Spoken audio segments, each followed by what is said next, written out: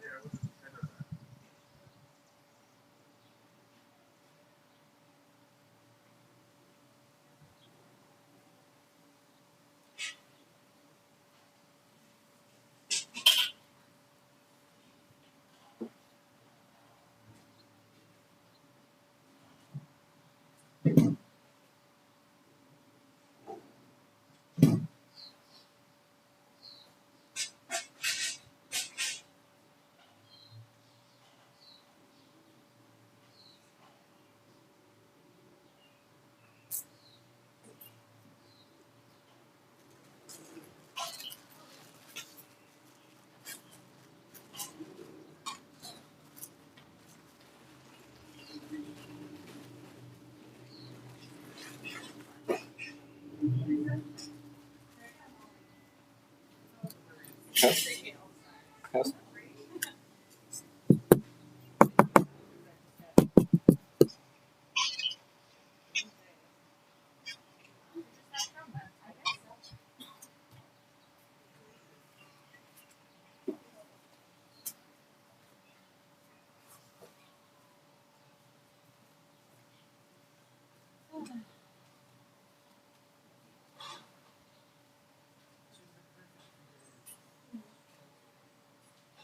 Oh, I know. Yeah. But, you know, I'll get there. Yeah. Check. Testing. Definitely. No? Yeah. Can't hear this at all? We need to get on it. Can I hear it through my phone at all? No, I can't. Okay. So the audio source is definitely wrong then. Something's weird, yeah. I'll get there. I hear. Wait, why do I hear? Check. Testing. Oh, it's just delayed. Yeah. We need to get on it heavily. Okay, so it is coming through this probably. Is that me? No, that's me. definitely wrong. That was me from like 30 seconds ago. That's trippy. Okay. All right. That's Wait, why do I hear? Oh, it's just delayed. now if you hear our conversation back over. It's weird. So this is the only audio source right now. I don't know what happens if I turn that off, so we're just gonna leave it on for now. It runs on double A's, so I might need 2 more double A's at some point. I don't know how long it's supposed to last. Okay. Probably not some.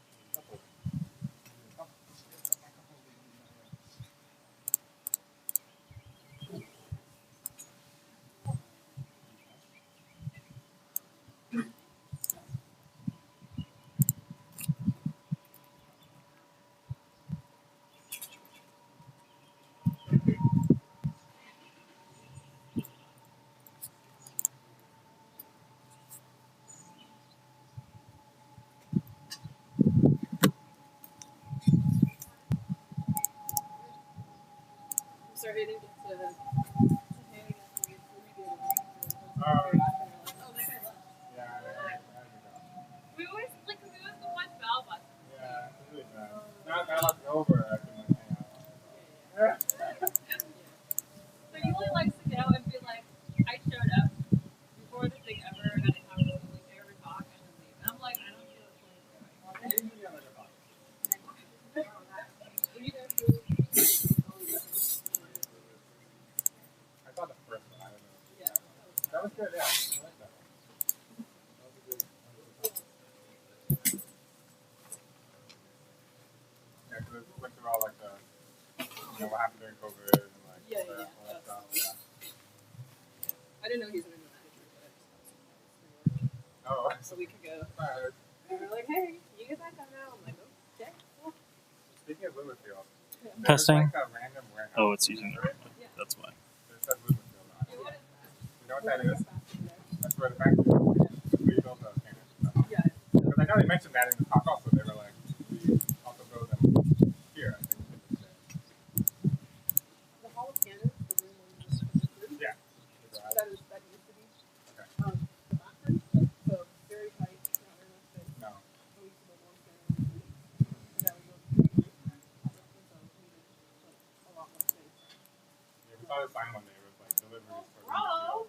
Yeah, hold on. I was like, I've seen this It's like name. I've outside, seen this come. like my little workshop there is. It's like across the street. So, So we we're have like, a workshop. one day we're like, why are all these little pink signs here? Fine.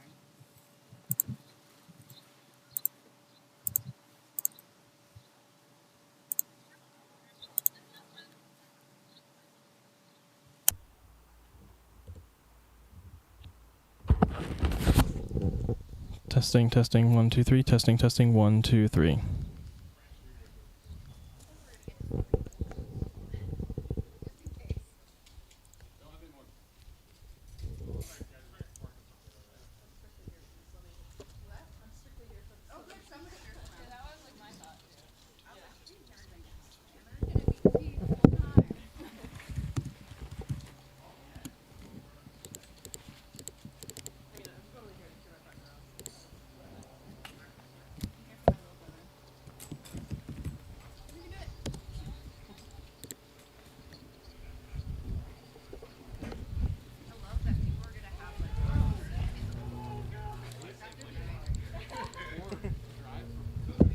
Okay, it looks like the microphone is now actually using itself as a microphone.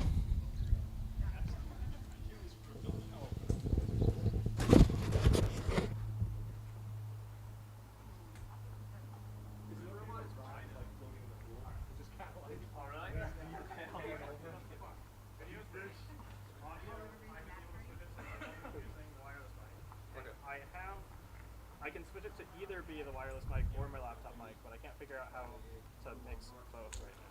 There's probably a way to do it. And I added the banner and the little logo that Curtis made. Sweet. So now it looks Ready like up? this. Awesome. That looks sick. Yeah. So yeah. Legit now. Right now all the audio just goes through this. So whoever's holding this has to basically decide how much of the box audio is coming through. I'm not entirely sure if this is picking up a ton of wind noise or something. You might have to listen to it to figure that out. Didn't sound like much, but we can curse let us know. Let me figure out how to do another audio source. There's definitely a way to. Oh, here we go. Okay. So I want to do laptop mic. And then that's going to be my laptop microphone. I think is this. It might be that. Testing, testing. Okay, so that's definitely picking up a lot of noise. And this is the wireless mic. So this one's wireless mic. This one's my laptop. Okay. So you'll have to listen to it and let me know what mix sounds to.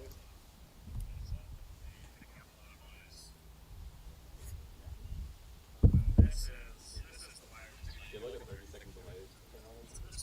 No, that's just the delay that there is. I think we're stuck with that. might be some YouTube setting that I can adjust to make that less. Let me check.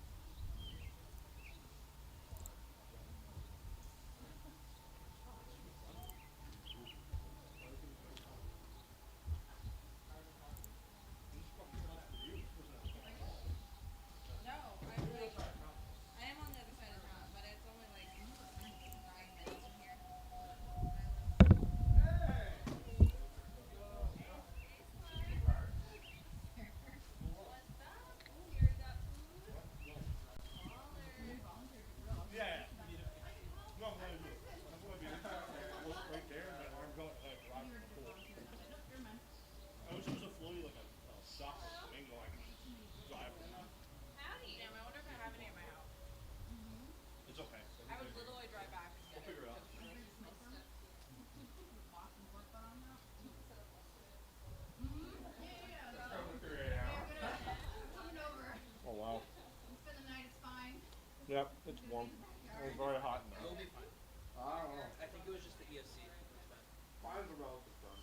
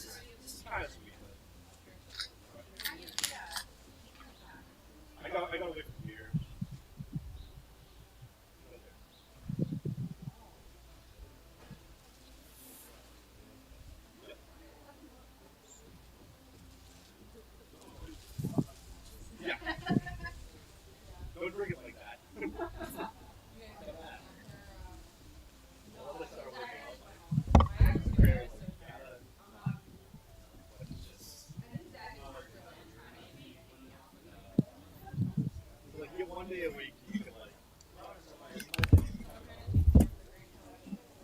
Remember that?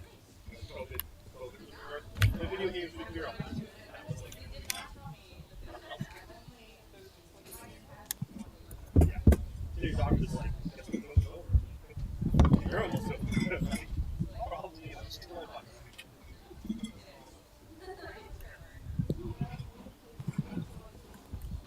What's that? Yeah.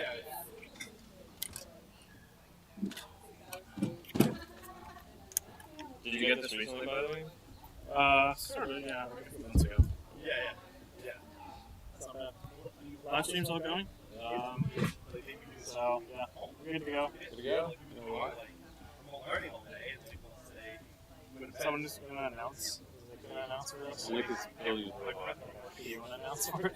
I'm not good at that. what's your question? Tony, you want to be an announcer? Do I want to be an announcer? Yes! Do it. I don't know. Potentially. What do I have to do? Live commentary on the fight. Oh, do I have to keep the profanities to a minimum? Or? I don't know. Okay. I have no idea who's watching this. Is anybody watching this? Anyone can watch. Most likely no. It is public, and right now, I think basically Curtis is the only person watching. I can trade off with people, right? We can just hand this off. Yeah, I think so. Okay. I'm gonna be fighting. It says there are 7 concurrent viewers. Oh boy. That's more than I. My phone said 0. I'm confused. Now I'm That's what it getting says. like stated. That might be the. No, now there's Drop the link, 6. get more Somebody left. viewers. Yeah, it's just one. Oh, yeah, sorry. Yeah, you can send us a Facebook. It's the link that I think the last link that I posted that has the stream, that's like the public link for it. I'll just go to YouTube. Yeah, I got it. Where do you Post on your Facebook. Which Facebook? The top.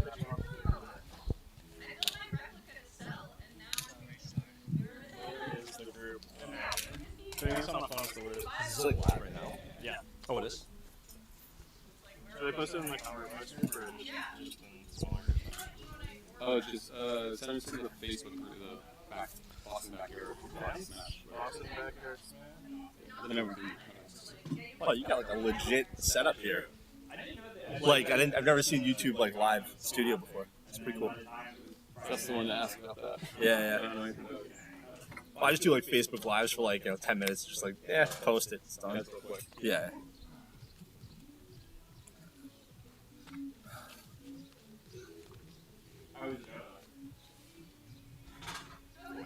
You know who would be really good at doing this? And they're not fighting? It's Anna. Who? Anna would be very good. Anna? She's not fighting. Hey, you can go to this. I don't honestly don't do it. I did it. I can barely see my mouse screen, but I think it's It's on there? Alright, cool. So you guys, you two ready? Oh, I'm fighting that? So how do I know who's? What are the names of the robots? What was it? What are the names? I need to know the names of the robots. This is all ants. Ant. All ants. It has an weapon. Ant. Yeah. Oh, I didn't take my battery. Whatever. YOLO. And then you got Krabby Patty. You guys pick. Yeah, no. Yep. Fighting? We're starting to fight. Is it robot fighting? Is it in fact robot fight? Ladies and gentlemen, boys and girls, children of all ages, gather around. Is You have to hold the microphone like kind of close. Like, this on right now? They can hear me. All right. Hello, internet. If there's something on the screen there, then it's on. It's on. Cool. Oh, ants. Oh, it's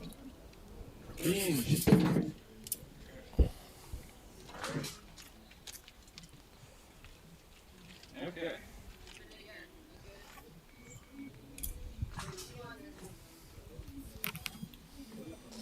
Boxes.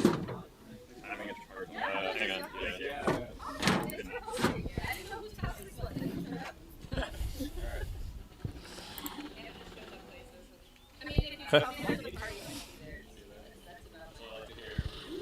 Everybody, welcome. Hopefully you can hear me. This is Tony D'Ambrosio from Omega Team and Starchild. Welcome you guys to the Boston Bot Bash Backyard Extravaganza. You got barbecue going on, got some robot fighting. Beautiful day here in the lovely North Boston area. Scenic Malden, Massachusetts. All right. And I don't know who's in charge of starting. Am I starting this? All right, great. Are you guys ready to go? No time it? Yeah. No, it's great. I'm going to be in charge of all things time. Yeah. Okay. So, here we are. Are you guys both ready? Yes. All right. In 3, 2, 1, go, go, go. Oh, this is fantastic. Great horizontal here. Tombstone-esque by Brandon Zielinski. Fighting against a ring spinner. Oh, no, you're going to need that. That's not good. Okay, well, things are looking up here for the ring spinner. Brandon, limpet, still moving. He's still in it. I tell you how much time is left, but we don't have a clock. Can't afford one after building all of our robots. And that box is getting hotter by the minute, people. It's pretty hot out here, so I can't imagine how hot it is inside the arena right now. He might want to bring that down. Oh, boy, he's going to need that too. All right, it's not looking good for our hero here. Things aren't looking good. I think, Brandon, are we, right. That's going to be a tap out. Congratulations. And get the pieces that you can. Fantastic action here in our first match. Let's see if I can see the chat. Sun glare is a little brutal here, but thank you everybody for tuning in. There we are. Yeah, exactly. We don't really have a red square, blue square. I mean, we're just winging it here, people. Poolside, yeah. I'm not sure if it's picking it up, but try to hold the microphone from down here. Down here? All right, great. I've never done this before, peeps, so. That is the mic. Oh, sorry, a speaker? Speaker. I have a speaker down here, but... Oh, we want to broadcast to the neighborhood. Yeah, it's great. We could get your neighbors in here. Anybody within the sound of my voice in the neighborhood, feel free, stop on by. Bring your plastic ant that you probably have tucked away in your kitchen drawer. So do we use the box because of all the Debris. That just adds, I mean, it's just one more arena hazard. I think the vote is we just leave all the debris in the box, and it just gets progressively worse as the day goes on. Oh boy, I get to hear my voice booming now over the entire neighborhood. I'm sure everybody's gonna really enjoy this. Oh, wonderful. Get to hear myself. This is great. All right, well, thanks for tuning in. If you guys are watching on the internet, and now the whole neighborhood can hear me. For those of you guys tuning in late, my name is Tony D'Ambrosio with Omega Team on Battlebots with the robots Starchild and Ripperoni. But we have a fantastic group of builders here. Collection from Bloodsport, Sawblaze, Shred It Bro, Ripperoni, Starchild, Bloodsport. It's going to be a fantastic day today. So this is a little bit of a rogue event, little pop-up event. We're just kind of in a backyard. Justin's backyard, just doing our thing here.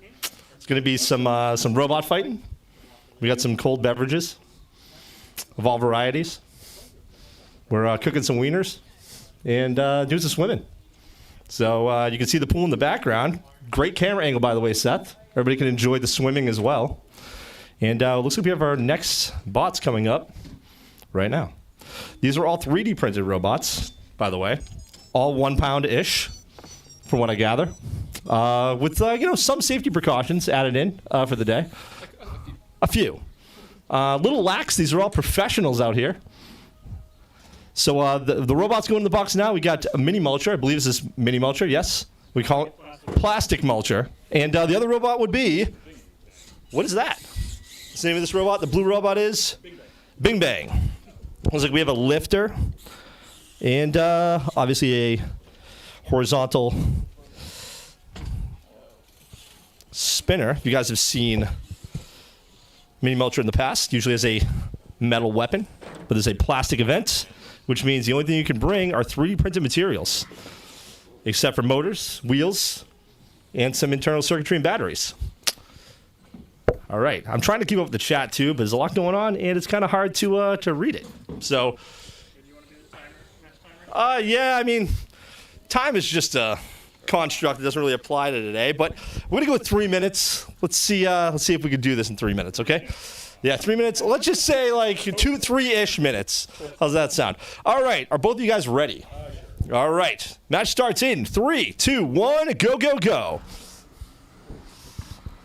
Oh boy, this is gonna be fantastic.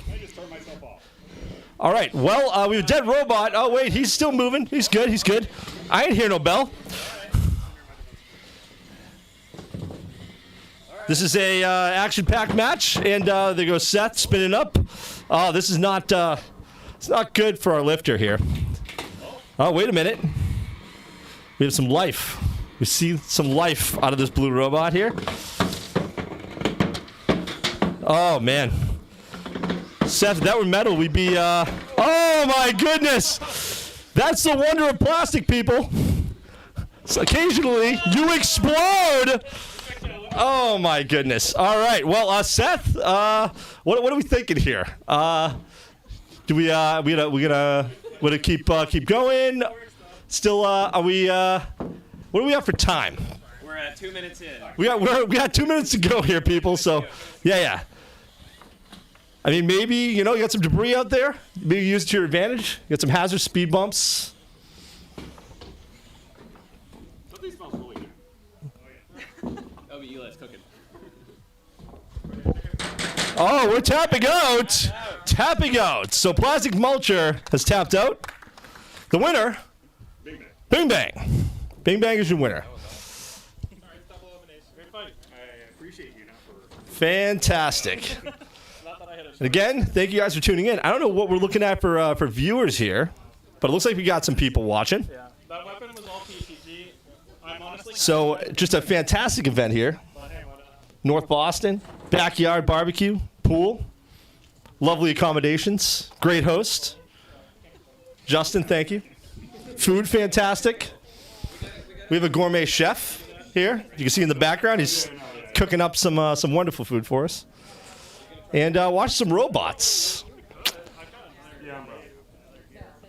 Yeah, the pool is in fact a dual purpose. The pool is also for lipo fires, people. Just in case you need to cool your robot off or yourself, you can just jump in the pool. All right, well, we're moving on. I think there's a bracket somewhere. I don't know where it is. So it's a surprise to you, just like it's a surprise to me. Who is announcing? My name is Tony D'Ambrosio of Omega Team. North Boston resident. And a member of Team Omega. Nothing. I'm just doing my thing. Talking to the internet. Yeah, they just handed me a mic and they just said go. So the whole world is on the internet. Yeah. Yeah, I can't really read the screen because it's very bright. So I'm trying my best here. That makes it worse. So I'll go get you an umbrella. Oh, an umbrella would be fantastic. That's great. So I can see what's going on. I don't know if you guys can hear me okay or not. Needless to say, this is not really a recording studio. But can you see that? It's very hard to see. I know. It's hard, right? You want to set up something like this? Be the change you want to see in the world, my man. Do it. Build your little box here. This box is provided us by WPI. Very high quality arena. A little hot. I don't think we factored in the sun beating down today. So I think at the last check, the interior temperature of this box is roughly 600 degrees. It's almost melting robots to nothing instantly. Yeah. I mean, we could fight in the grill later. That may be a little bit cooler. Nice breeze coming through here. It's 10 miles an hour to the southwest. So, and I'm just sitting here waiting for robots. So, filling some time. If you guys have any questions, I'll try and read them if I could see the screen. But I do have an umbrella coming, so that could probably help. Oh, actual umbrella. That's a. Oh yeah, cool. What else you thought it was? Oh, that's nice. This is oh yeah, this is much. Oh yeah, that's much better. Screen now? Yeah, I can see the screen. This is fantastic. Again, thank everybody for tuning in. I don't even know how many people we have watching. Looks like the chat is. The stream is great. They're saying the stream is great. So, thank you for that vote of confidence. I will be fighting later with my robot Spintendo. So, any other questions, comments, concerns, tips? If you leave them right in the jar, front desk. All right, we've got more robots coming up. We have Austin Brown from Ripperoni stepping up with his robot Deep Dish. This is a melty brain. Yes, you heard that correctly. It's a 1-pound plastic melty brain going against Angel Vidal, designer, legend of Team Shreddit and Shreddit Pro. Angel, your robot name? Rhino. AKA Mini Tor. This is going to be a fantastic match. Two completely opposite weapons. I'm not really sure what the Melty's weapon is. I think it's the whole Melty.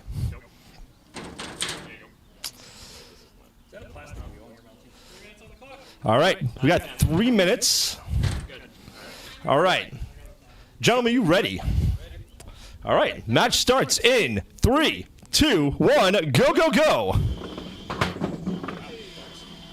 Oh, off to a great start. So we got Angel, you gonna, oh boy. Everything was going great. Now it's not. And are we tapping out, Austin? Austin is tapping out. Angel is your winner. Heartbreaking, heartbreaking. But upsets like this happen all the time in plastics. Yeah.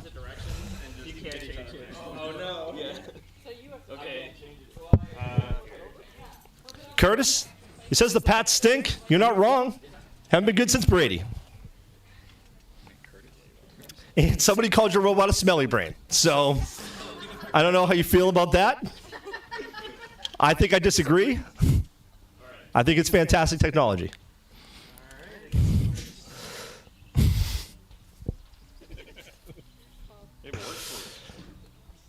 We have an amazing streaming setup today. Thanks to Seth Schaefer, Just Cause Robotics. Got an amazing backyard. Yeah, this backyard's fantastic. Got the grill rolling. Did he put the slide down? Oh, there's a water slide apparently. Maybe stick around later. We'll have a water slide going. Looks like it used to be a diving board. All right. I don't really know how to use YouTube Live, so I don't know how many of you are watching, but it looks like a bunch. So thanks for tuning in on this lovely afternoon here in Malden, Massachusetts. Scenic Malden, Massachusetts. Or a block away from a graveyard. Yeah, right next to the graveyard. The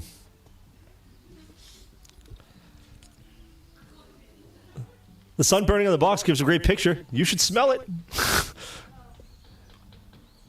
It brings that burnt lipo smell right back to the surface. We're doing it safely. We have a box. This is about as safe as it gets. There's 15 people watching. Wow, that's very impressive for a little backyard production here. Who are they? I mean, it's the internet. It's the whole darn internet's here and enjoying. They'll probably share. They maybe even be 17 soon. Yeah. I should probably share this on my personal Facebook. Probably not. I'm gonna do that. We got a lot more robots coming up. A lot of different styles of weapons. We got vertical spinners. We got drums, full body spinners, ring spinners, flippers, hammers, melties, smelly brains. 18. It's climbing. We got. Oh man, that's yeah. I want that. Let's put that right there. Thank you. Some barbecue served up. And I will have to hand the mic off eventually here to somebody so I can fight my robot. Yeah. I mean, I may have a career here at working at a bingo hall soon.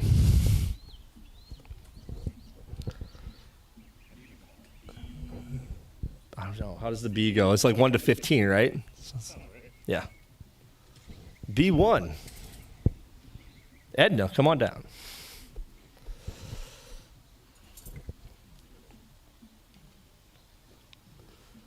What's on the drinks menu? A little bit of everything.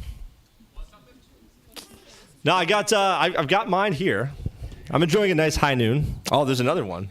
Oh, no problem. I have more if you want another one. We got a large selection of drinks here today, as well as food.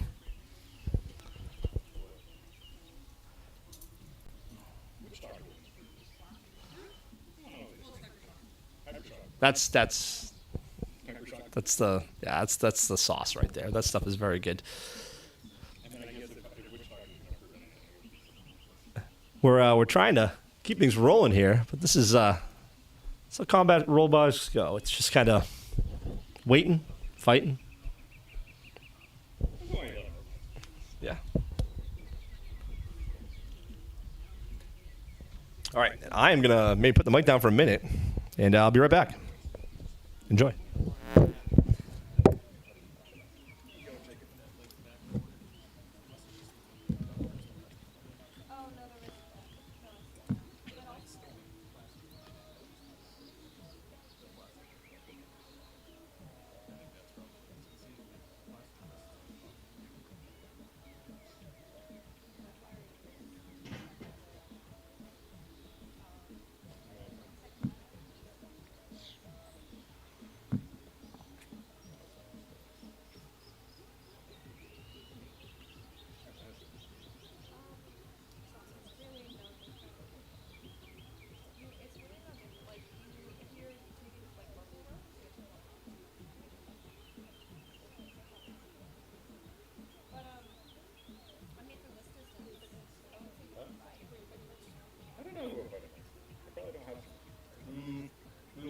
One in the bracket?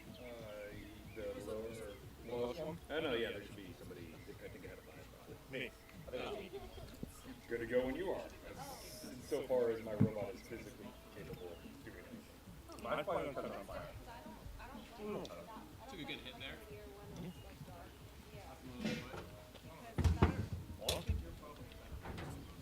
It's like that's scary.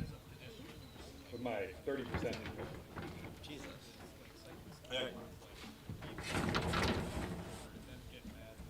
just testing. Yeah, I doubt it'll work, but. Yeah, it works.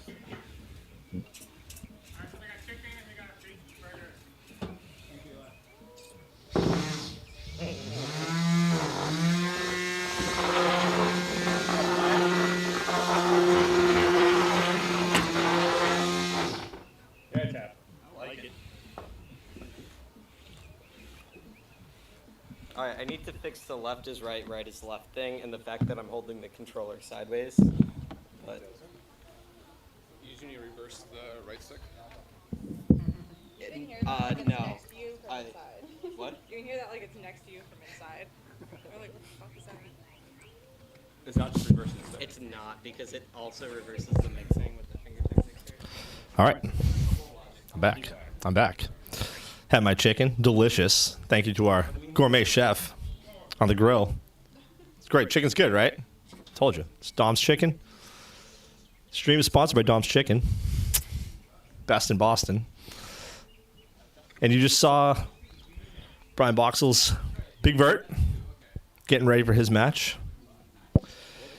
And the mic is going to kind of rotate here through kind of whoever wants to grab it from me when I fight. I may or may not come back. It may be me all day. I am going to get progressively more inebriated as we go, so it's going to be a fantastic event. So, well, this is like a great little backyard celebration for a bunch of Battlebots builders and teams in the North Boston area and beyond. I'll hold up the mic for you, Tony, so you can announce your fight. While I'm fighting? Oh, that would be fantastic. No, I you know what? I love the people. Love the people. But May want to take a break at a certain point. I got a face for radio, so. All right. I'm trying to read comments. Where's my umbrella?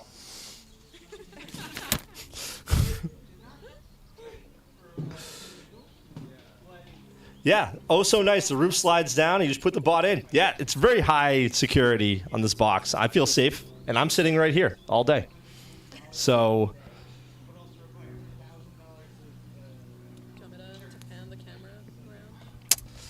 It looks attached. But, I mean, we could maybe. I don't know if you guys want to see what's going on. We can maybe move our camera, pan the camera. Just pick up the box and move the box.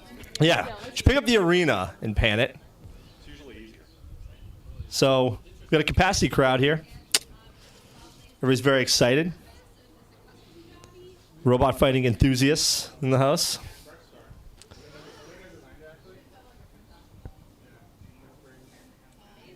And looks like we're going to get the camera mobile for a minute so we can kind of show everybody. There's a little delay on my side, but we're going to try and give you a little pan here of what we got going on. I wish we had a mobile camera show you the pits inside. Full pits. Right here in Justin's house. Battery-powered laptop. Yeah, we could just walk with the laptop, perhaps, and kind of show everybody what's going on. But we have a fantastic little venue here, probably the coolest, arguably better than Battlebots. Hi, everybody. What's going on? Tony here from Omega Team.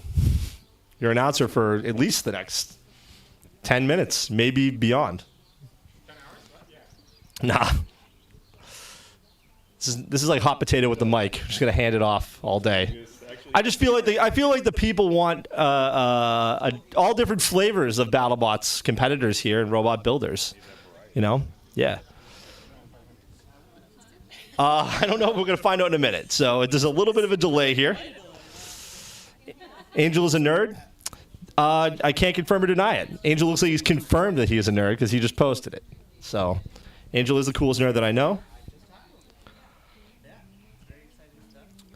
Can you ask Brandon Zielinski if he'll bring back P1 in Season 8? I can ask him. I can't make any promises. I'd be a liar if I didn't say I agree with you. But I'm a team player, so I'm going to go with whatever Brandon wants to do. Brandon conveniently not here to answer your question. I think he heard the name P1 and he ran away.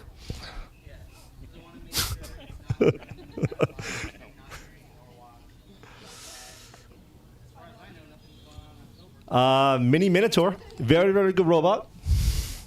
Accurate. Plastic? It's plastic.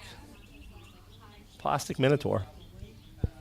Mini. It's a mini-tour. It can be scary when like plastic robots are as good as non-plastic robots. I mean, we've seen some fantastic robots so far today.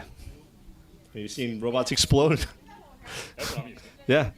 And I may explode in my match or light on fire. Or both. I don't know. We're going to find If out. you explode against me, it's going to start a trend. And I'm going to have expectations. It seems like all the cool kids are just exploding these days, so I'm going to just, I think the internet just wants to see robots break. Explode, light on fire, and guess what? They're plastic. They're just going to melt. So it's going to be great. We'll be chiseling them off the bottom of this plywood floor. So again, thank you for tuning in. You're coming live here from Captain of Bloodsport's backyard here in Malden, Massachusetts. A little bit north of Boston, very quaint city, next to Melrose, my hometown, where I grew up. And weather's lovely. The 80s, clear, a little breeze. And we're just enjoying a little backyard barbecue here. Some friends and some robots. I am Tony D'Ambrosio of Team Omega, Ripperoni, Starchild, Drive Blackbird, NHRL. And just an overall fan of robots.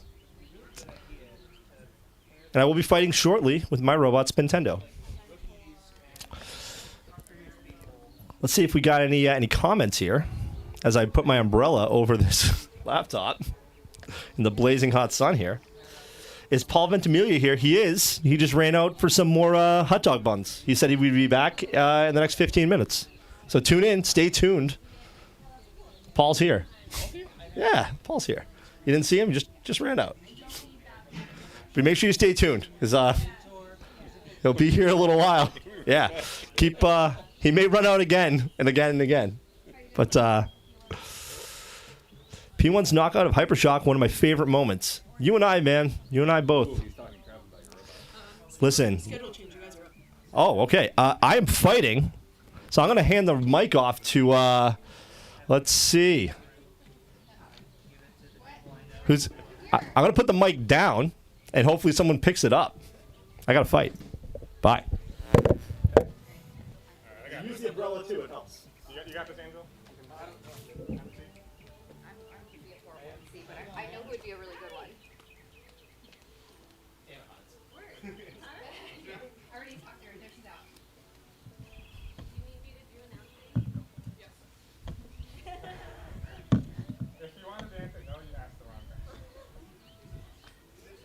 I guess I'm okay with it being my. I don't want to be in front of a camera, but I'm down to. Yeah. Everyone's flash out that demo, like while you're talking. Yeah, he messaged me once. He's like, "You're great on camera." I was like, "Damn, I've never seen you." Yeah, it's very hard to see it. Who's the ref? People want to know. Who's the ref? What? Who's the ref? We don't have a ref. We're not going 3 minutes. It's being reffed by everybody.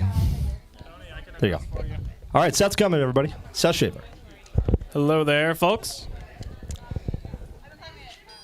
Seth Schaefer here. I'll be announcing for you for this fight. Tony's got Spintendo loaded into the box. And we've got what's the name again? Bing Bang loaded into the box. Ready for an exciting fight here.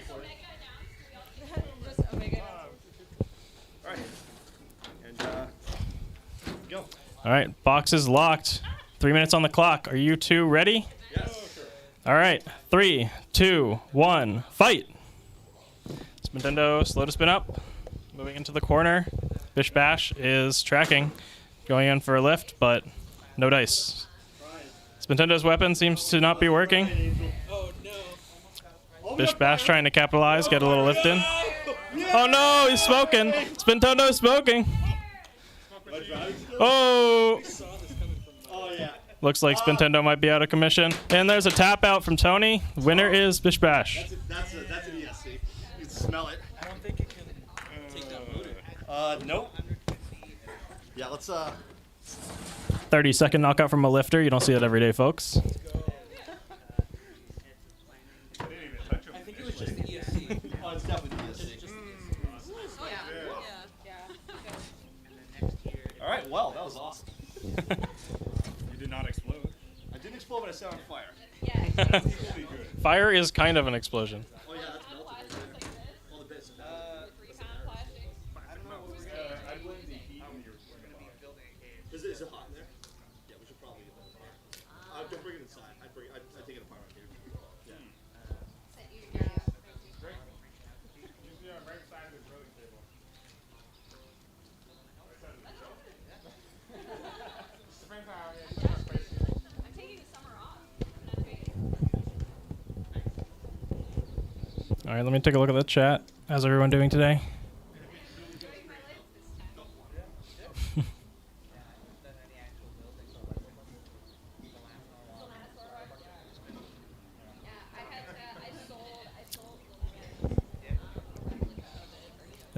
John Remar, the ref is whoever happens to choose to be the ref at the moment. So we're just kind of doing this pretty laid back today.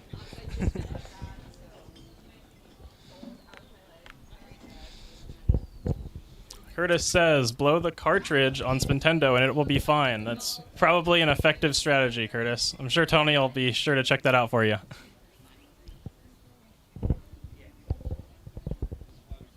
Right now it is being aired out off camera. Actually, maybe on camera. In the far back there.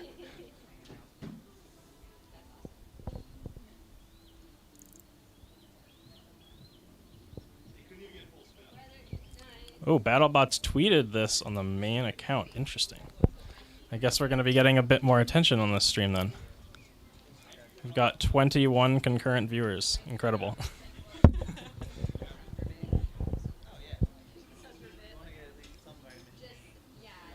so I don't burn.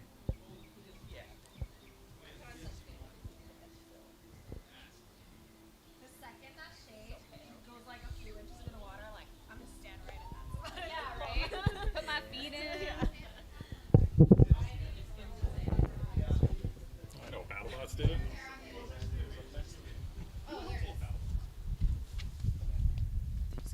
I don't know. Actually, I can describe. Okay. Looks like a battery is being loaded into the box now. Battery is very toast. Want to see it? That battery's cooked. Uh-oh. Spicy. Very spicy battery.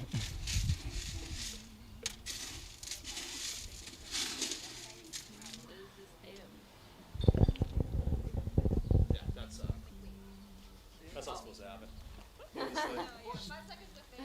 Oh, Melted the whole Oh, no. bottom plate. Omega team has a killer rifle today. Yep. When will Division return to Norwalk?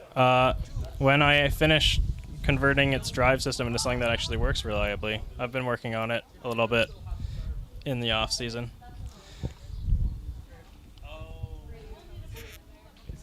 What happened with Mini Mulcher is the weapon exploded because it's printed in PETG now.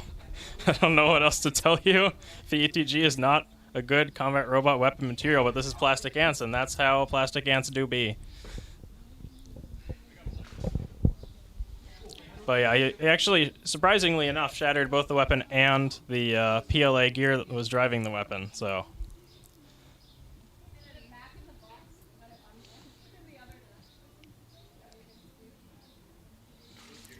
Curtis says, Seth, tell us about the aftermath of your first fight. My first fight ever with Division, I lost, and it was a fight in old 2019 Norwalk Havoc in the 50-day street days. And I brought Division version 1, which was blue at the time, into the box. Its weapon was at the time powered by a round rubber belt that I had welded together with a soldering iron. And shocking nobody that... Alright. Tried to reconnect the stream. Not sure if that worked. Well, we don't have any fights going on at the moment, so you're not missing much.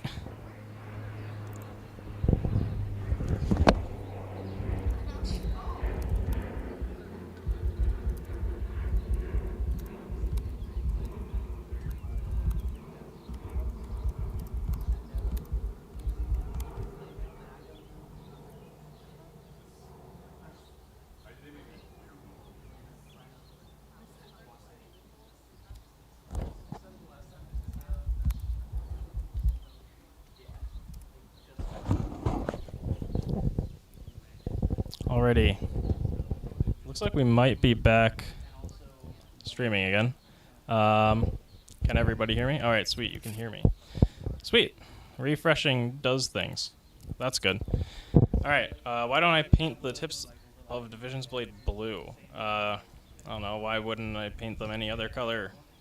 I paint all the blades at once with a spray paint can. That's not exactly finesse work. I could mask it all off and paint the tips a different color, but they just get worn away as soon as I hit anything anyway, so it doesn't seem like a high priority to me.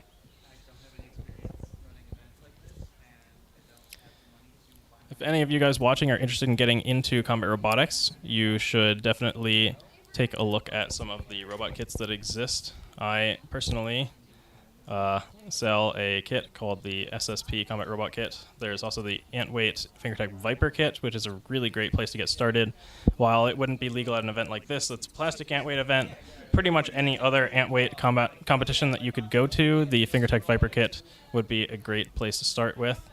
For beetleweight events, if you're familiar with Norwalk Havoc, that's basically what the SSP beetleweight kit that I designed is built for. It's a lifter that you can drive it around your house safely and practice driving without needing to worry about cutting your ankles off with a spinner.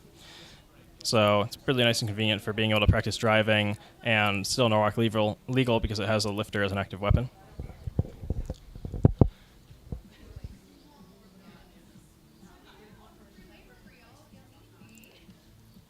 Any other questions for me or anybody else on the Bloodsport team?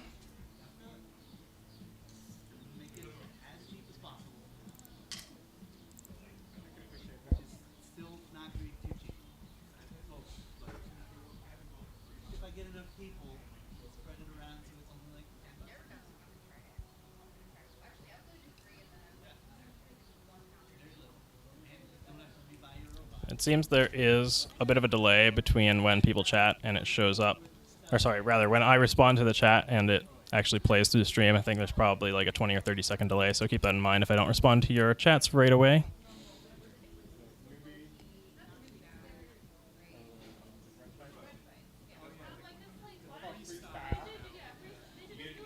Did I try building a different robot for this event? I did actually try building a different robot. I was actually going to try and build a horizontal spinner called Addition, and it caught fire when I was testing the electronics. So I was trying to use a brand new Malenki HV, which is a combination receiver and 3 motor controllers for the drive, and then I was going to use a brushless for the weapon, and it didn't exactly work out. All right, we've got Brian Boxall loading his miniature or option look-alike plastic ant into the box. What's your bot called, Brian? 5 seconds. 5 seconds until... No. Okay. Just 5 seconds. His robot is called 5 seconds, and we also have Krabby Patty loading into the box, which is a vicious-looking ring spinner. You might notice that 5 seconds has a resemblance to Eruption. That is not coincidental. All right. Builders are loaded into the box. Are you both ready? Let me pull up a timer. Doubt that we'll need it for this one. All right, Brian, are you ready? Yeah. You ready? Yep. Alrighty, let's start this fight in 3, 2, 1, go. Oh, we got a nice hit off the bat from 5 seconds onto Krabby Patty. Krabby Patty stabilizing. Oh, got some chips coming off Krabby Patty's ring. 5 seconds still going, just fine. Its weapon working, drive working. Can Krabby Patty spin up again? I'm not sure. It looks like there's just a little tip off the tooth, but it's having some issues. You can see that motor cogging the ring as it's trying to spin up again, but it's not getting any go. 5 seconds trying to reposition for a good hit, but Krabby Patty is making it hard for him. Having a round surface, really hard to bite onto, especially with a soft plastic weapon after some chips are removed from the tooth. All right, looks like 5 seconds is wobbling a lot while it's driving. I'm not sure what's going on there. Oh, got a good little hit there. Another little few exchanges. 5 seconds is just doing everything it possibly can to keep itself alive in this fight. Krabby Patty is not letting him get a good bite. Pushing back. Can 5 seconds get a solid hit right here? We're all waiting for it, Brian. Come on, what are you doing? Dude, the ESCs keep like resetting for the drive. He says his drive ESCs keep resetting. I don't know what is going on, but like, it's whack. Not having a fun time driving at the moment. Krabby Patty, on the other hand, seems to be driving around perfectly fine. Just a shame that ring spinner isn't working. You've got a minute and a half left in this fight. Halfway through. This is so exciting. Very exciting, Brian. Indeed. One of these drivers has to make a mistake sometime. We're just waiting for it. It looks like 5 seconds might be running out of battery. It's stopped its weapon. Wait, it drives so much faster backwards. What the hell? He says it's driving way faster backwards. Yeah, that's it. The weapon's definitely on the wrong side, Brian. Have you tried pushing him, Brian? Dude, I have a wedge. You do have a wedge. That's my point. See, look at that. Look at that. That's control. All right. We'll call that a pin.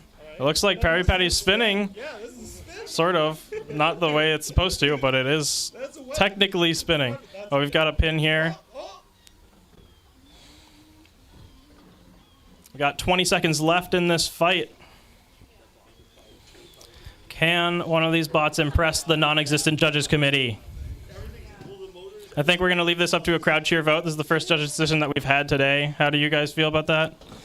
All right, 6, 5, 4, 3, 2, 1. That is the end of this fight. Congratulations to both of our drivers. All right, audience, who thinks that 5 Second won the fight? The black one. Yeah. All right. Who thinks that the red one, Krabby Patty, won the fight? Looks like 5 Second is our winner. Congratulations, Brian. All fights should be decided like that. In all the Battlebots. Good fight. I wish I could drive. Fucking M20s.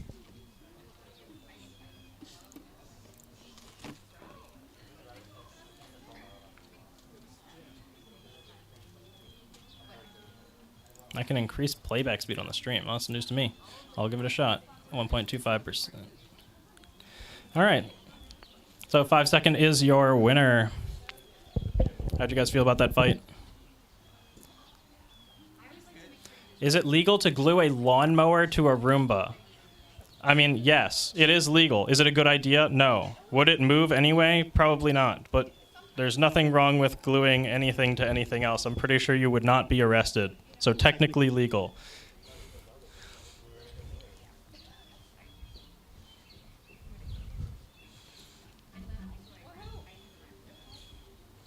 Yeah, Krabby's driving was very, very good in that one, but unfortunately with the dead-on weapon, the audience did not agree that it won.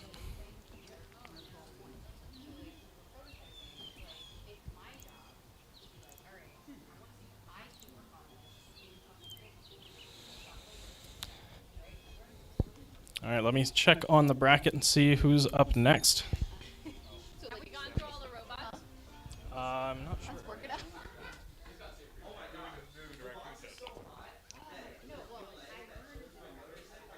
I think that all of the robots have fought except for Justin Marple's bot, Salamanca. Salamanca is waiting to fight the winner of Tirade, and I didn't hear no bell. I guess neither of those have fought yet. All right, so are you? I didn't hear no bell. So we are waiting on Nick to get Tirade working. Nick, the weapon designer of Bloodsport, is going to be driving Tirade, and Eli is here with me. He's the driver of I Didn't Hear No Bell. Eli, would you like to explain what your robot is? Maybe show it to the camera. Is there a camera? There's a camera in the arena. All right, let's go. All right, let's take a look at I Didn't Hear No Bell.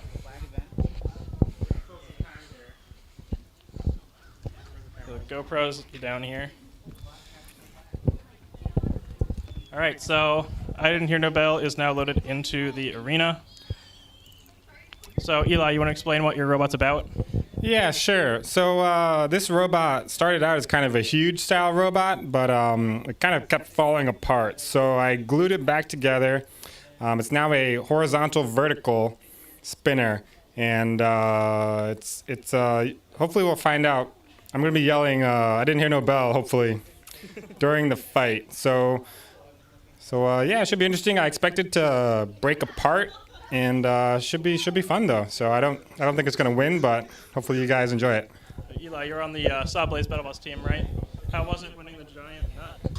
Yeah, no, it was really sick. I'm decked out in my Sawblaze gear today. I got the flip-flops available on our merch store, along with the trunks as well. So check that out if you're interested, if you're a Sawblaze fan. No, it was a really great time. Hopefully we'll see Jameson later today, but he's a busy guy, you know, so we'll see. But thanks, everyone, for your support. Awesome. That was Eli, guys.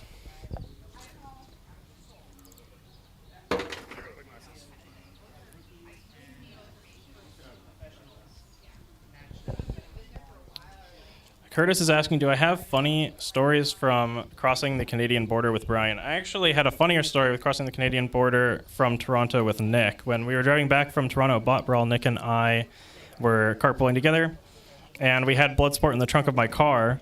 And so the Border Patrol agent pulled our car aside to look in the back, and he's like, what is this? So he explained that it's a competition robot. We don't want to use the word like weapon or something in the Border Patrol, but eventually he asked enough questions that seemed like he pretty much figured out that it was in fact a BattleBot, and he asked if he could take a picture of it to send to his kids. All right, we've got Nick with Tirade ready to load into the box finally. Ready is a strong word, he says. All right, let's get this fight going for you guys shortly.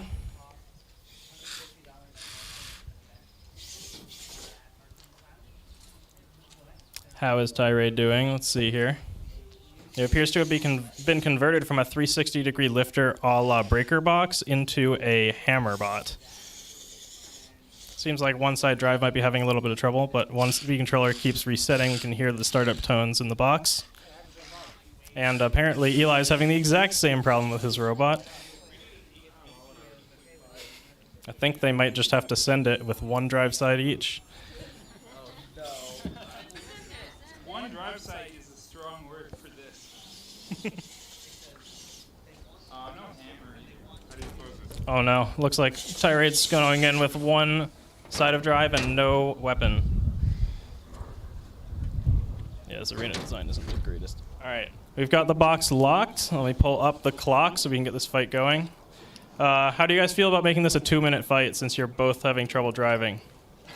If it goes to 2 minutes, it's a miracle. If it goes to 2 minutes, it's a miracle, Nick says. Alright, we'll put 3 minutes on the clock. Ready? 3, 2, 1, fight! Oh God. Oh my god. What is happening? This is incredible. Eli's bot is attacking everything except Tirade right now in the box. This weapon is spinning very, very quietly, but Tirade is just a bit too low to hit. This is very interesting. Tirade showing a bit of control here, trying to push around his opponent, but we'll see if something big happens when the spot flips over. Ooh, we've got the weapon hitting the ground for a bit there. It looks like the weapon is now stopped against the floor. We've got still some driving from both bots. Oh, self-righting strategy. We've got Tirade missing a weapon drive belt now. Spinning, you're winning. If you're spinning, you're winning, Eli says. Tirade may be immobilized. I'm going to give you guys a 10-second count. Oh, nope, he's moving. He's moving. I need to see some motion from both robots. There we go. That's definitely moving. Alrighty, can we see another hit? Looks like Tirade is stuck spinning in circles. That's not technically a translational motion. Oh, we got... Alright, I'm going to give 10 seconds for Tirade to show controlled translational motion. 10, 9, 8, 7, 6, 5, 4, 3, 2, 1. Alright, we're going to call that a knockout.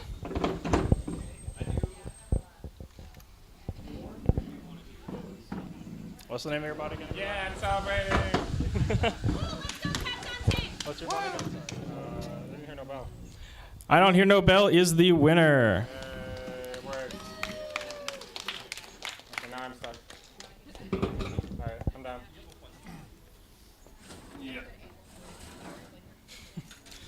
Someone in the chat says, is this the feet episode of Battlebots?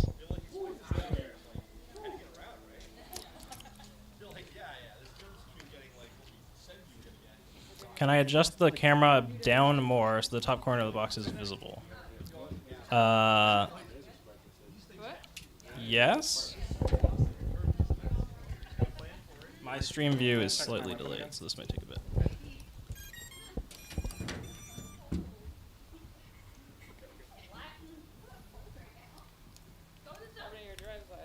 How's that camera angle looking for you guys?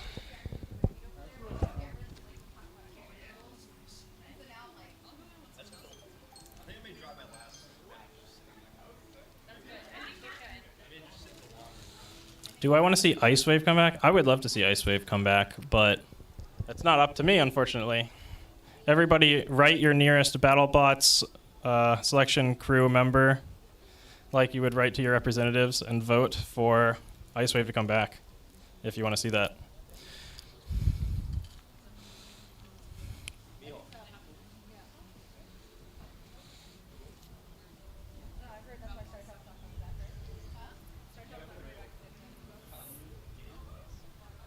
Should I get some of this shmoo out? Go for it. You want to talk on?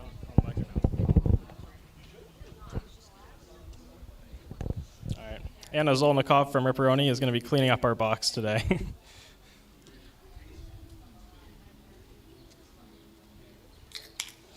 I will try to let you know the names of the bots. I do not have the channel on stream up. Deep Dish and A-Ant are coming up. All right, Deep Dish and A-Ant are coming up. A-Ant is driven by Brandon Zielinski, who is on Omega Team with Ripperoni and Starchild. And I will see when the builder comes out about Deep Dish. Deep Dish is Austin, who's on Ripperoni. Okay, Deep Dish is Austin from Ripperoni, and it is a multi-brain Antweight spinner.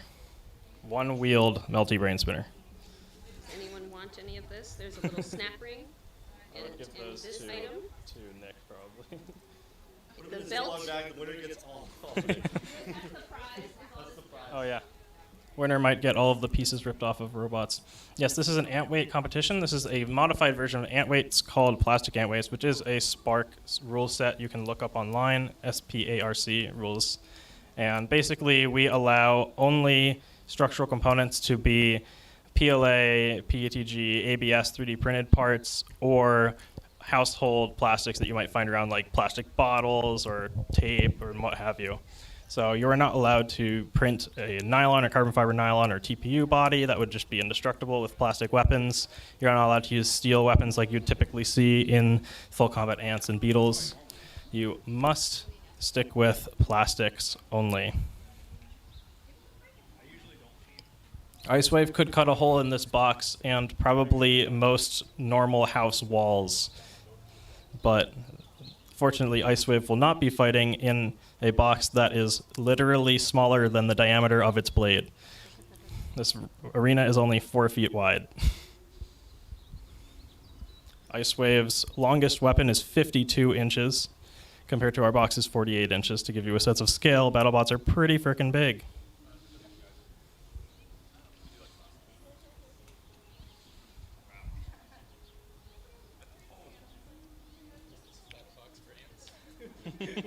This is literally the battle box for ants.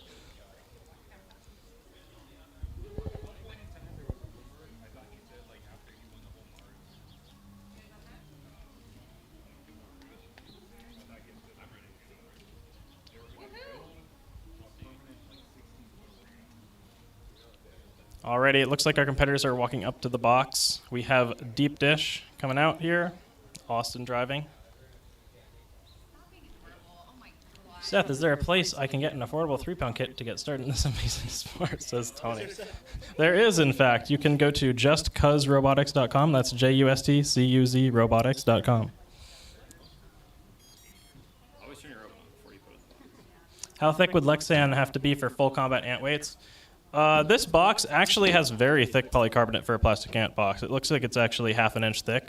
So it probably would work for this arena, but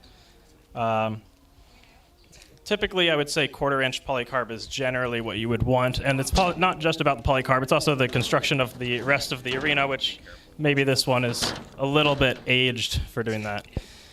All right, we've got A-Ant loaded in, driven by Brandon Zielinski of Team Starchild and Ripperoni, and we have Austin from Team Ripperoni driving his Melty-Brain spinner in the nearer corner, his red bot. So blue bot is A-Ant, red bot is Deep Dish. Are you two ready? Yeah. All right, both our drivers are ready. Let me get the clock pulled up. 3 minutes on the clock. 3, 2, 1, fight. All right, A-Ant's spinning up a little bit slowly and keeping Deep Dish in the corner. Oh, we got a fast weapon there from A-Ant now. Deep Dish is stuck on the side.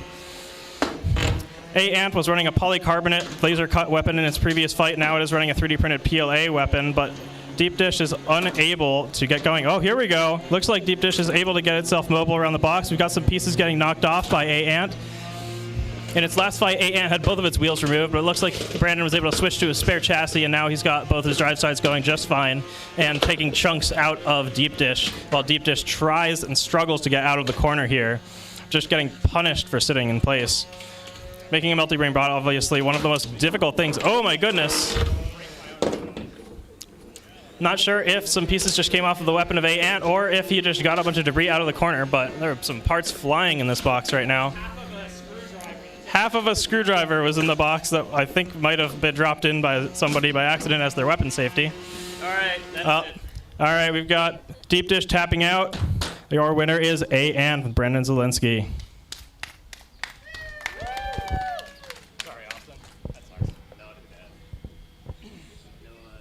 Hey, Brandon, the chat wants to know, is Omega Team a cult? Absolutely not. You heard it here first, folks. Okay. Clearly some upgrades need to be made. Yes, this box appears to be 4 feet by 4 feet by maybe 1.5 feet or 2 feet tall. Something is making a wonderful smell. I don't think it's We're smelling some not great smells from inside the box. It looks like Deep Dish's entire drive wheel has disintegrated during this fight.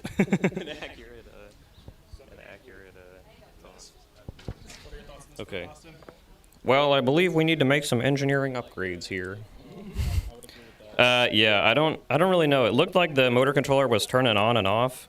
But yes, I just couldn't get spun up. So that's the trick with one-wheel Melties, is it's really easy to get stuck when you're like right up against the wall. So, you know, it's too bad. But yeah, Brandon totally creamed me. Good for you, Brandon. Yeah. Good job. We got a celebratory fist bump between our builders here. Let's give it up for good sportsmanship.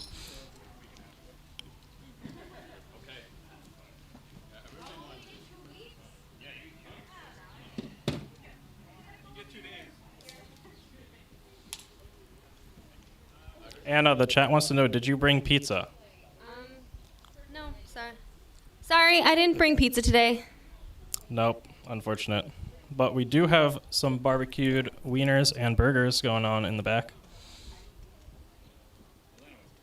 Ripperoni is taking a break from pizza in the off season. She says Ripperoni is taking a break from pizza in the off season.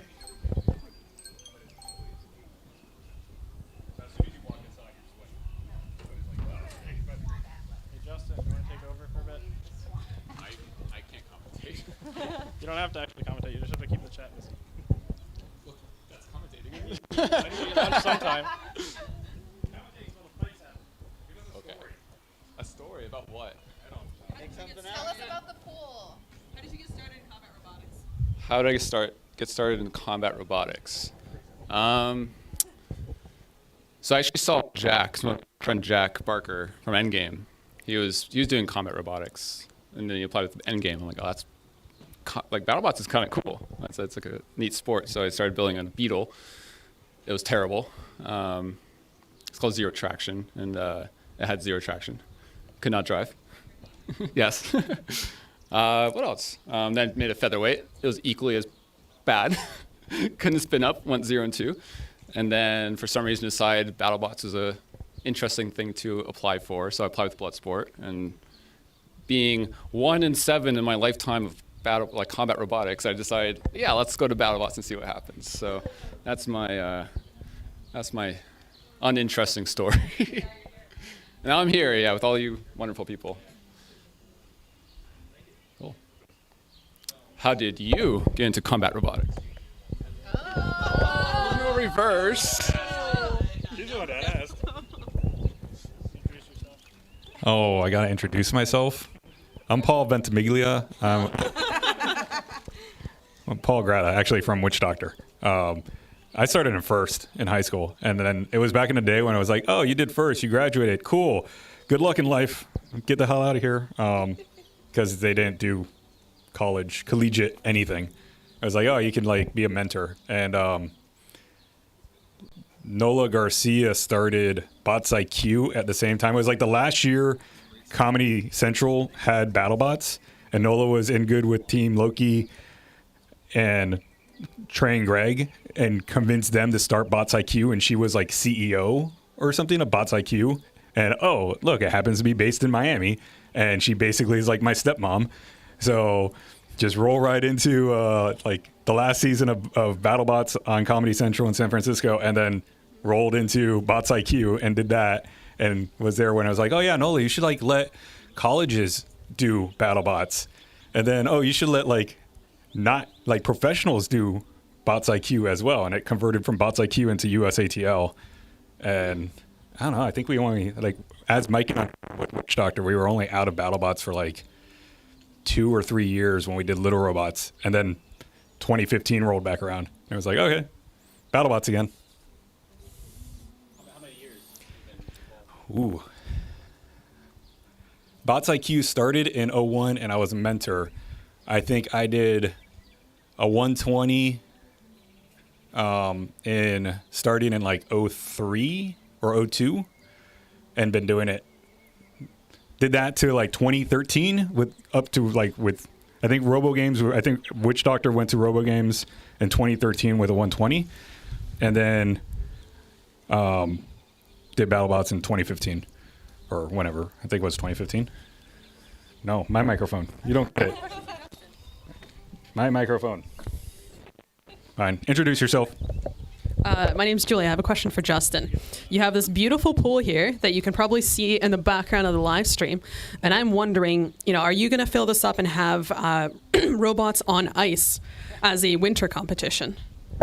Don't know about robots on ice. That's a good idea, though. I didn't think about that. But we have been talking about Battlebots. I think this would be a wonderful Battlebots arena. You know that's a thing, right? It is, yeah, I've seen it. So like that one with the little BB guns? Oh, I haven't seen the BB guns one. Battleboats with they put little BB gun turrets, so that they'll battleship, take off the turrets, put BB guns in there. No kidding. And stuff, and they'll just blast BBs at each other. Oh, that's crazy. I had no idea. Well, that sounds way more fun than I was thinking. I was imagining these things just grabbing on each other and trying to sink each other or something. I don't know.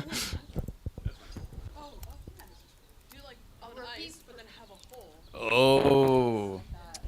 Repeat what they said for the audience. Yeah. Okay. We settled on, I think there was a discussion about battle boats where you shoot BB guns at each other. And then the other one is to actually continue with the robots on ice. But there is a pit of death in the center where you just fall into the water. You get your robot back the next season. Yeah. Yeah. Funny. Wait, what's this? Eli is taking the microphone. Hey, how's it going? This is Grill Master Eli here. I'm checking on the chicken. Should be about 165, but we'll see. Oh yeah, looks a little under, so I'll leave that on there. But I'm about to fight as well. I'm gonna fight the host of the day, Justin. Are you ready, Justin? All right, let's get it on. Let's see. I'll hand this back to YouTube star Seth Schaefer. Thank you. It looks like we might be having some streaming issues. Let me know in the chat if you are seeing some buffering or if that's just on my end.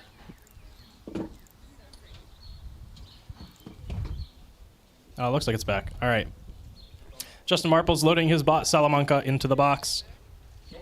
Salamanca is very similar to Brian Boxall's bot 5 Seconds of Life, and it is a 4-wheel drive drum spinner.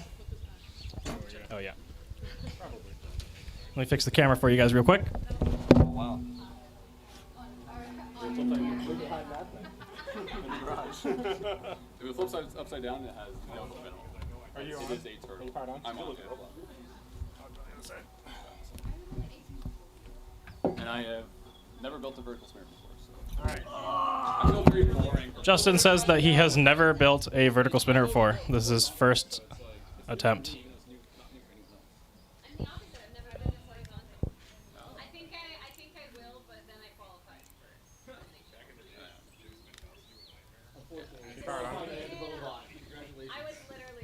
All right, we've got good camera angle going. What's the bot called again? I didn't hear no bell. I Don't Hear No Bell is loaded in the near corner. We've got Salamanca in the far corner with the orange top, driven by Justin Marple. All right, lid's going back onto the box. I'm gonna get the clock going. We get this fight going for you guys. 3 minutes on the clock. Are you both ready? Let's do it. Ready. All right, both drivers are ready. We got a countdown. 3, 2, 1. Fight, robots, fight. All right, Salamanca getting underneath of its opponent early. I Don't Hear No Bell is flip-flopping all around the arena, taking some weapon-on-weapon shots from Salamanca. Can't catch me, can't catch me. He's saying, can't catch me, while he's breakdancing. Salamanca trying to chase down I Don't Hear No Bell, trying to get at those juicy wheels on the sides. Looks like he might have damaged one, but it's still driving just fine. Still, Salamanca just chasing down its opponent. Very slow but persistent drivetrain. We've got some pieces coming off in the box. Look like they might be coming off of I Don't Hear No Bell's weapon. I don't hear no bell. Flip-flopping all around the box, just trying to get into a position where it can actually drive for the first time this entire fight. Driving is overrated, says its driver Eli. Oh, we've got a little bit of a driving happening with it, riding on top of Salamanca. Salamanca has a very, very exposed-looking power link on top of its bot. I am astounded it is still in place after its opponent has driven literally on top of it. Oh, looks like I don't hear no bell. Might be about to hear some bells. We've got a countdown starting. Oh, no, it's back to life. Salamanca's still going after him. Slow but deadly. All right, Salamanca, can you get a devastating shot on your opponent? Let's see what you can do, Justin. We've got a minute and a half left in this fight, guys.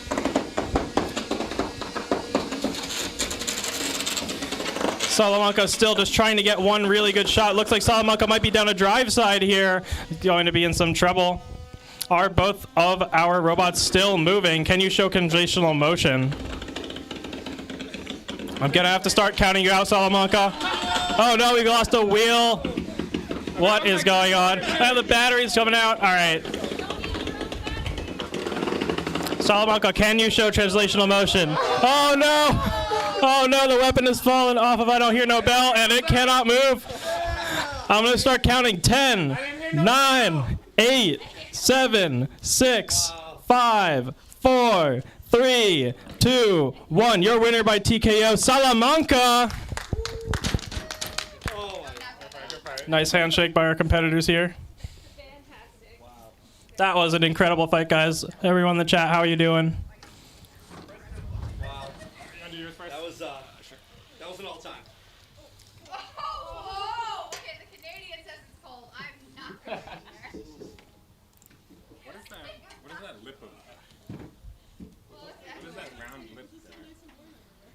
Is that from your robot? I'm saying, I don't know. Where's that from? Looks like we've got some unknown pieces in the box. The layer just peeled off apparently. Oh, is it Captain tape like melted? Oh my god. Oh, good. Did you inhale your battery?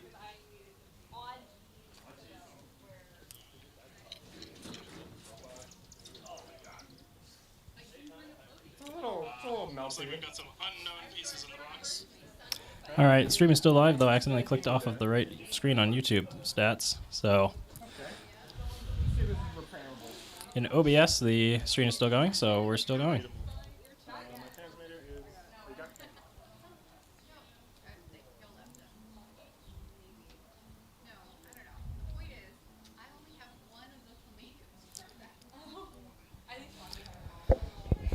Alrighty, let me look at what the chat thinks about that last fight.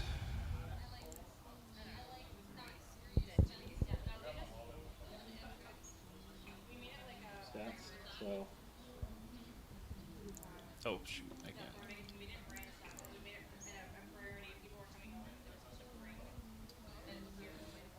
Yeah, we probably do need one of those dustpans on a stick. Yeah, Justin succumbed to the four-wheel drive vert Venna for sure. Is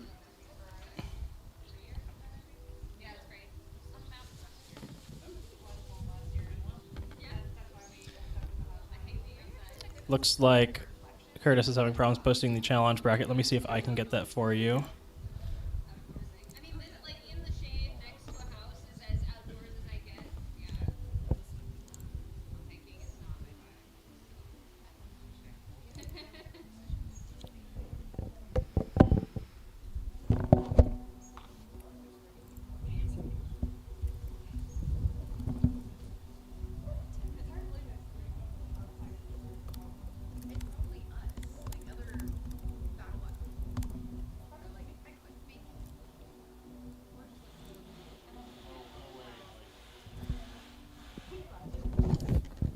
It's going pretty well. We've got some nice fights for you. If you're watching YouTube live, you can always just scroll back and see some of the previous fights that we've had. We are waiting for the next couple bots to load in the box. I'm trying to get a link for the chat to see the challenge bracket.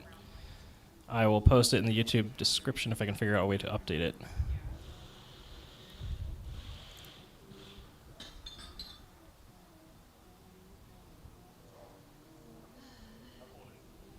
This is only like the 4th live stream that I have ever set up, so Bear with me here. Sorry about this.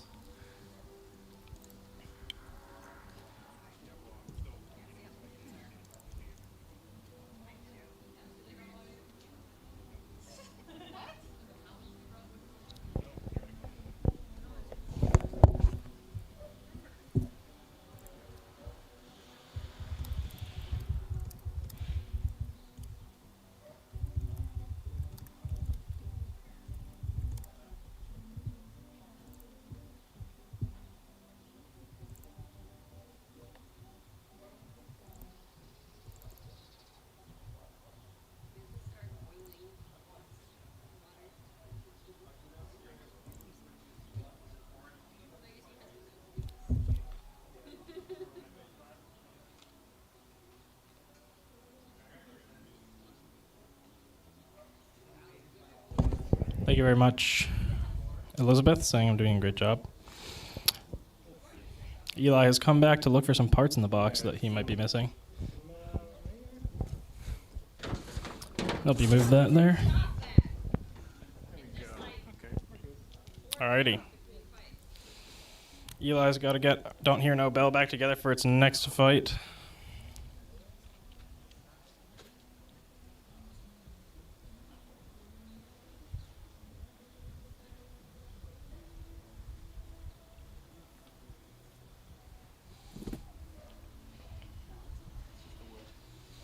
All right, guys, any more questions for some of our builders here?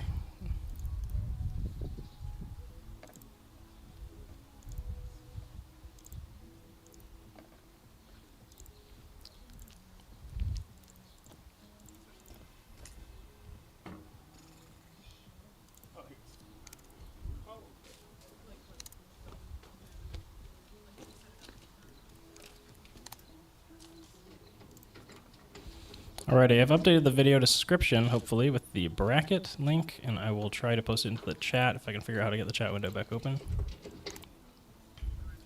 Hopefully that worked. Looks like that did work. Alright, there we go. Challenge.com/BostonBotSmash. Yeah, this is a pretty great weekend. Really glad that Justin thought to do this and was so kind to host this event. Gonna hang out with Battlebots friends, having some nice barbecued food, hanging out by a pool. Can't ask for much better Sunday.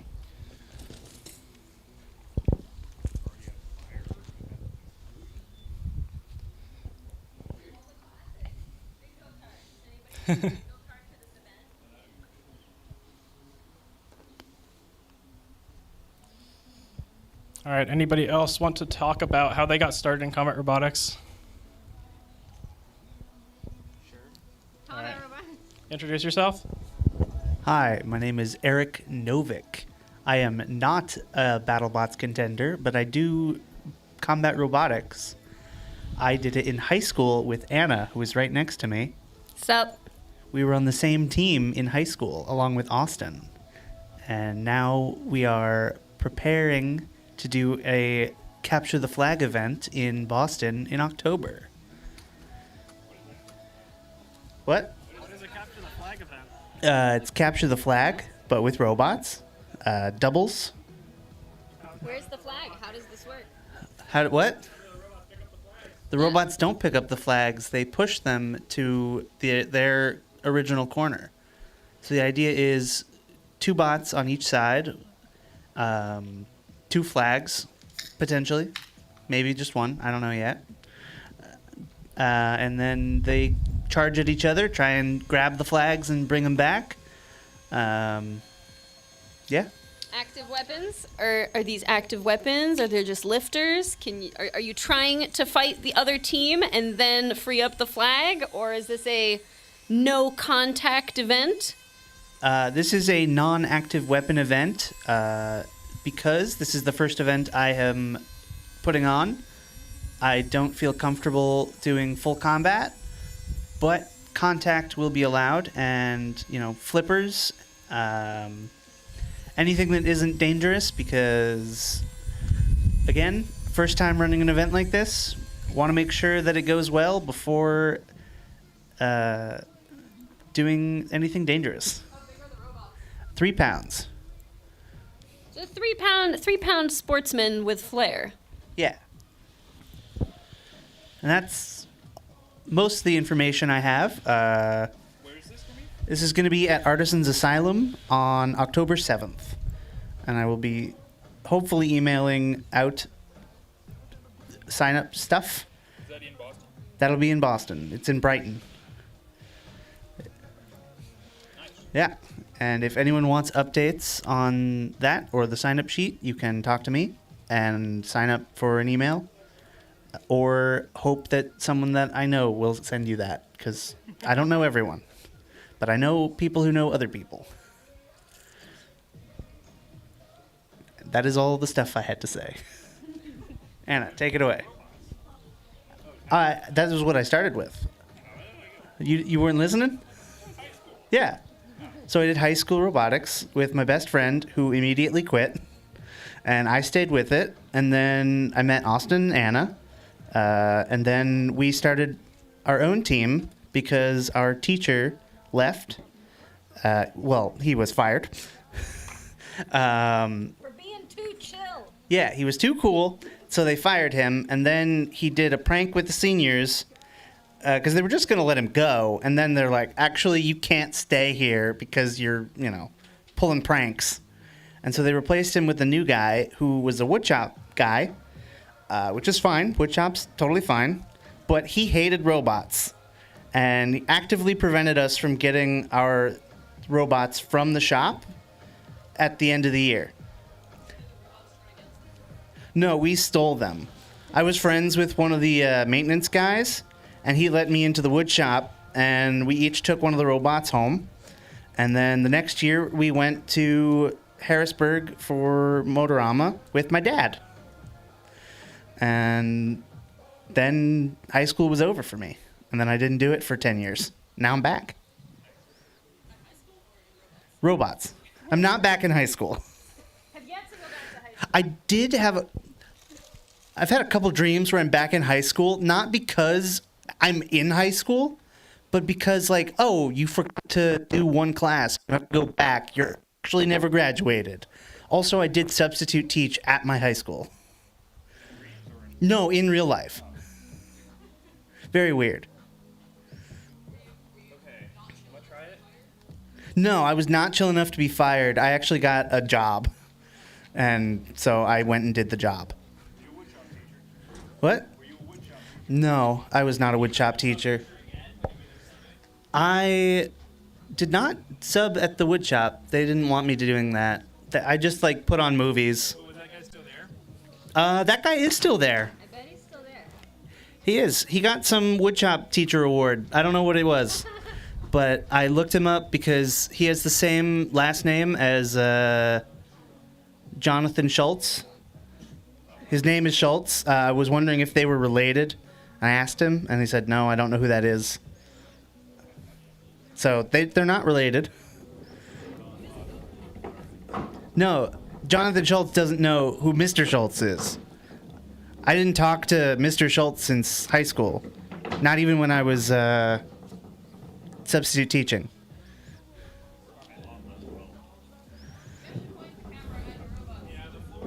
Yeah, you should probably also take this mic from me because I will just keep talking and tell more and more personal details.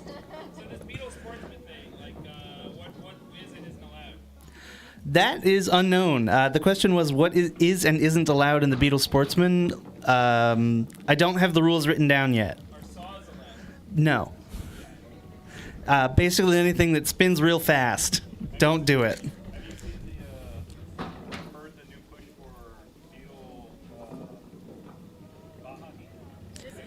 The question was, have I heard the push for Beetle bot hockey? And the answer is no, I have not. Do you want to talk about that?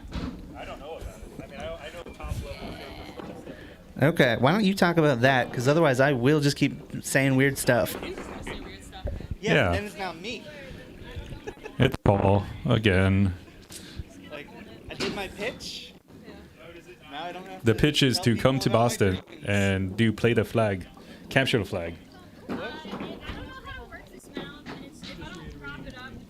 Oh, yeah. What's going on in there? There's a melty brain. Melty Brain. The 30 people watching this stream know what a Melty Brain is for sure. I hope. I think. Maybe. If you don't, I am making the assumption. If you're trying to get into the sport, that's a 3D printed robot that's pretty much all plastic, including the wheel. It's a Melty Brain. It only has one wheel, so the entire thing spins, and it kind of pulses the motor, the drive on and off, to give it directional control.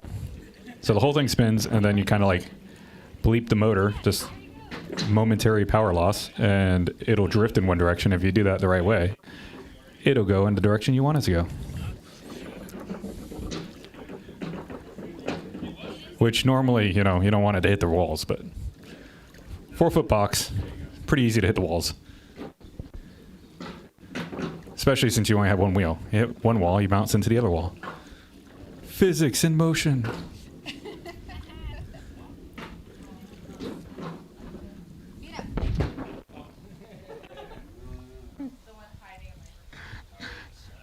No such person is hiding a microphone. I am blatantly stealing the microphone. Sorry, I don't know how this works. People were like, We don't know how to put the... Oh, now it's back. Okay. Getting the camera back on the box. So you might not have actually seen any of that. But it's still in there. Now it's coming out.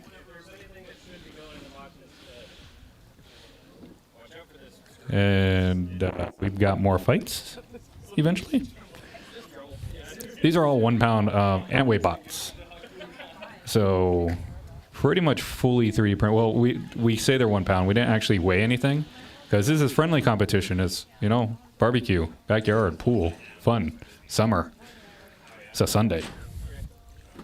So approximately 1 pound. Oh, there it is. Spinny spin.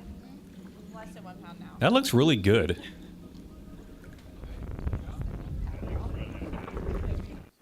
Everybody starts as 1 pound.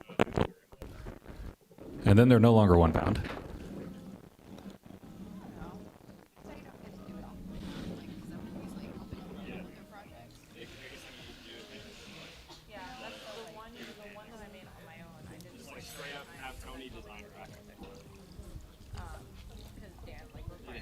Fun fact, the pool is kind of cool because it was like 50 degrees 2 days ago. So it's definitely not hot. Yet it's like 80 degrees outside in the sun. And if you're wondering, yes, we do have a little bit of haze from the fires in Canada. But it's not like New York.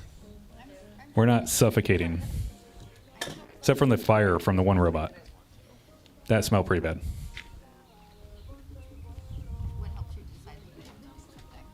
Anybody want the mic? Anybody want to share your life story? How you got into robots? What you're doing tomorrow? What you do for a living? I am not going to work. Okay, I got multiple nots going to work and only a couple going to work. I'm on the going to work boat. What do you do that you're not going to work? I'm in education. Oh, education. Are you a substitute teacher? No. Do you teach woodshop? I teach many facets of many things. So woodshop. Many facets of many things. So you're a home ec teacher. Sewing. Oh. I run a makerspace. Run a makerspace. Tell us about your makerspace. Oh yes, tell us about your makerspace. Plug. You got. I don't want to plug my. You got. You're gonna plug your makerspace. I don't want to plug it. You're plugging your makerspace. Oh. I can plug makerspaces in general if you would like to get into. Huh?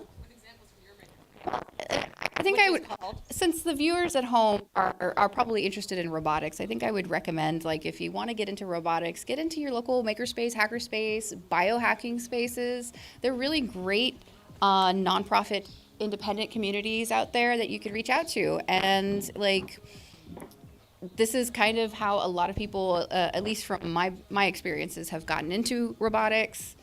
I myself got into robotics much later in life, in my 30s. So, like, I mean, you're never too old to get into engineering. I actually started off as an art major. So you can, makerspaces are great interdisciplinary kind of areas that you don't necessarily have to be affiliated with, like, any kind of discipline if you want to get into something else. just ask. Just say like, hey, I really need help, and I want to figure out like how to do this thing. And a lot of people, especially in our community, in robotics community, and be like, yeah, I'll teach you exactly how to do this thing.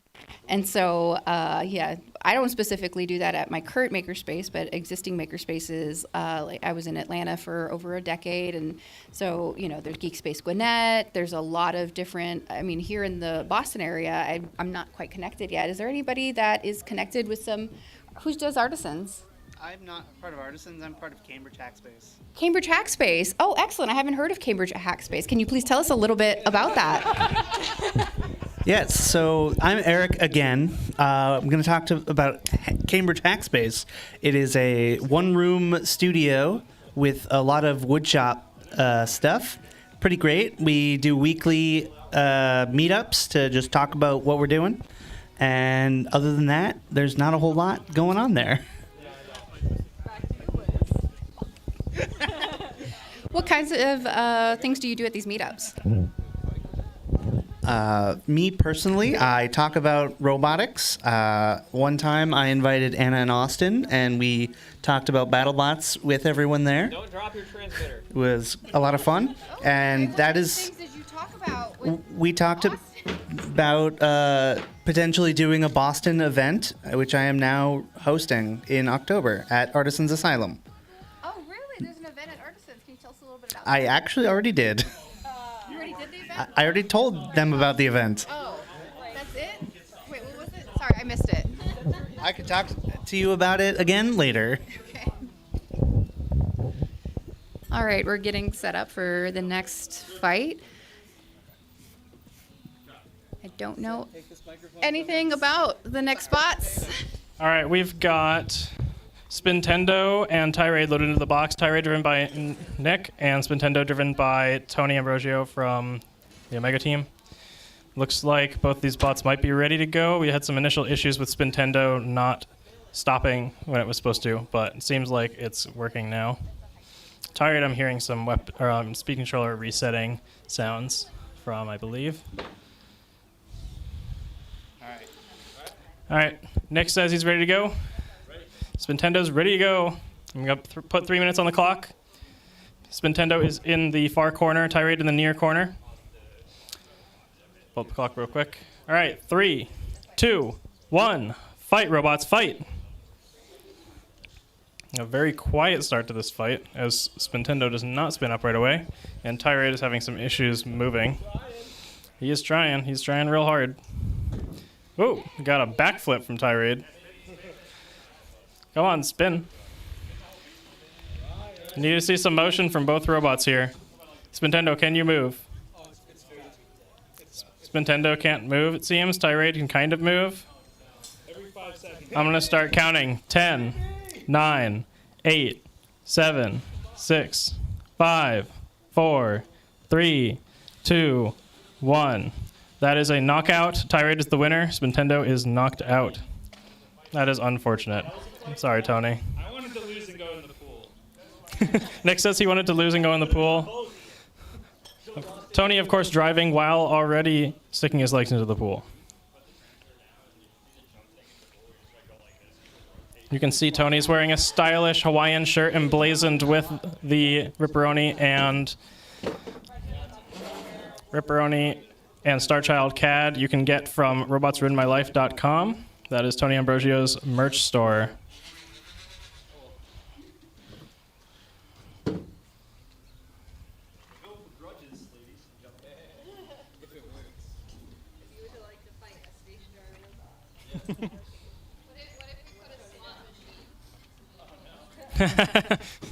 Crowd is joking about putting a slot machine into the arena.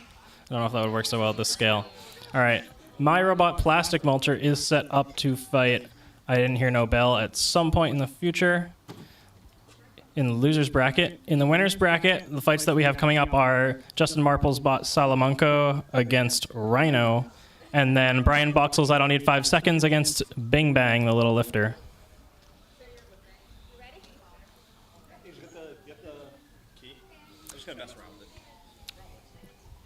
Go for it. It's not that hot. Tony's going to try and troubleshoot Spintendo now in the box.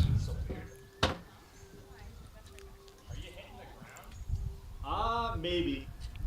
I mean, I'm just gonna leave the open. I don't think it matters.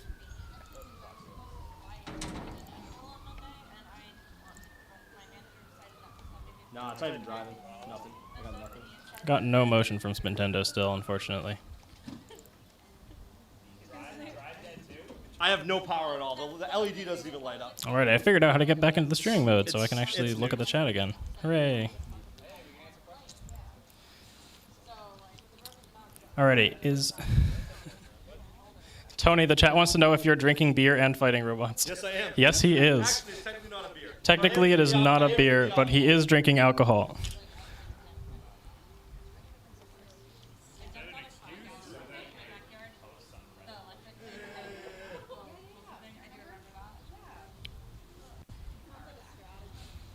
All right, I'm trying to roll back up and look at the chat because I missed most of it.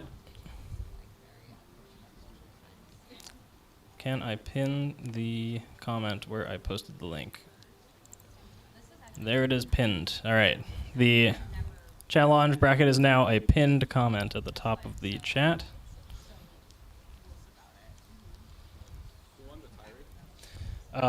Tirade won because Spintendo did not move.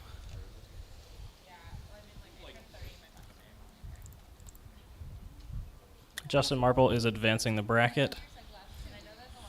So he just asked which robot won.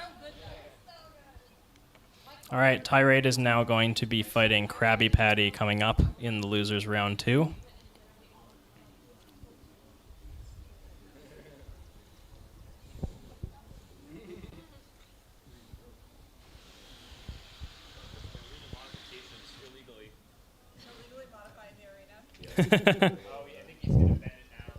Please do that. Yeah, we're having some issues closing the lid on the box because it's just like a sheet of polycarb laying on top, and so it flops down when you try to push it back, and the edge just hits the middle of this beam. So we're gonna add a little metal bracket that's bent down to make that easier. I'll defend myself. I haven't technically been fighting robots today. I've been drinking, but the robot hasn't fought. So that is, yeah, that's my.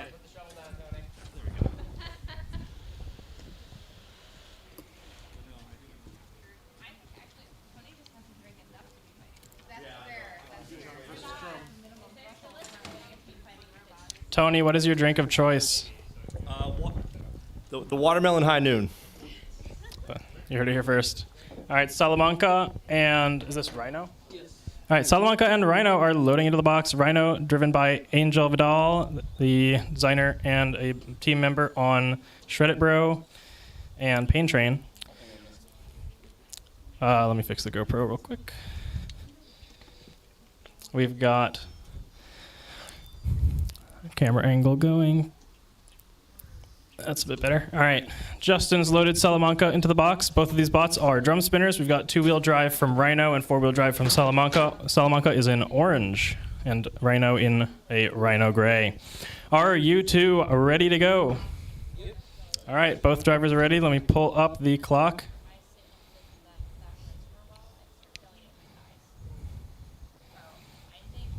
All right, 3 minutes on the clock. 3, 2, 1. Fight, robots, fight. Both blocks quick out of the box and the corners. Rhino is much more fast and nimble, but Salamanca getting behind him and getting a good advantageous first shot in this fight.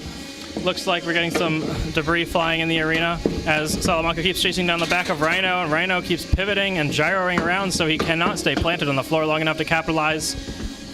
Rhino upside down now. Right side up. That's impossible to tell really if it's right side up or upside down other than the googly eyes on the side. I think it's right side up now. Salamanca just keeps chasing him down, keeps being the aggressor in this fight. All of the control, all of the aggression from Salamanca, but no meaningful damage done to either robot yet. Both robots' weapons still working. Very, very well driven Salamanca, staying so planted to the floor and just chasing down its opponent. I'm starting to hear one of these weapons slowing down here. Maybe we got some damage being done. Ooh, we got pieces broken off of maybe Rhino's drum. Ooh, Rhino getting absolutely tossed around now by Salamanca.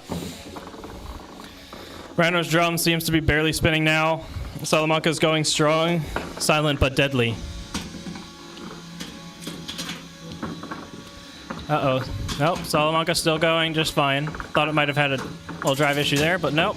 Just chasing down Rhino, taking hit after hit after hit. Just got a lot quieter in the box. I think Rhino's weapon may have completely stopped now. And Rhino is now stuck in the corner. Gets himself free.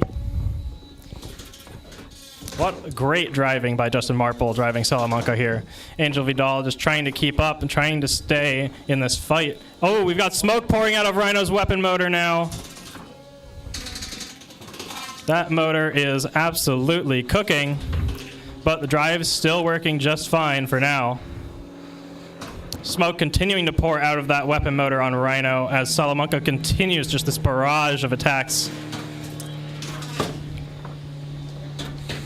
So many hits Rhino has taken, but the rest of that bot just keeps going. Those wheels still looking pretty good. Foam wheels standing up quite well to a plastic weapon. Will they last the full 3 minutes? We've got 45 seconds left in this fight, you two. What a great match we've got for you guys. I'm smelling the oh-so-familiar smoke of burnt motor coils coming out of this box right now, blowing in the breeze on this nice summer day. 27 seconds left. Salamanca just continuing to follow Rhino all the way around the arena, getting hit after hit after hit. You can see Rhino's bottom plate being painted red by the red plastic on Justin Bot's drum. Oh, Rhino might be stuck now. I'm going to start counting 10. Oh, it's the last 10 seconds of the match. This one's going to be going to the judges. 6, 5, 4, 3, 2, 1. Give it up for your drivers, Justin and Angel. All right, by crowd cheer. Who thinks that the Orange Bot Salamanca won? I think that we have our winner. Anybody think that Rhino won? Oh. Yeah! Looks like we have some melted robot. Yep. Gotta love the smell of burnt wire enamel in the morning.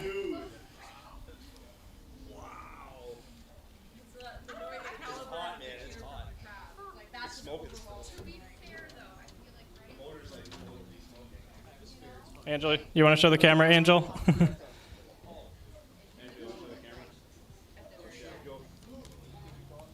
A nice little close-up there of Rhino. Still smoking. Might want to get that battery out of there.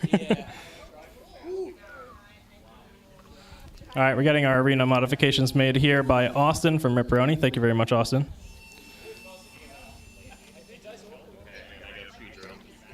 Gotta pre-drill those holes. Camera situated a little bit better again. You can see the pool and the lovely distance here today.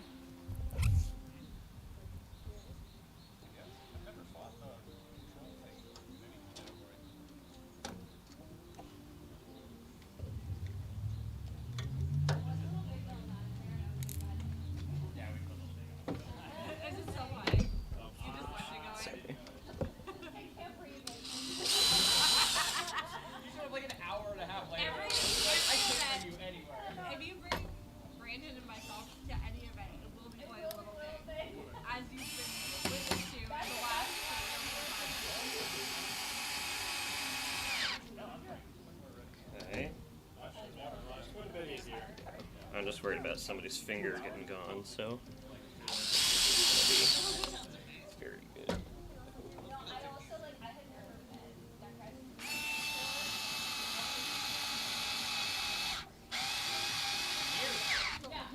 All right. Remember, folks, this event is not sponsored by DeWalt. Much easier to close our arena now. So much better. Thank you very much, Austin.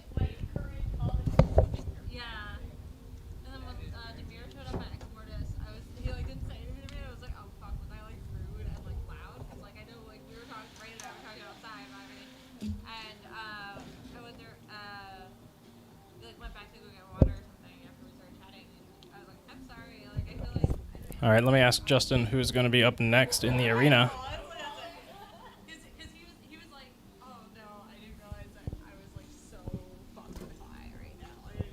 Oh, my camera mount is not having a good day today. Might have to switch to the tripod that I brought as a backup.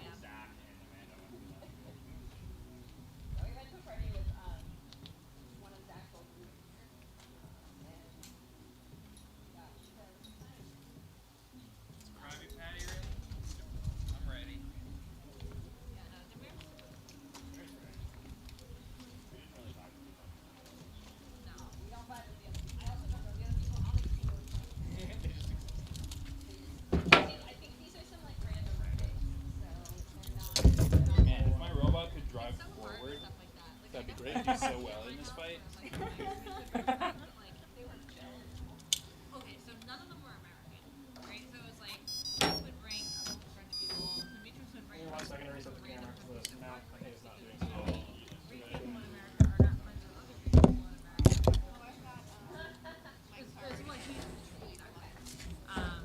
Oh yes, we added a thing. Nick Buckholtz from Bloodsport team. Are you on one of those? No. I just go to Norwalk. Yeah, all right. This is the driver of Krabby Patty. Would you like to introduce yourself and your robot? Hello, I am Josh Kubiak. I am also the driver of Ono Oreo at Norwalk, along with my fiance Christy, who drives Piece of Cake.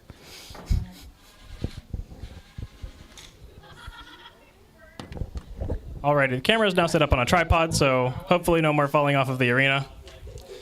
Tirade's loaded in. Nick is ready to go with Tirade. Alright, never mind. Nick wants to troubleshoot some things with Tirade, which is loading into the box with only 3 of its original 4 wheels.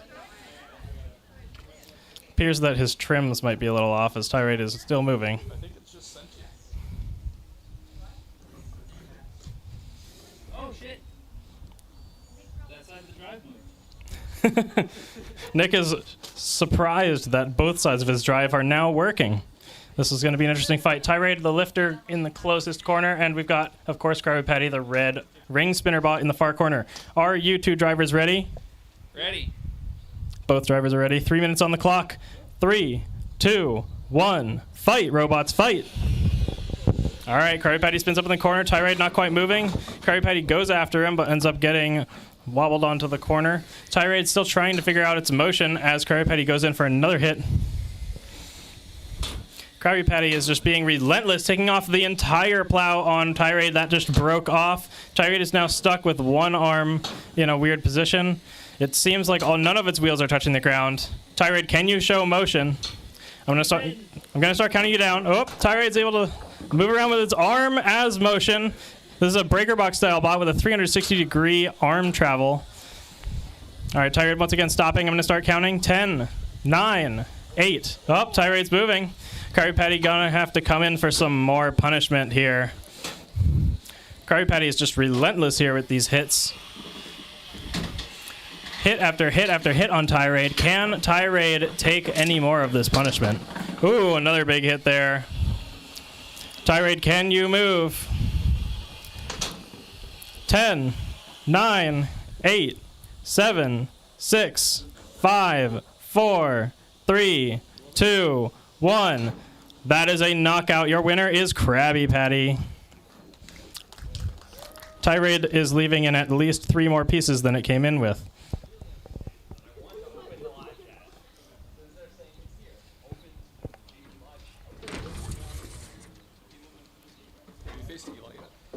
No.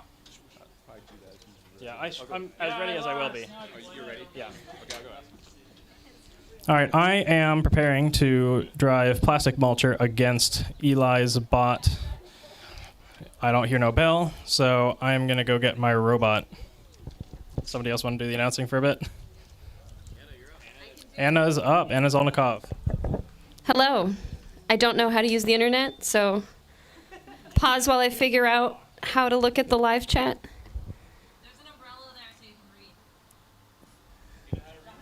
I do know how to read, contrary to popular belief. I also know that. Do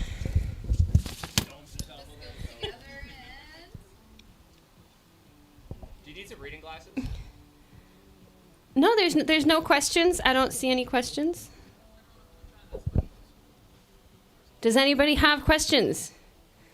Is there any shmoo in the box that needs to be removed? There's something in the back left. Yeah, can we get a shmoo removal service?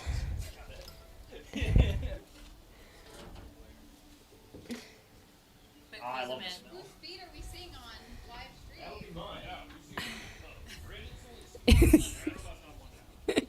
stream? Foot model, Brandon Zielinski. In the pool.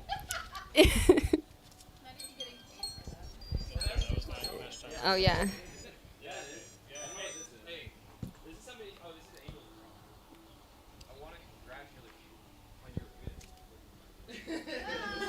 Oh, we have a part exchange. Austin has given Brandon a part of a deep dish as a souvenir. Very nice. We have the song of an ESC going into the box. I appreciate this umbrella for sun reasons as well. I'm very pale, and this is very nice. Oh, goodness. Blue laddie. Oh, that looks great. We have translational motion. We have a weapon. All the parts. There you go. Just want to make sure. One of the directions that the weapon spins loosens the nut holding on the motor gear. So You can spin two directions? That's fancy. Oh, are these? Ooh, there are questions. Have you been keeping a box of bot parts? I am a electronics hoarder, so I have been keeping boxes of electronics and random aluminum bits and anything I think is slightly useful. So, yes, there is a box of bot and etc. parts. Predictions for Triton v Manta. Anybody has predictions for Triton v Manta? Okay, Brandon says the Vert wins, but Triton is awesome, and we love their team. So I'm voting Triton on this one. We love the Deep Six weapon. I mean, Deep Six was a huge inspiration.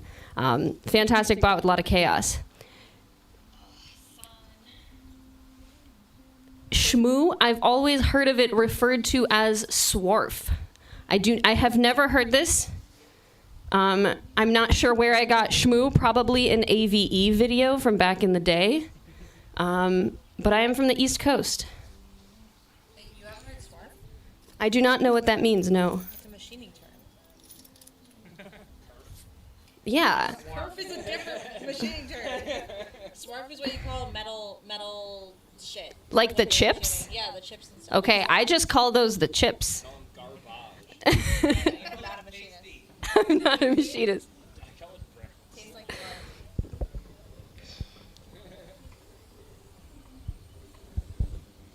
Okay, we have one robot in the box. Where is our opponent?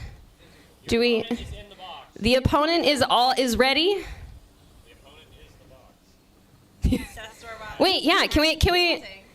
Well, I don't know. I don't know how much battery you have, but we can give you like a box or something to knock around. Would that be fun? Also, probably Your robot's gonna melt. detonating the weapon. Yeah. The box is like, ooh, not that structure. We gotta, hold on. It's time for football part 2.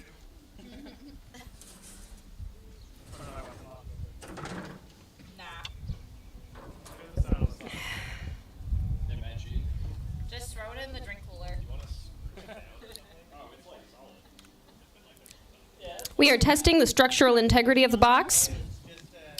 So far, passes the ichrometer. Checks out. Yeah, but there's plastic behind the gap. It is like sand on the other side. That's just a kickflip. It's fine.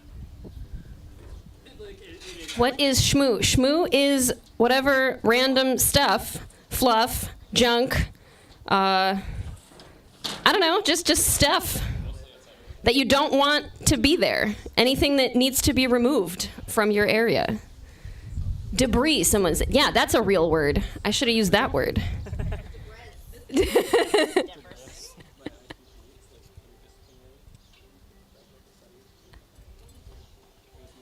Seriously loving this umbrella. This is a great choice.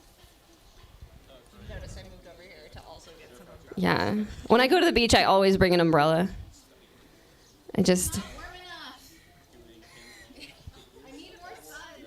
I am not adapted to live in the sun. You can lay in the box if you want. It's so warm.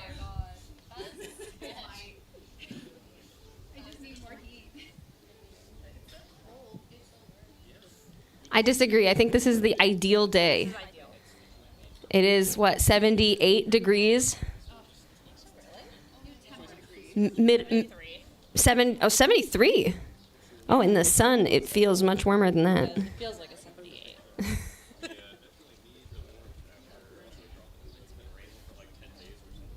Yeah, it's been gross. It's also like yesterday was oscillatory, right? It was like nice. Oh, yeah, yesterday it rained super randomly. Several times. Yeah. Yeah, it was really frustrating. We were walking around, and then all of a sudden it would downpour, and we'd like duck under an awning, and then it would just stop. Be like, alrighty then. Well, we missed it twice. Oh yeah. Or we'd leave somewhere, and there would be rain on the ground. Oh, how nice. I'm just glad it's not winter anymore.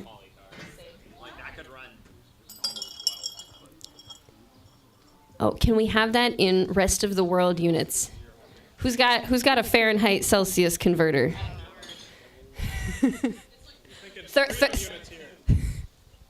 Is it 40's like 100, I think. 50's 100. Okay, so 20. 20 Celsius? Oh. Thank you, fellow Canadian. Resident Canadian. No, I'm not Canadian. No, Anna's appropriating Canadian culture. I'm sorry. I meant to say resident Canadian. Anna getting canceled right now. Oh boy. I mean, I'm just playing both players, so I'll probably get canceled too. It's all good. Well, I'm jazzed to see some fights. Are we going to have a fight? No. Okay. Hard pass. The event is over. Everybody can go home. We are going into the pool, I have decided. You're going to Brazil.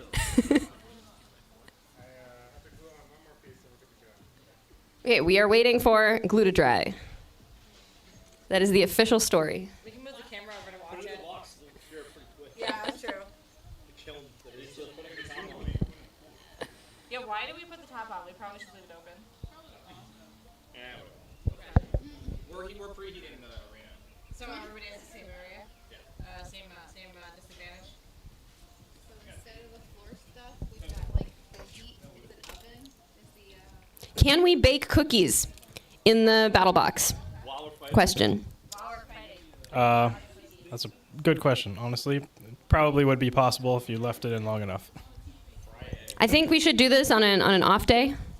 Yeah. Later on, maybe in July when it gets really hot. Make several types of cookie dough. Do a science experiment. What kind of cookie bakes best? Arena hazard. Arena hazard. They'd be nice and soft. Yeah, they're good. Oh, well, those are already baked. That's cheating. Get those out of here. Those are breaking tip speed limits. Get them out of here.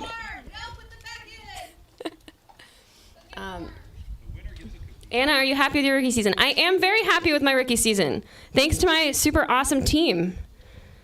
Y'all are the best. Thanks. Talk about coming back into the pits after beating Endgame. Have you ever like maxed out the sound on a speaker? I think that's what it sounded like.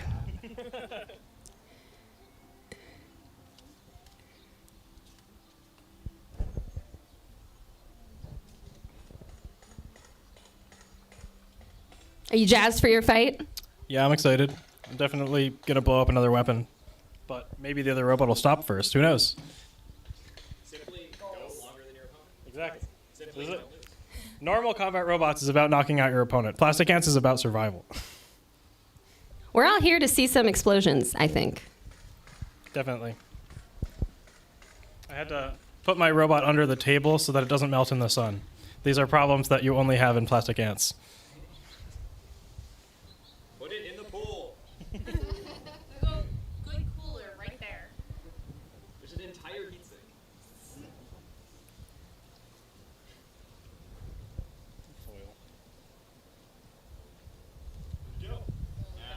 Oh, here we go. It's happening. Is this the fight that's gonna happen, or is this a test? No, this is a test. All right. Oh, nope. This is a test. 5 seconds of life is being tested with Brian Boxel driving. Oh yeah. This is 5 seconds of life. Doing a test.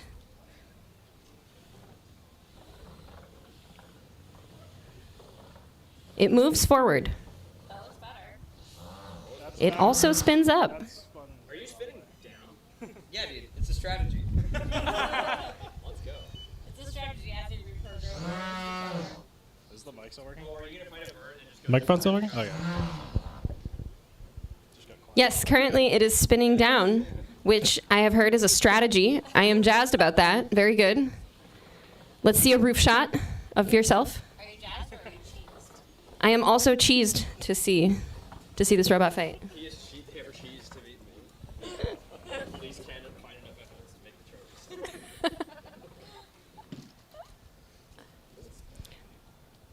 Oh, we have I Don't Hear No Bell coming up. Ooh, a little piezo vibe there. Okay, a new bar situation as well. This is much longer than before, and you don't really have you have one standoff to keep it from the ground on that side. Not. Yes, negative millimeter clearance on this weapon right here.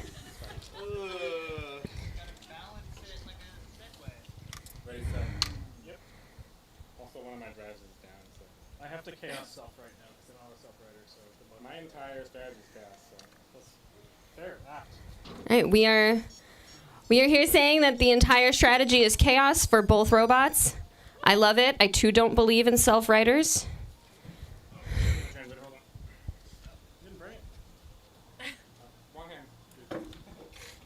He's got priorities. Digging at a 3 out of 4 bolts fight. Oh man, that's a bar.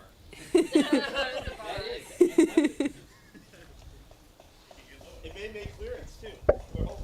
It will self-clearance the floor, or it'll self-clearance itself. Yeah. It's okay. This floor is not looking too bad. I mean, there's a few holes, but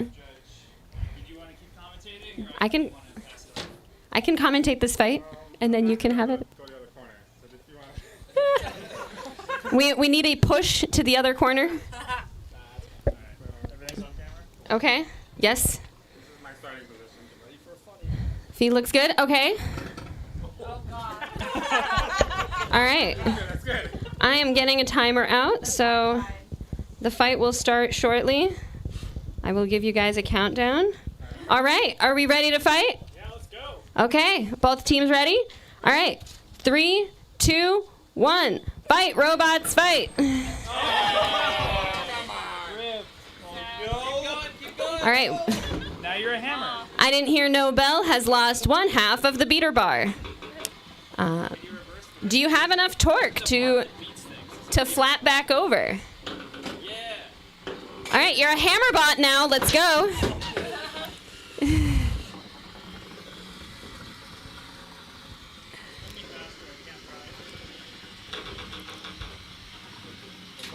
All right.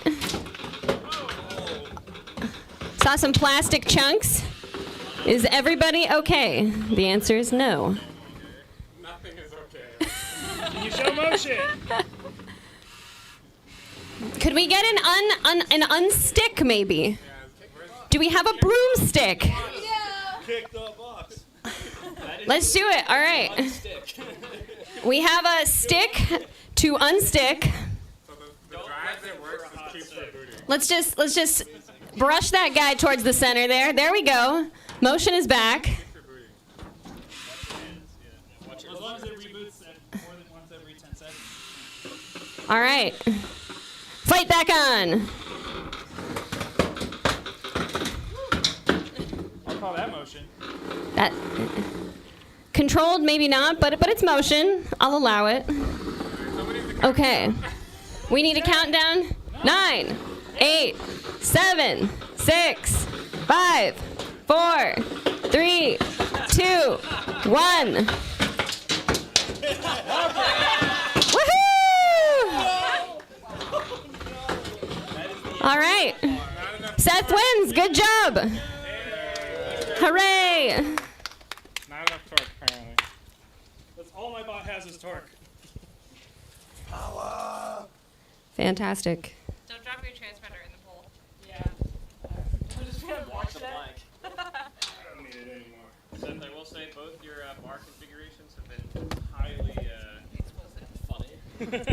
Yeah, 3-dimensional in terms of robot motion. Oh yeah. It do be that way. Someone's called late hit. Okay, so I Didn't Hear No Bell is knocked out of the tournament. A fantastic fight, guys. Who's up next?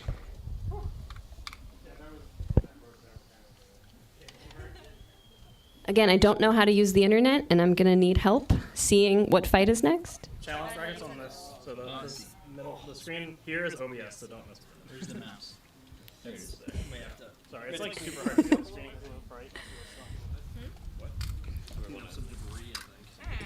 So that was. All right, so Bing Bang wins. So Bing Bang and Salamanca are going to be next in the winners bracket, and in the losers bracket, we have. Wait, Bing Bang won? Yeah. How do we enter that? Or no, that's no. The one that we just watched was I Didn't Hear No Bell. I didn't. Wait. We're Plastic Mulcher. Oh, somebody already did it. Cool. Oh, okay. Thank you, whoever that was. Well, that was Plastic Mulch. Okay, very good. So, Plastic Mulcher versus A Ant. And then, I Don't Need Seconds versus Bing Bang. That is the next fight. Rhino versus Krabby Patty. Any of those are my fights that are ready. We going in? Get in!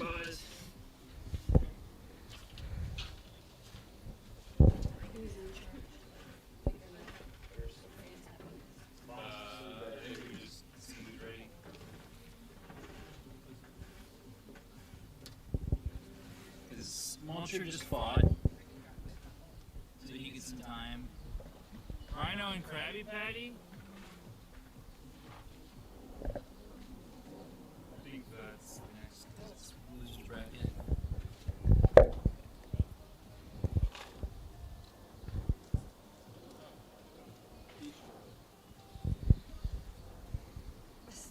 Okay. That's yours now.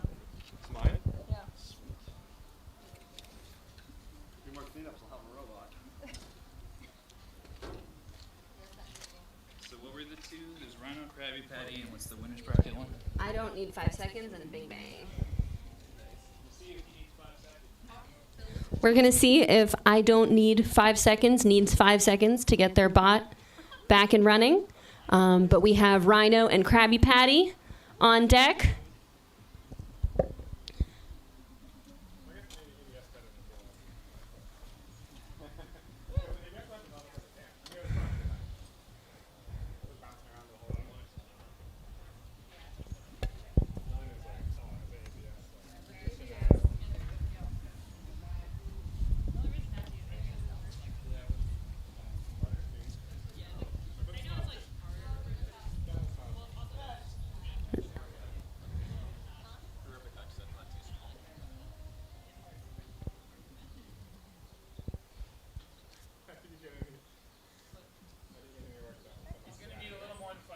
He is going to need a little more than 5 seconds.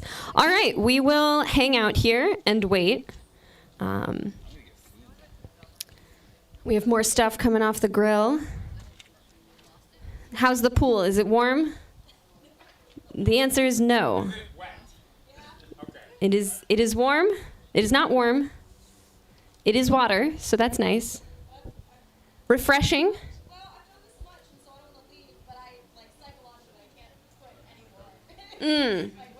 Yeah, once you get in the pool, you can't get out because it'll be cold, and you can't get further in because it'll be cold. I understand.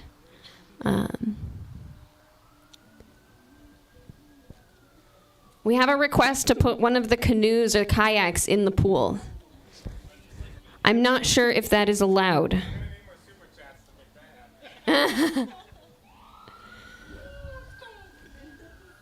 Oh, that is from a super chat. I don't know what that is, but it says super chat. Someone get in the canoe in the pool. It has been requested. Justin says we can do that.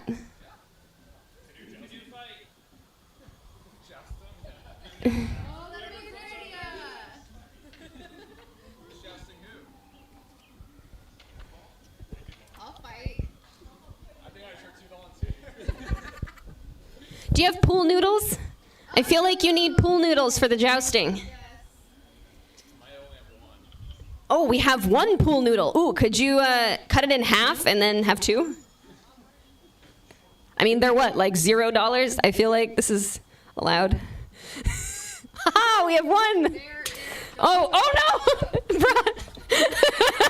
So sorry. It was a light party foul. Oh, Oh Lord, this is overheating. I need to get the. We need to get the shade anyway. Thank you. They move things. It's okay. I just found that towel randomly on a chair. Update: the pool noodle works really well for jousting. We need to move the laptop to some shade. The shade is going to move onto the laptop shortly, but I think that we can move this whole table a little bit into the shade. I think that's a good idea. Hold on. Wait. Let me borrow the end of that before it gets started. Oh no! Hold on. There we go. Perfect. Okay. Now the laptop can stop overheating. Amazing. Lordy Lord. That was a lot.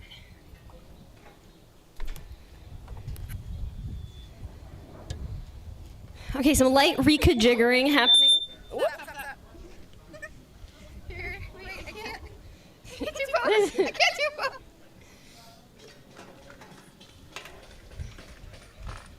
Look, my only skill is building robots. I don't know anything about setting up a live stream. It's a fan. It's fine.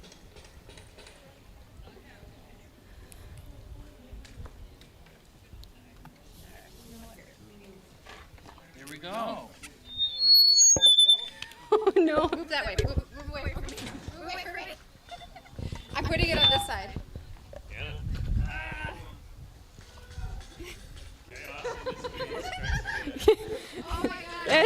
There's a lot going on. What's going on here? Okay, I'm going back to my spot. You come here. There, you're all good. Okay.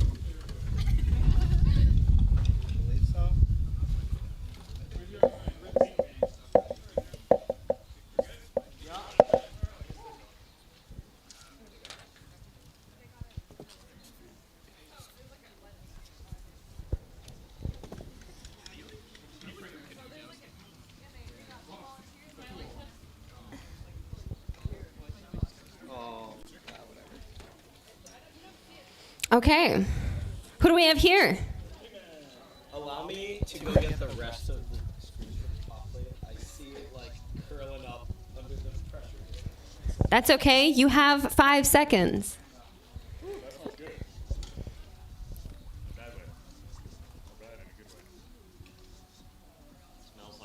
Oh boy. Now I have to find the challenge bracket. Oh, now I'm just clicking on stuff. Ugh.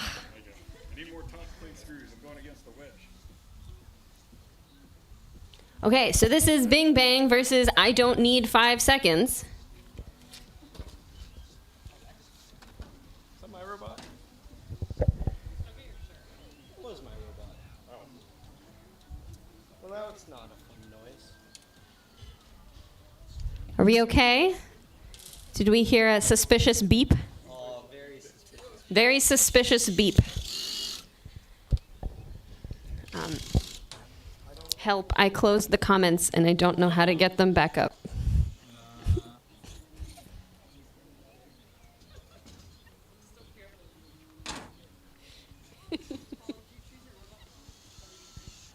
Sure.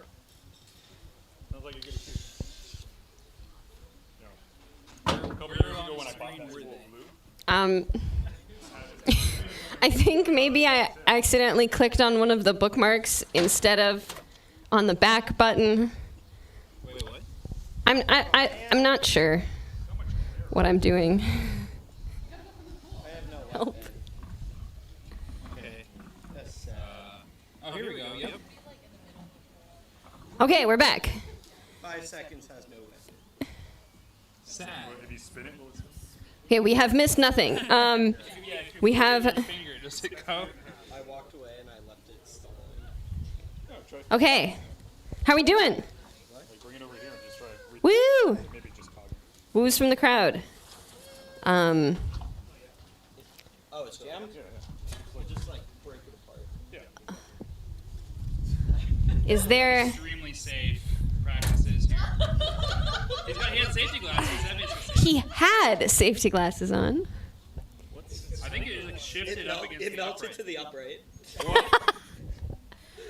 Okay, 5 seconds. His drum weapon has fused with the upright.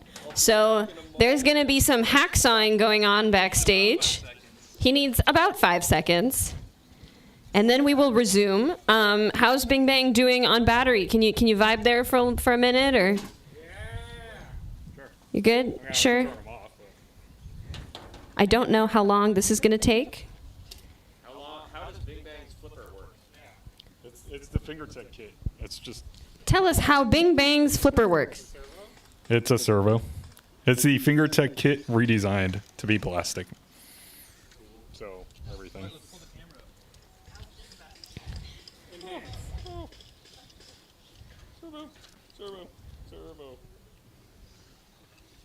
Servos, ladies and gentlemen.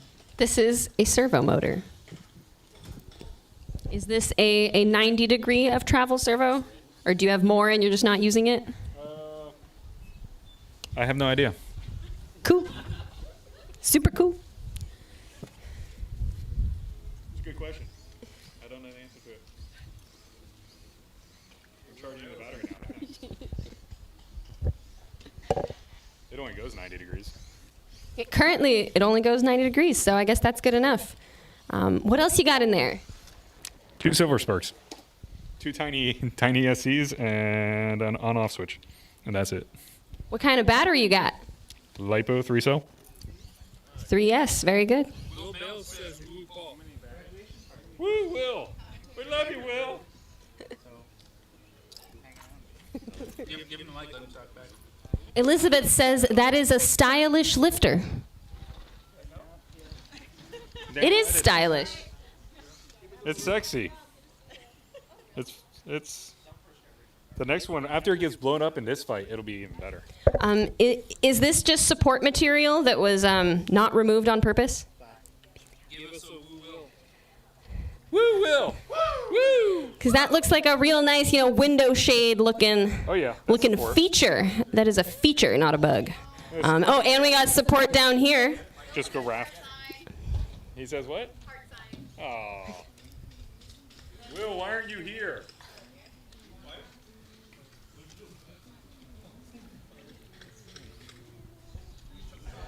Yo, Will, Paul asks why you're not here. I'm playing with this and I'm loosening my servo.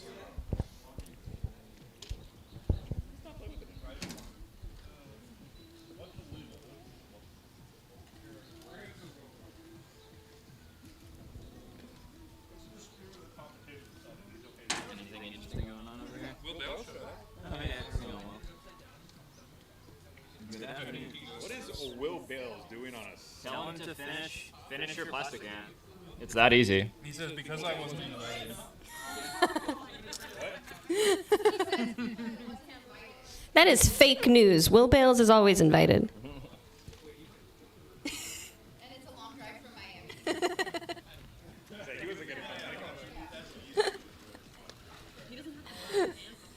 Question was, where is Max? That is a good question. He wasn't even at the viewing party. Max wasn't. Greg was. A couple of Hammershock people at the viewing party. And Greg's now, where is Greg? Greg's the one that graduated college. Yes. There's also, what, Connie is her name? Connie is there. Yeah. That's mom. We had a super successful Boston area robot viewing party for the finale at the Arlington Theater last month. It was a lot of fun. I really hope that we do something else like that in the future. We had a great turnout. Thanks everyone for coming. We sold out the venue. And thank you, Ginger from Tantrum, for organizing it. Yeah, where's Ginger today? Huh. Why is Ginger here? That's a good question. Yeah. Why is it Joe? We're jamming some Joe. I bully Joe, but Joe is in force of nature. He will do what he wants. The canoe. It's a kayak. We'll call Fred. We'll get The Hobie Cat. Frederico Amore has bought a boat with Star Child Captain Brandon Zelensky. Y'all's boat. The boat would probably fit in the pool, but just barely, just end to end. You could just float. I don't think you could really go anywhere. Hey, speaking of that, we should do either Omega Beach Day or Omega Lake Day. We should do Lake Day and invite John to the planet. Wait, what? Oh, John's cool. Is he coming over to the... So there's there's a couple like lake days. We could do like Silver River Lake Day, which is really fun actually. So Aaron has a boat which is like the most crashtastic possible. Anyways, the classic is go out to the Silver River, which is just like, I don't know, 5-foot deep river. Oh, good. It's awesome. It's so much fun, right? You can see like the shore going by underneath you. We should go just water.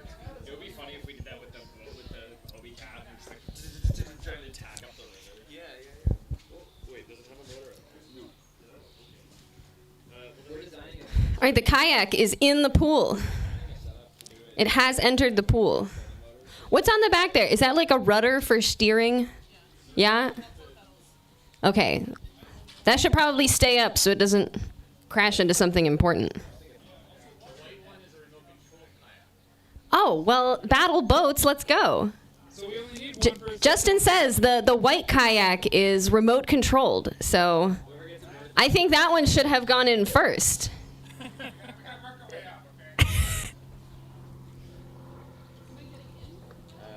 Getting it out of the pool would be hard. There's also the Dane I mean, not really. Island Lake Day. One person on each end of the pool. Like.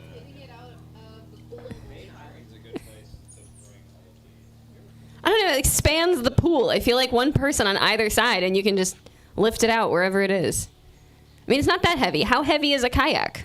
Does it weigh 5 pounds? I don't think that's a real number. It's heavier than a canoe. But isn't it all just like blow molded plastic?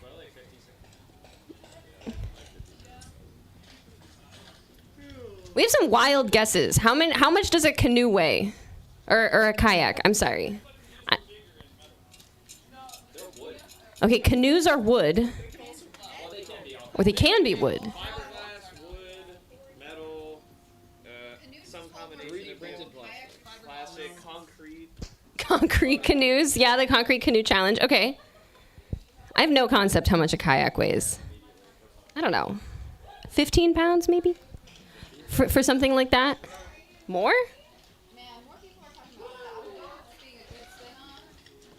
30 pounds, 60 pounds. Yeah, we got a spread. I really have no concept. One Google would solve this. Somebody Google the brand of this canoe. I mean, kayak. I'm sorry. I don't spend a lot of time boating. I don't know the terms. And we had a pond back where I grew up, and so we used to just like put around in the kayak. Anyways, one time we from the city, she like gets in the kayak. Oh. We're like, oh wow, she looks kind of unstable. Look away. Literally 1 second later. An average single paddler plastic kayak in our sample weighs 52.39 pounds. So whoever said 50, shotgun a beer right now. You won. I can't shotgun things. Not with that attitude.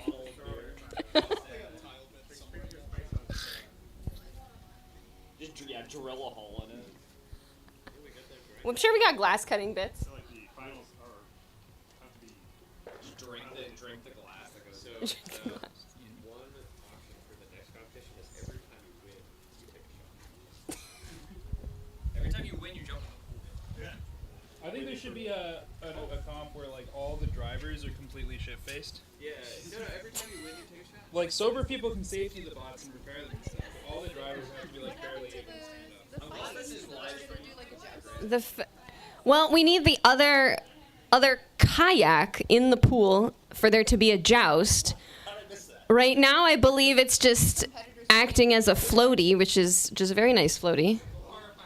A glorified floaty. That's corner A, or corner red. That's red corner. We need more. We need just to look like our. Would you like a paddle? I believe that's what you need. An oar, if you will. No, we just got hands? Okay. Hey. Joust. I don't know. What's more dangerous, the bots or this situation?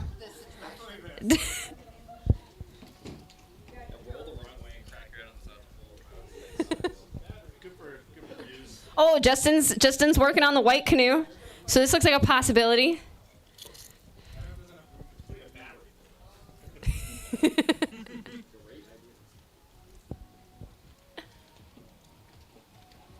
What fight are we waiting For the 5 seconds fight. Oh, are you guys ready? Did you guys like to fight? Sorry, let me pull up the bracket. So Krabby Patty and Rhino? All right, let's do Krabby Patty and Rhino.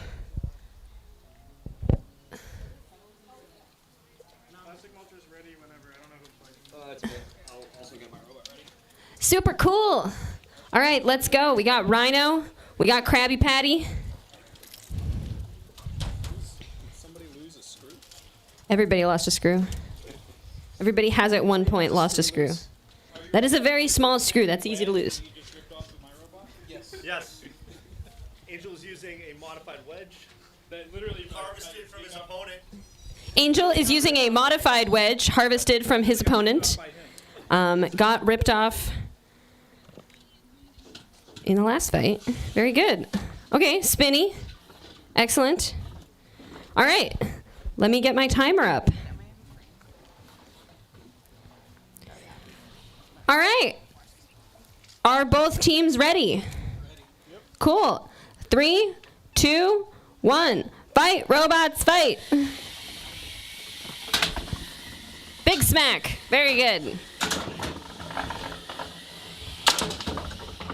Oh, pancake on its side. Nope, we're back.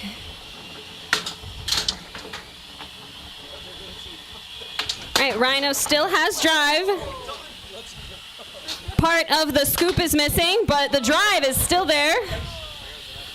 Oh, almost stuck, but we got out. Krabby Patty is relentless.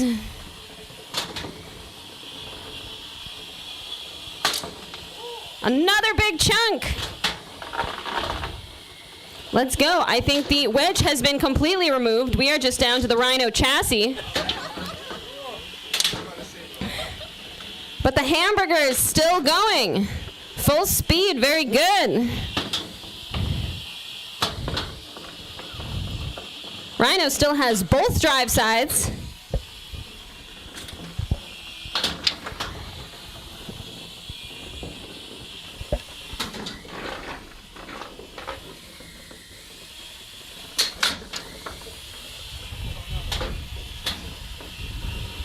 Some evasive maneuvers by Rhino.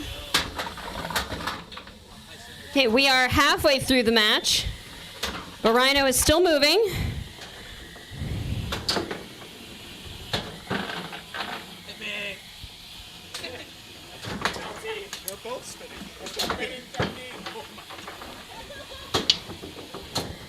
All right. Rhino is going to become a melty now, halfway through this fight.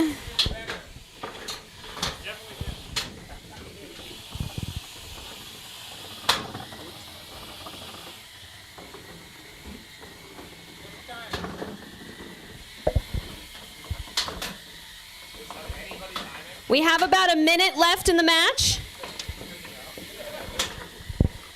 You want me to hold the timer? It'll buzz.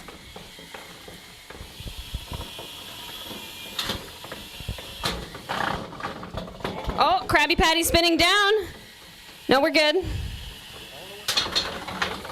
Knocking all the junk around. Love to see it. Okay, Rhino high centered. Both drive sides are spinning. Can we get a light little tap? Last 20 seconds here.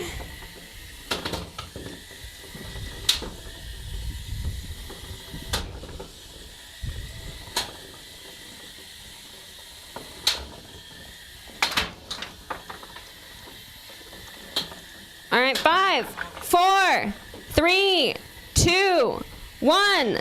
And that's the match. All right, well, it looks like this decision goes to the judges. So can we have a round of applause for who thinks Rhino won? Yay. Now Krabby Patty. Woo! Your winner is Krabby Patty. Great job, Rhino. Great job, Krabby Patty.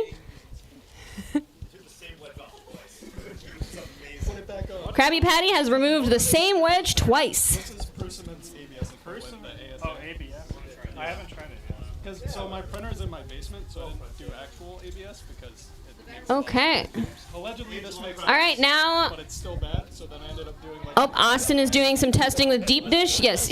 Remove the shmoo, junk, swarf. What was that other word that I was told?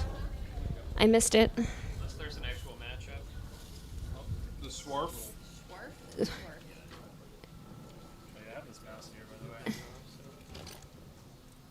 Right.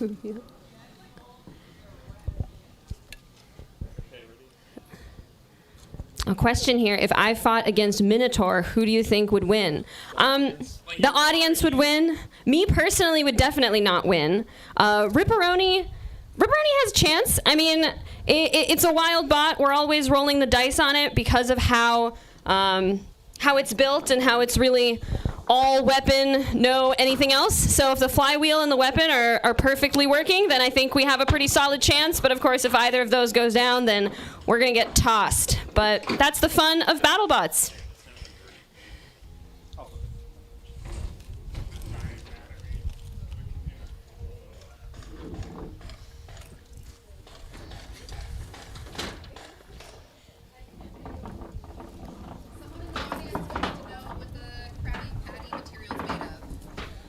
I don't know.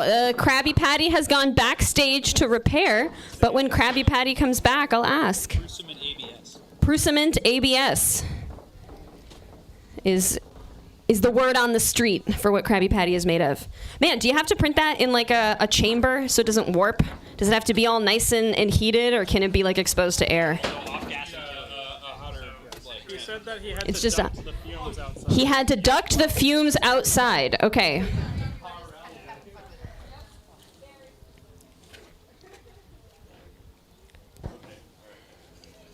I've never tried printing ABS. He said he tried ABS and had some issues with that. Appeal? Appeal! Whatever it was, he said it's not real ABS. Second review. The box says no. Can we get an investigation on any ants? Oh, I'm ready. I'm charging my battery. Ant is ready, and I'm charging my battery to fight him. So. Okay, so we're waiting for your battery. And then we have, I don't need 5 seconds and Bing bang. Can we get a check on those?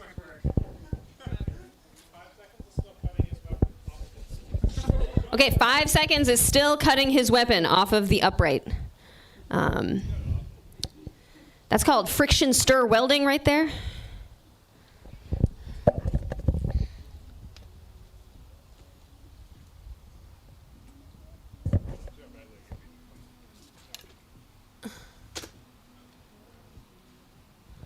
Anna, what other bots could benefit from a flywheel? I mean, any vertical spinner, I guess, could benefit, but the question is, do you want to get rid of all of your armor to do so? It's a fun little roll of the dice there.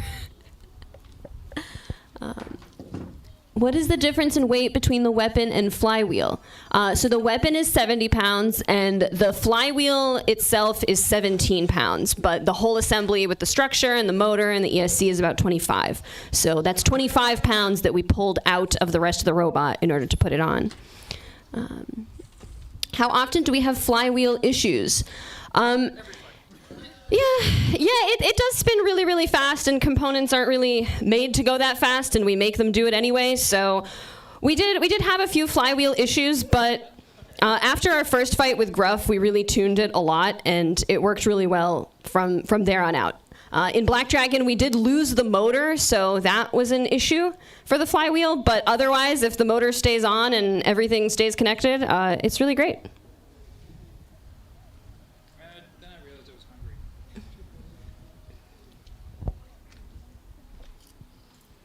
But our issue in the Black Dragon fight was actually a receiver coming unplugged. So that was unrelated to the flywheel motor exiting.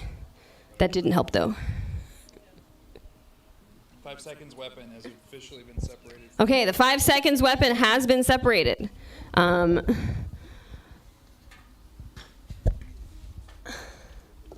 He posed a question to the event. Who gets damage points if the sun damages your robot? Was that the sun or was that the friction of the drum rubbing against the upright? If they're not spaced properly, then it probably just melted itself. Because if it's made of, I don't know what it's made of, but the only thing I've seen melt like that is just yield regular PLA, and I don't think anybody's using that anymore.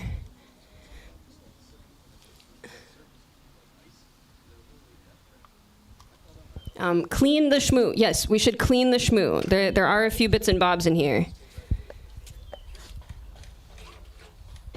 This is the part of, what was that? I didn't hear no bells arm. Sorry. Would you like it back? No, not really. Can I throw it in the pool? It does float. Most of this is just the Is it true you guys use pizza grease to lube Ripperoni's motors and gears? That is a fantastic rumor. I will not confirm or deny.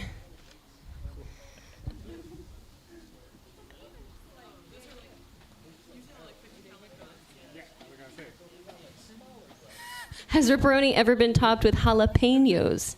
No, but we should put that on our next box. We did get red pepper flakes inside of the flywheel during a walkout. That was a choice that we made.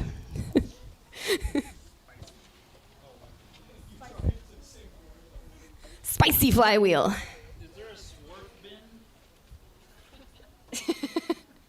Most events they have a swarf bin. Into the pool here.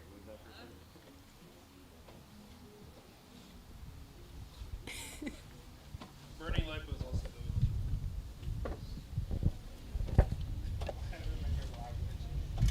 Great job, Austin.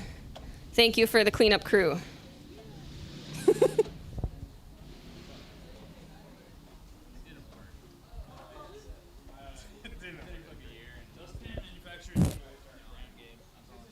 Dustpan manufacturers need to work on their ground game, says Nick.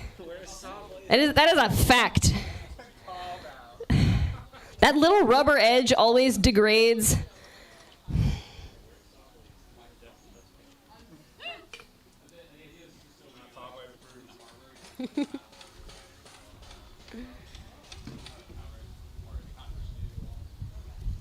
Austin is the GOAT.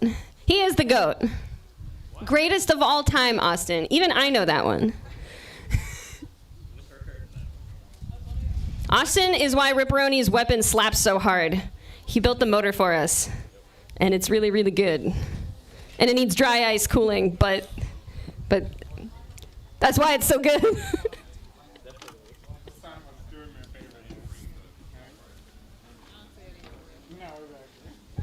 Okay, I'm in the shade now. I no longer need the umbrella.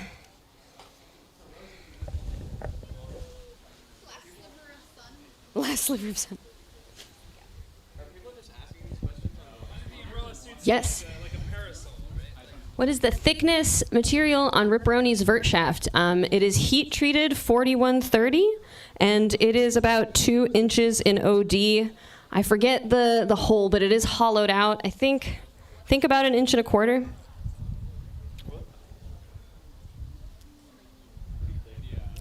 Yeah, it's a pretty thick. It's a big shaft, chunky.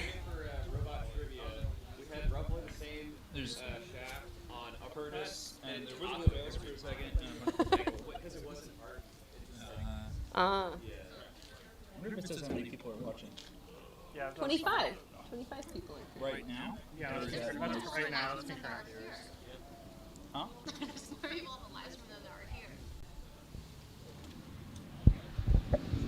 All right, we have A Ant. I wonder if that's true of Norwalk, that they have more people watching the stream ever than are there. A Ant versus Plastic Mulcher.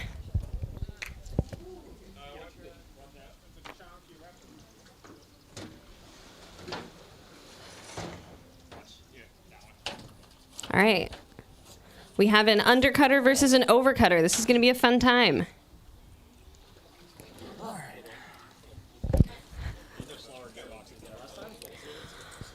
All right. Are we ready?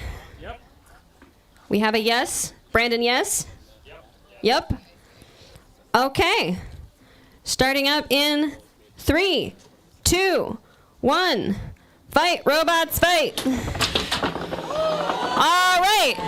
There goes the weapon on plastic mulcher, but that's okay. Still got a little nub on there.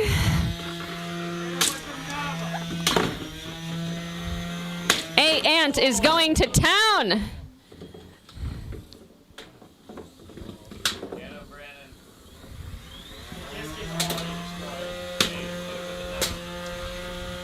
All right. Plastic mulcher still has drive. A Ant has weapon and drive. Oh, plastic mulcher still has weapon. Plastic mulcher had weapon. These N20s won't die. We are getting down to the pancake-shaped chassis over here. Weapon motor is still spinning, and we have a tap. Match goes to A Ant, driven by Brandon Zielinski. Do we do that? Or does somebody else I thought the whole tip was just like a triangle. My weapon shaft is gone. No, it's still in the box. It's not gone. PLA plus. It may be departed, but not gone. Ouch. That is why I have 4. Well, it's fine because that was my last one today. Brandon, are you in the finals? No, I'm in the losers bracket. I have like 4 more fights I have to win to make finals. All right, A Ant moves on in the losers bracket. I lost my first fight to the... Seth, what was your weapon made of?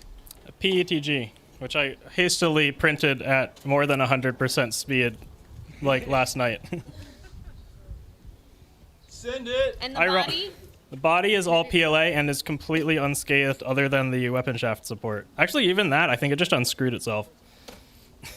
That happens. Perfectly. Can't Loctite into plastic. What you gonna do?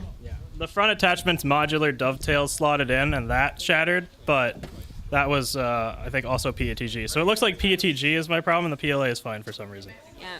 PETG used to be the hottest thing on the market, but now there's a lot of PETG plus, PLA plus type situations that seem really promising. Probably gonna have to look into ASA next time or something like that, if I have to do plastic ants again. Yeah, they're 2 people. Wow. Woo! Oh no! Oh, that was my bad. Oh my goodness. Sorry, was not watching the camera. Here you go, team. Does that still look okay?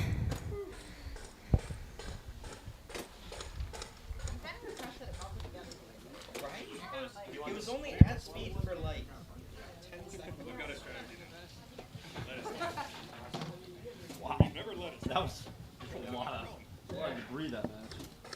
Granted, I've got to survive. Excessive swarf. I guess I can't re-solidify. Yeah. Keep it melted.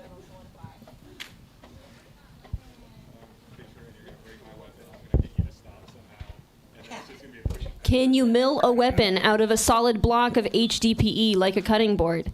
Yes, but I believe that is not allowed in the plastic league because it is too strong. Not in the spirit of the sport. Not in the spirit of the sport, but theoretically, yes, you could.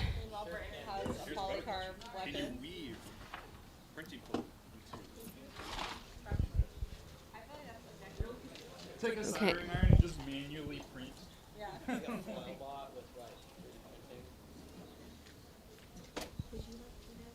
Sure. Okay, I'm going to hand the mic off to Nick, who's going to announce the next few fights. Thanks, team, for having me. This has been a great time. Thank you, Anna. All right, so next up we have I Don't Need 5 Seconds versus Big Bang Bang. Turns out he needed a lot more than 5 seconds, but he's finally ready for the fight.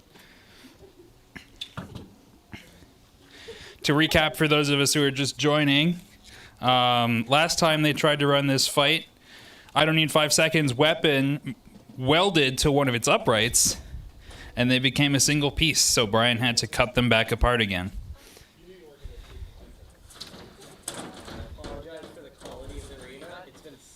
my driveway uncovered all winter.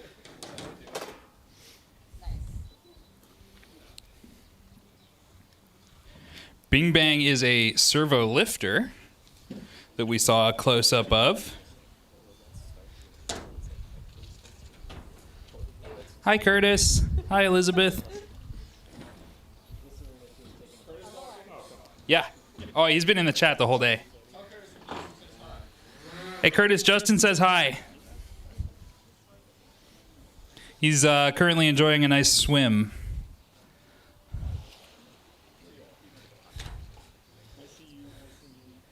Oh, you're in camera now, Justin. You can wave.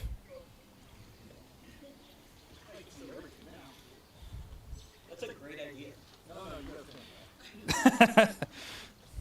The competitors have discovered that it's better to sit.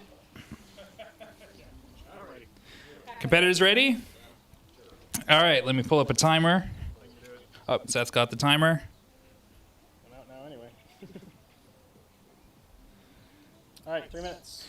All right, 3 minutes are on the clock. Robots are ready. In 3, 2, 1, fight! I don't need 5 seconds. Spinning up. Trying to get around to the sides. Bing Bang doing a good job keeping his front end toward him. Bing Bang seems to be stuck. Moves out a little bit, maneuvering around. That front end is holding up well to 5 seconds weapon. Scooping right underneath. Denying him any surface to bite on. 5 seconds just trying to find purchase on any part of his opponent.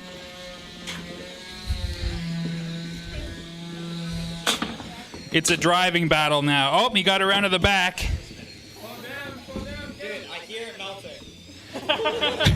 Brian can hear his weapon melting. He's trying to keep it at speed so that it can't re-solidify.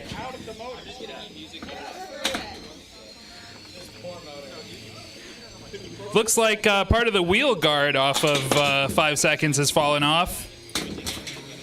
Bing Bang hanging in there. Brian managed to melt his weapon back into a free position, so it's spinning up to top speed again. Robots doing circles around each other. Bing Bang seems to get stuck occasionally under the arena wall. Oh, Brian has lost his weapon shaft. Yeah, don't let your weapon fuse, Brian. 5 seconds getting some good pin action. A little bit of control against the control bot. Spinning is a good trick you could try. Oh, there he goes. It's a little unbalanced, it seems, but it did move.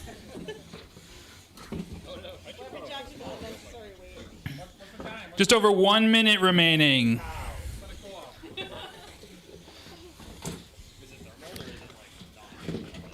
Five seconds getting some more good pins in. Showing good control against his control bot opponent. Bing Bang is using his lifter to kind of slap. Oh! Bing Bang trying to just slap his opponent with the chassis as he gets pinned. But he's lost a wheel now, so things have gone a bit south for him in the damage category. 5 seconds getting a bit more pin. Bing Bang just flailing around, trying to get anything going here in the match. His remaining wheel still drives. 5 seconds has full drive, but no weapon, it seems. 20 seconds to go. And it's just become a pushing battle and a flailing battle now. And then we got 6, 5, 4, 3, 2, 1. And that's the match. It goes to the judges. So we've got our judges at poolside here. Everybody cheer if you thought the Bing Bang won. Everybody cheer if you thought I don't need 5 seconds won. And your winner is the black vertical spinner. I don't need 5 seconds. So we'll see you. We'll see you back for your next fight in about 5 seconds then.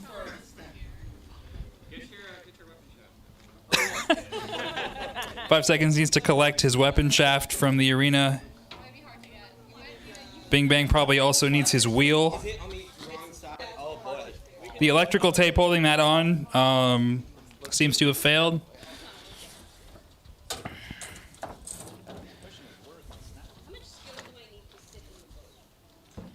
Oh, the tape held it on.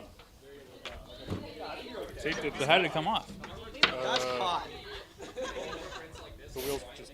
The weapon shaft is too hot to handle, so we're going to let it cool down before we can repair the robot.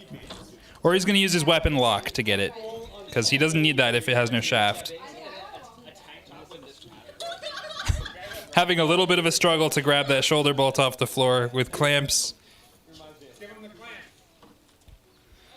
He's got it. Oh! It's like a claw machine. Probably cool right now. It is now cold enough to touch.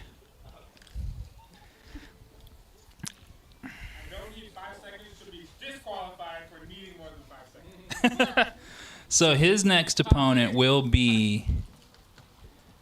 Oh, he's in the final now. That's the winner's final, right? Yep. Well, no, he fights the winner of the losers bracket now. Oh, shit, okay. Yeah.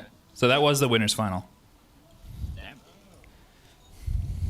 Oh, he's in the. Well, this is the winner's That. final, right? Oh, wait. Yeah, so that's the winner's final. That he's in. Oh, okay, yeah. Somebody updated the results already. Okay, yep. So Brian will fight Justin with Salamanca in the winner's bracket final.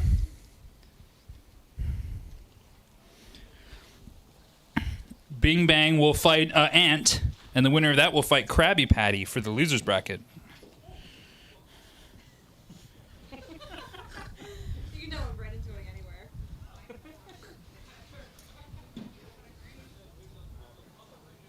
We have unfortunate thing about Omega Team having some important like terminology. Yes. Yeah, we understand. That's 100%. How many bots fighting? How many bots did we start with? 11, right? 11 robots, I believe. 1, 2, 3, 4, 5, 6, 7, 8, 9, 10, 11, 12. 13 robots started. Well, here's the first. Wait, no, sorry. 1, 2, 3, 4, 5, 6. Who got Go to bias? standings. Just go to standings and it'll tell you. Oh, yeah. 11 players. Oh, it was 11. Okay, yep. So we had 11 robots start out. How many are still in? We got 1, 2, 3, 4, 5 left. So 6 competitors have been eliminated.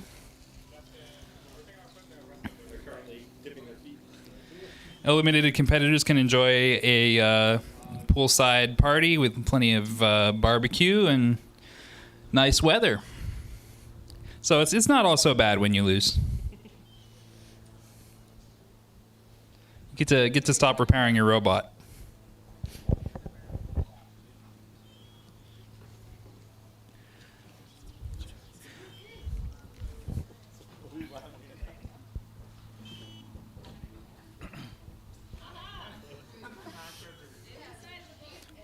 Oh, you're on stream, Anna. Row a little closer. We can see you. Oh, let me pitch the camera up a little. You're trying, for sure.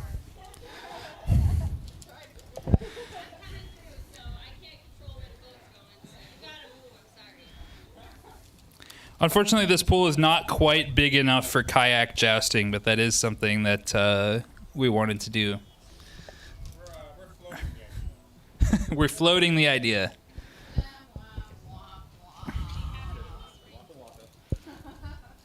The other thing we would need for that is a second pool noodle, which unfortunately we don't have on hand. Omega Team floaties we have in storage.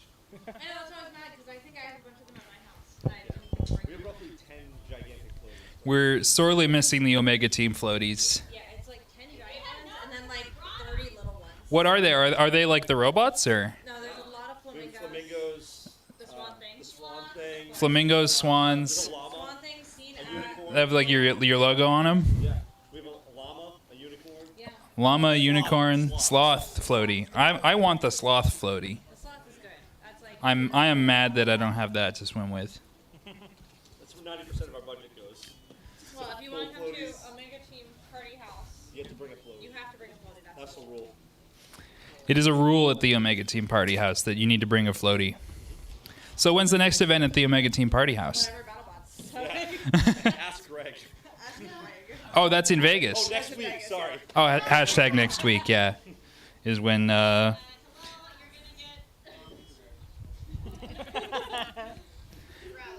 we're having some shipping traffic problems in the pool as the boats are running into different obstacles here.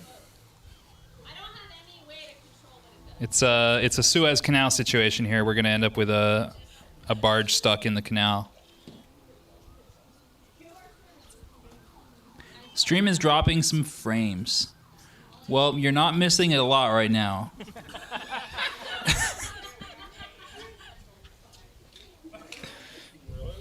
Not during fights, though. Okay, yeah, that's when it needs to work. No, so actually the frame rate of Justin's pool is lower than the rest of the world, is the thing. So when you're watching pool action, that's what you're seeing, actually. It's not the stream, it's a physical effect. Curtis asks, based on this event, what merch ideas should we come up with? I mean, Omega Team's got floaties. It sounds like we need floaties. Like you could have an inflatable like long bar like pool noodle like. Vote for blood spatter towel. Blood spatter towel. That's probably.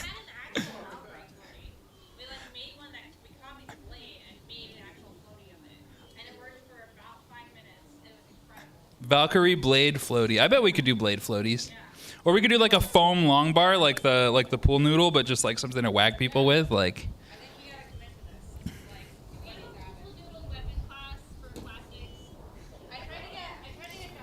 Pool noodle weapon class. Don't a lot of people make wheels out of pool noodles?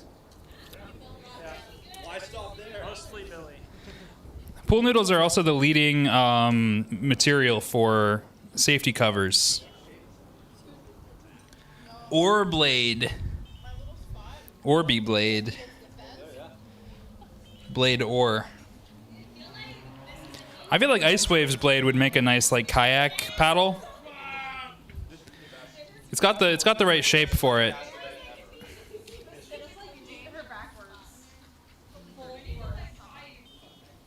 Oh yeah, the Ferris wheel would be a good floaty. Although that's a lot of you might have to pattern that on there. I don't know that that's there's a lot of like spokes.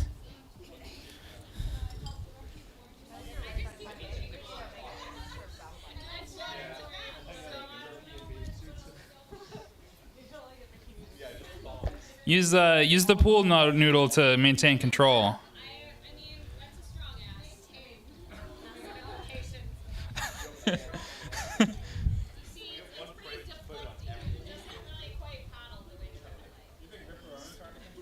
It's a compliant paddle.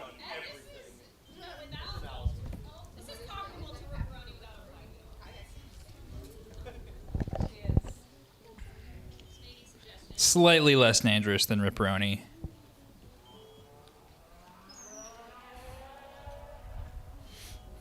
So we're just waiting on our competitors to repair.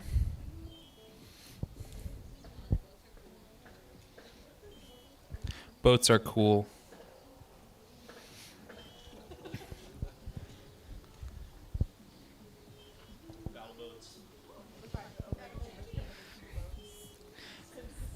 If we manage to delay Battlebots filming enough, then all of the builders will be able to afford boats.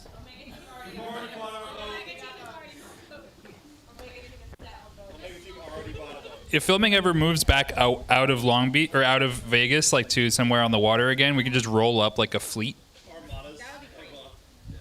The builders all just like. When we got eliminated on Brutus in Long Beach, we immediately rented a boat and like went and just got sandwiched up and just rented the boat all day. Besides saying, good luck with Bronco. All right, who wants to get interviewed? Can be about anything, not robots. Just Oh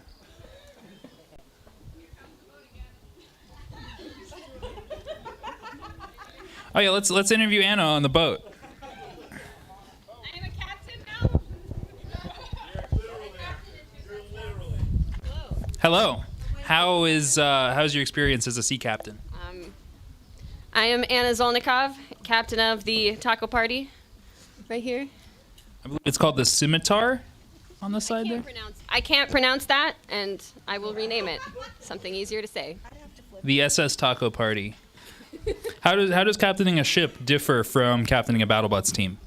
This is a lot harder. The boat does not do what I want. I also don't know how it works or how the wind works. So I don't know that that's any different from a BattleBots team. Would you say you know how your robot works? I do know how the robot works. I know how to make the beeps go where they're supposed to go.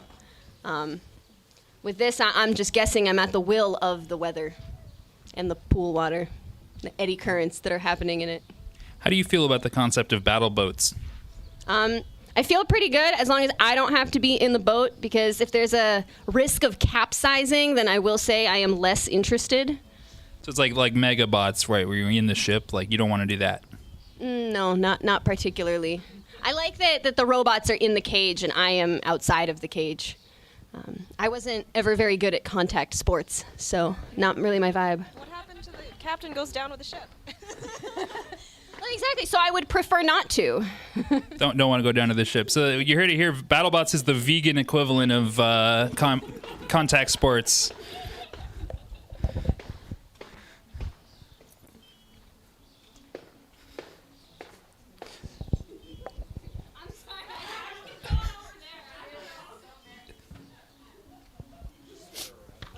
The SS Taco Party has made landfall again at the western edge of the pool.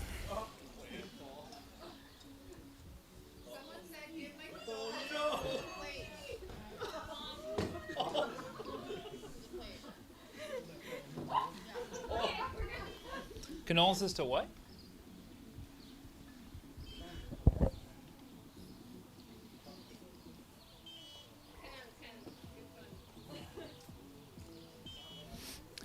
The plate that fell in the... Oh, there was a plate that fell in the water? Is it still there? Oh, we got it? Cool.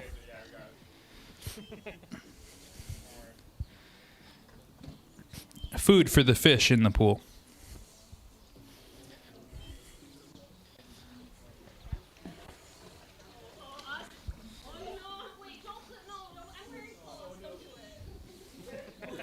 The guy was giving us a little look, so I'm just gonna... Okay, sure.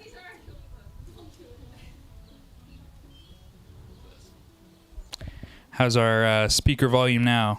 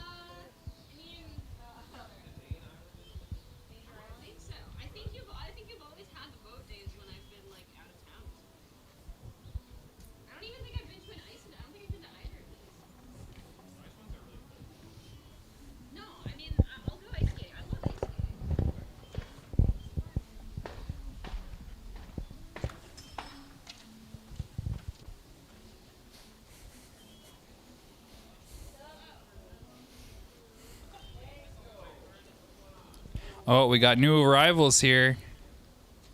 Say hi, you're on stream. Is that David Jin from Ribot?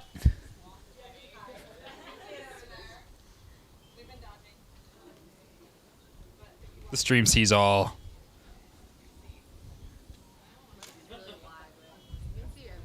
Oh yeah.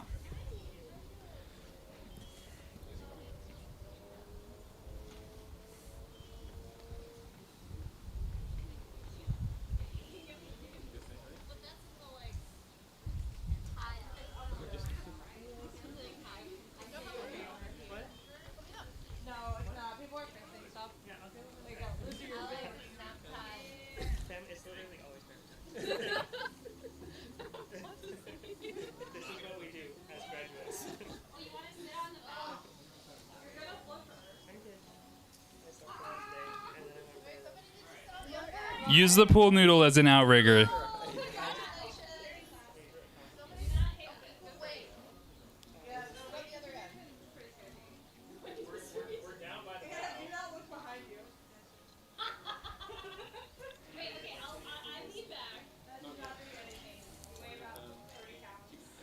Starting to dip down in the front like the Titanic.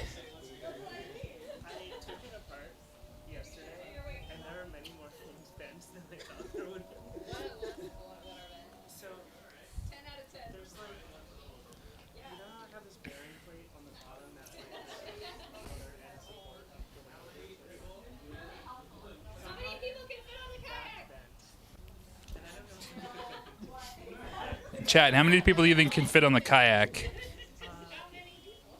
It's basically like I have my motor this way. Somebody needs to get on the back. Anna, do you have a self-rider if you capsize? No self-rider. No self-rider. I have never had a self-rider. Self-riders are for chumps. Oh, now we've evened out the weight here between front and back. Just don't. So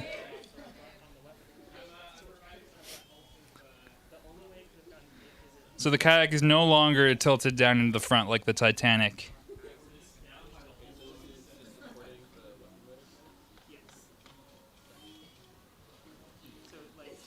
How much active balancing are you guys doing to keep that upright? A non-zero amount.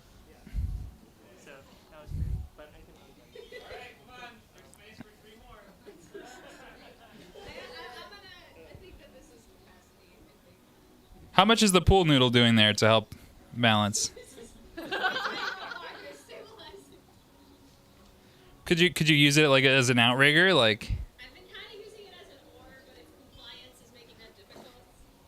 Compliant oar. This is taking a non-negligible amount of strength to balance. Who's playing the role of the iceberg? I mean, all the pool walls and everyone in the pool can be the iceberg. Curtis has a sinking feeling. Yep, they're just repairing. So we're down to the winners bracket final and I think 3 more losers bracket fights. I was thinking about building a Lego bot, but I did not have Yeah. I fought a beetle in Toronto that was entirely made of Legos. Yeah, I've had the idea of Lego Clocker for years, of like taking like the overclocker design or overclocker, whatever the hell it's called, make this out of Legos. And I have the first one, but I needed to like 3D print a bunch of like computers and motor Lego adapters. I also think I should get out before. The Lego Technic could do really well in plastic ants, I think. And you can get like there's a certain adhesive that bonds ABS to ABS really well. So Oh yeah, the acetone like bonding stuff, yeah. bonding, then you can make a really strong, very structurally engineered beetle like sport and plastic.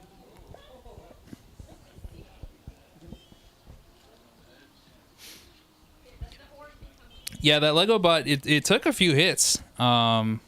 Weapon to weapon was going a lot of fun. Oh, we have an ant.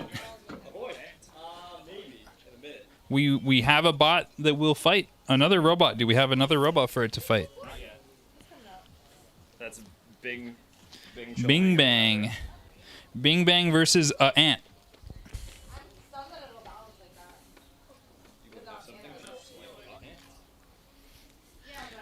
So the kayak is now balanced with one person on the bow and no one else. What I'm impressed by is that Anna managed to get out while you were sitting on it. I didn't see how that was accomplished. Ah, okay. He anchored me so I could get out. Okay, the kayak was anchored. So Bing Bang versus Ant is going to be happening in a few moments.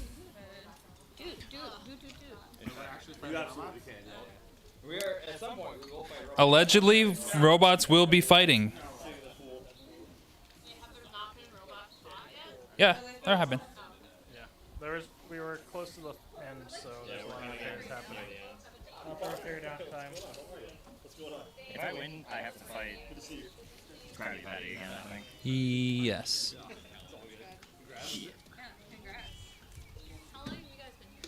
So winner of this fight is going to get Krabby Patty, who's been tearing it up. One of the most reliable ring spinners I've ever seen.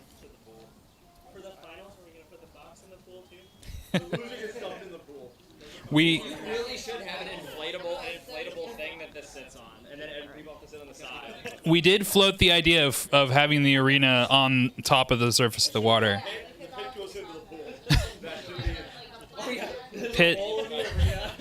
Pit drops into the water. We also did float the idea of chucking any bot with a lipo fire into the pool. I don't think Justin wants to clean that though.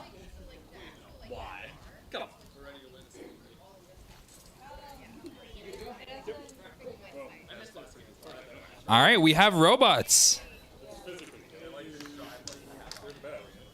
Bing Bang has repaired.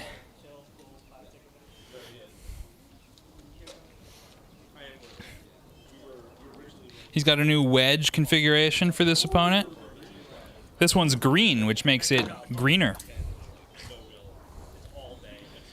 More environmentally friendly is this wedge.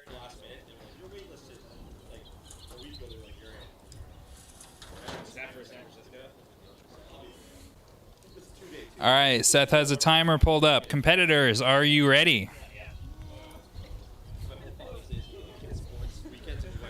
Stream audience, are you ready?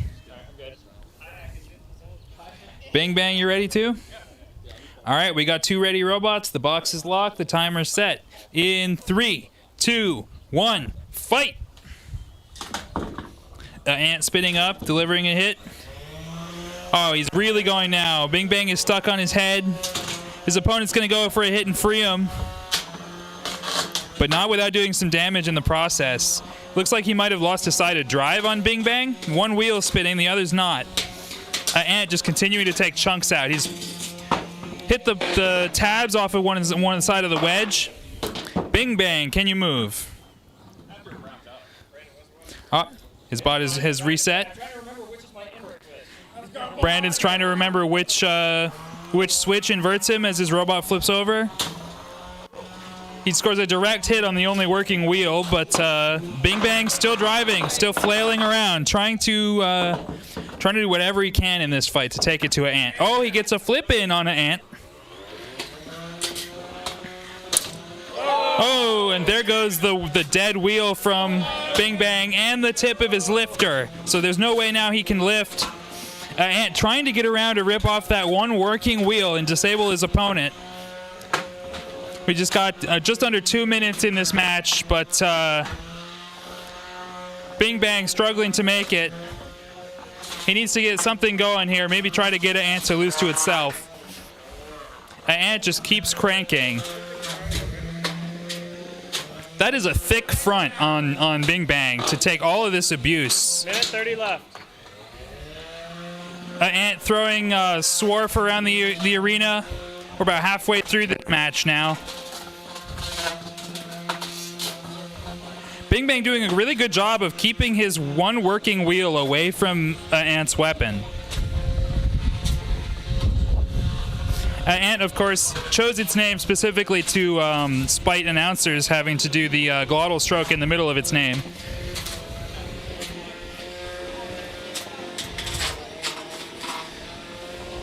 Ant chipping away at that one remaining wheel, but Bing Bang just will not die. And is this Ant's weapon has spun down? 45 seconds to go. 45 seconds to go in this match. Ant hits the wall. His weapon seems a little shaky now, but he's spinning it up again. Can he deliver more good hits into his opponent? 30 seconds. Bing Bang just crabbing for dear life. 20 seconds remaining. Ant's weapon comes back, and he's just spraying blue PLA all over this arena. 15 seconds now. 10, 9, 8, 7. Ant just going at it, trying to do as much damage as he can. 3, He splayed the 1. That's the match. chassis apart, and that is the match. I still move. All right, poolside judges, cheer if you thought Bing Bang won. Cheer if you thought Ant won. Your winner by unanimous judges' decision is Ant.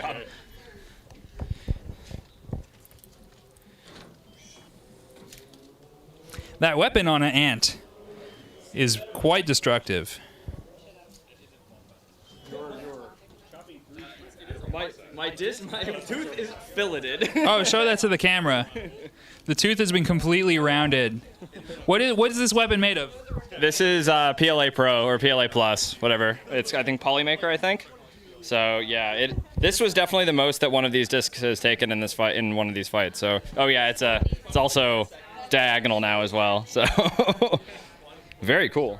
Beveled tooth. So he might be in contention for most destructive robot. We'll see what happens then against Krabby Patty next round. Are you in the running for most destructive robot if you only do damage to yourself? Can you get most destructive by destroying yourself?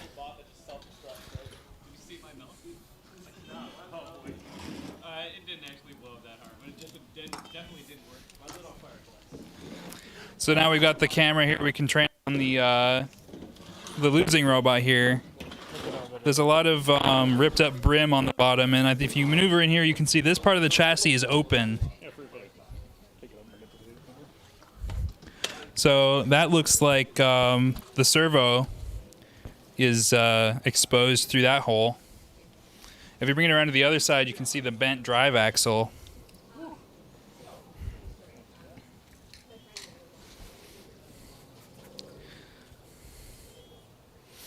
So Ant does quite a bit of damage. Looks like it split some of the layers on that front wedge, but that thing took a lot of abuse before it got punched through. So that's a very durable machine. Shout out to Starchild. So the winner of that match you just saw was Brandon Zielinski, captain of Starchild on Battlebots, for those who are joining us.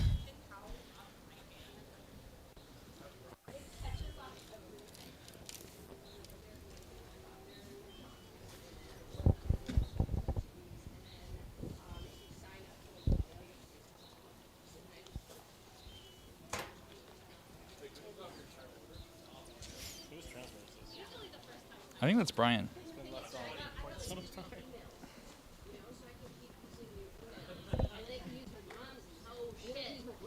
And then you can make new emails. Actually, you could probably do the trick where you put like a period at random places in your email. I was going to say, if you switch it because one side was damaged, that's no.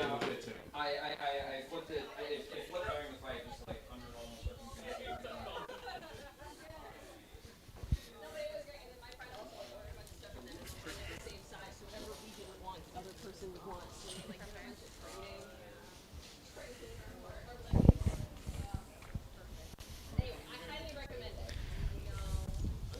How's your kayak straddling experience going?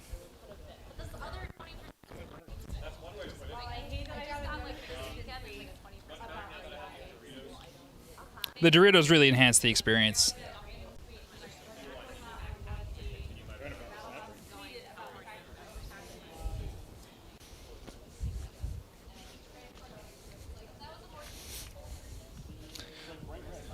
I have snap rings if you need them. Just remember, I've got lead. Just remember it's a lead.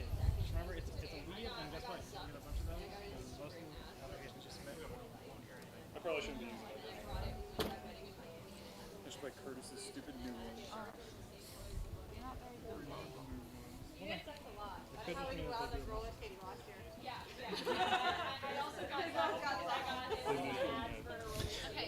The audience has requested a camera just for the kayak. I think we've been fairly clever with our angles here. When the camera, it shows the arena, the kayak is in the background. They want a camera on the kayak.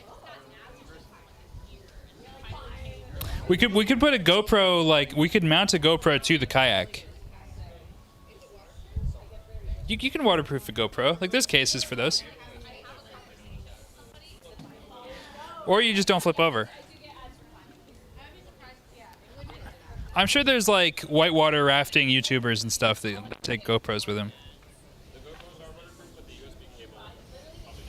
Yep, the USB cable might not want to get wet.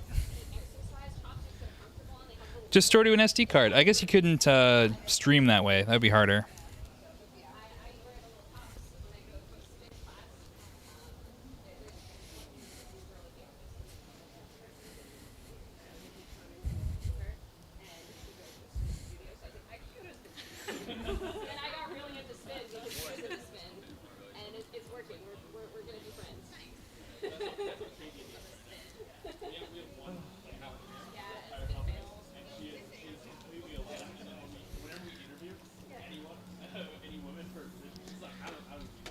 Beth says we've been doing fine with the camera. Thank you, Beth. I'm glad you are satisfied with the kayak to robot ratio of the stream.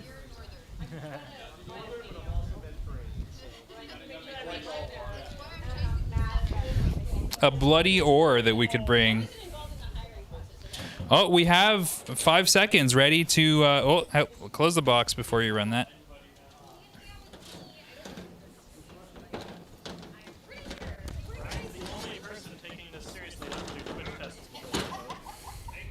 Brian testing his robot before a fight because he's a tryhard. Okay. That meets his standards for match play. So here now, ladies and gentlemen, we have the winners bracket finals. No, it's the winner bracket finals. Tournament semifinals. Oh.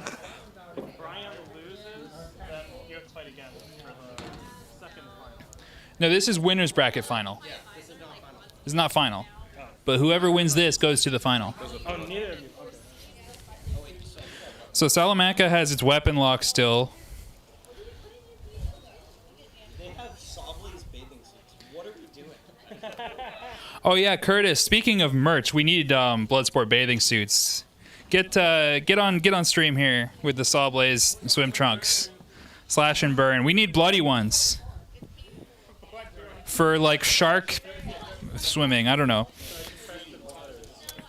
All right, ladies and gentlemen, we have our winners bracket finals between I Just Need 5 Seconds and Salamanca. This is Justin Marple with Salamanca versus Brian Boxall with I Just Need 5 Seconds. Oh, I don't need 5 seconds. Well, he clearly needed 5 seconds. All right. We got 3 minutes on the clock. Audience judges, are you ready? Yeah. Competitors, are you ready? All right, we got 3 minutes on the clock. In 3, 2, 1, fight!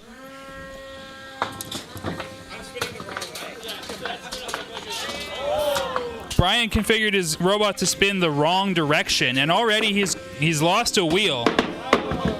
So he needs to get his robot upside down so he can hit his opponent.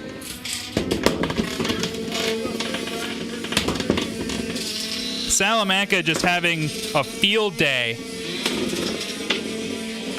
We'll see if he was able to reverse his weapon or not. I Don't Need 5 Seconds has his weapon spinning at full speed, but the wrong direction, so he's pulling every piece of debris that he finds into his robot. Salamanca's weapon has come off of its motor. It's a bit unbalanced now, but still able to spin. So Salamanca now just trying to get some control points. Push his opponent around. Oh, Salamanca's a bit stuck. Salamanca, can you get off? Brian's going to come up for a hit, but gets stuck on his own dead wheel, and Salamanca frees itself. Salamanca, you're still able to drive, right? Now Brian is stuck. I forgot about the melting weapon thing. I turned it off. Oh, Brian's weapon has melted.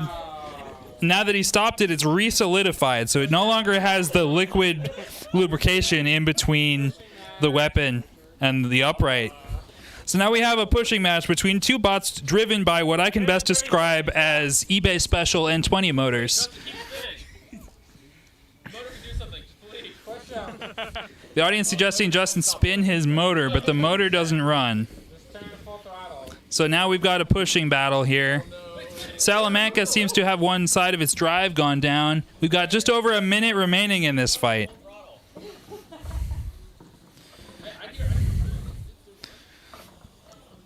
What spinning do you hear?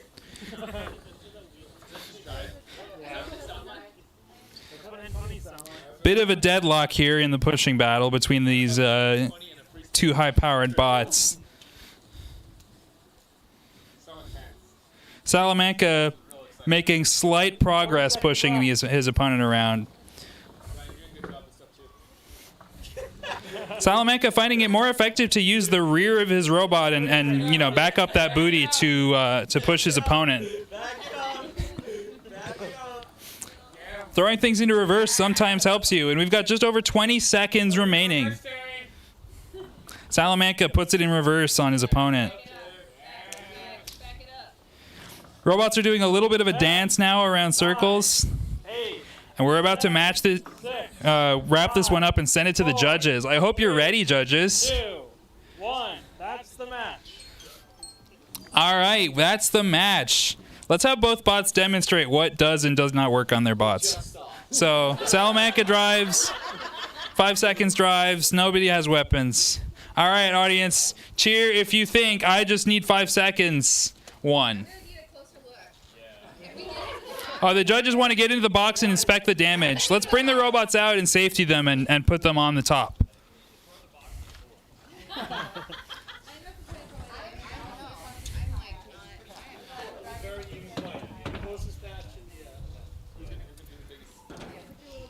So Salamanca's weapon broke and came detached from its motor. I don't need 5 seconds weapon melted onto its upright. That's a design feature. Design feature, Brian says. Thermal coupling of the weapon. Filament that has glitter in it. I have accidentally bought this also. So that was free with the Mark IV. I don't need 5 seconds. I was already missing the wheel guard on that corner when it started, but that wheel was taken off by his opponent. Whereas the damage on Salamanca's weapon is also substantial from Brian spinning downward into it and recoiling the damage. I'm going to turn them on their underbellies so you can see.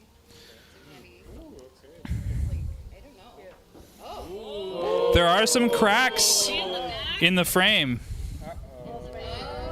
Oh boy. His weapon's in half, just saying. All right, let's split into the category. Who do you think is more damaged? Cheer if you think that Salamanca is more damaged. Cheer if you think 5 seconds is more damaged. So Salamanca wins the damage category. Now, cheer if you think Salamanca had control. Cheer if you think 5 seconds had control. Cheer if you think the Salamanca had aggression. Cheer if you think 5 seconds had aggression. All right, by split audience decision, we award the winner Salamanca.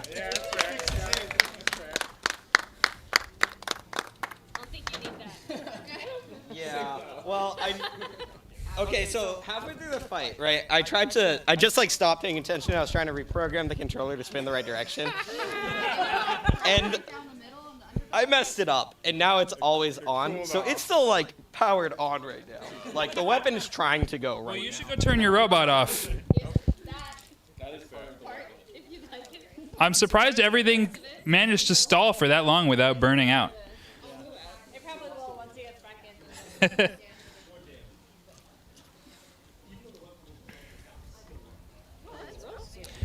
All right, so Salamanca moves on to the grand final.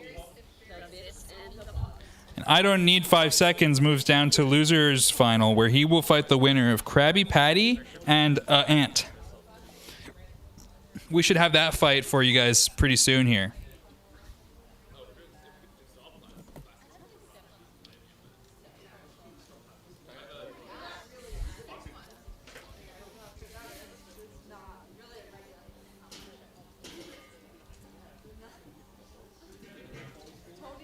Chat wants to know, will Brian appeal the decision? Brian did not voice intent to appeal the decision.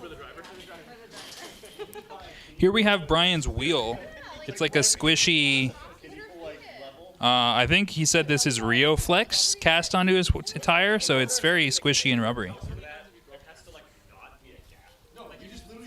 How many fights are left? So that was the winner's bracket final. So Salamanca now moves on to the grand final. And then there's 2 more rounds left in the losers fight. So there's 1, 2, 3, maybe 4 fights, depending on how the results of the final goes.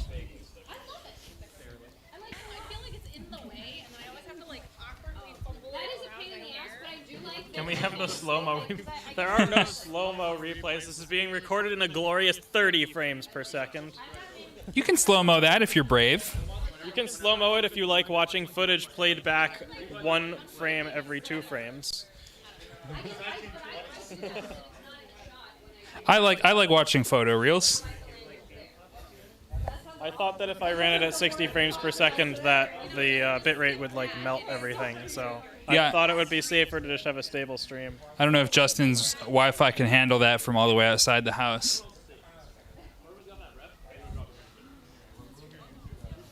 Can you use rubber in a plastic competition? So plastic ants, you can use, different materials. Obviously, your motors aren't made of plastic. Your wheels can also be made of different things. So lots of people use foam or rubber because a lot of plastics are not very grippy. So the general idea is that you can use a limited number of 3D printed materials and then like a larger number of found materials. Like you can use water bottles as armor or whatever. Like hypothetically, I think you're allowed to use like a milk jug as armor, even though that's like HDP or UHMW. But you can't just like mill your bot out of billet UHMW. yeah, so the idea is to 3D print from plastics that fail spectacularly, like PLA, ABS, PETG, things that are brittle enough that when they get hit, they explode nicely. So the spirit of the class is robots that can blow each other to pieces rather easily. That are very cheap. That are cheap to manufacture. Low barrier to entry for a plastic ant competition, although high burn rate on parts. Or just a whole robot burns. The whole robot could also burn or melt or weld itself to itself.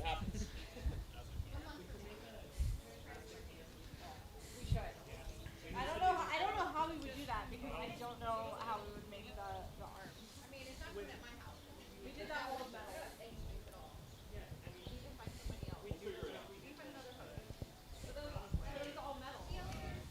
See ya, thanks for coming. Bye.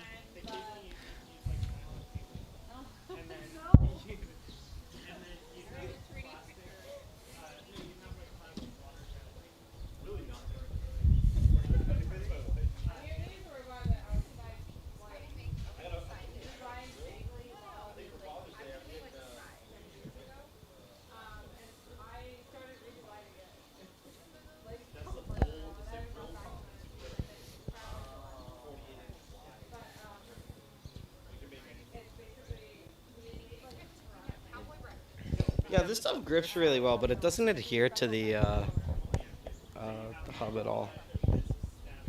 So, failed experiment. I ran it in New Jersey and I didn't like it either. It works really well for the first 30 seconds. Am I really speaking into the mic? Can they can hear me right now? Cool. What's up, world? So Brian, let's go to the camera here. Yeah. Tell us about that fight. Ooh. It was a brutal fight between 2 4-wheel drive verts, right? And my 4-wheel drive vert was spinning the wrong direction to start the fight.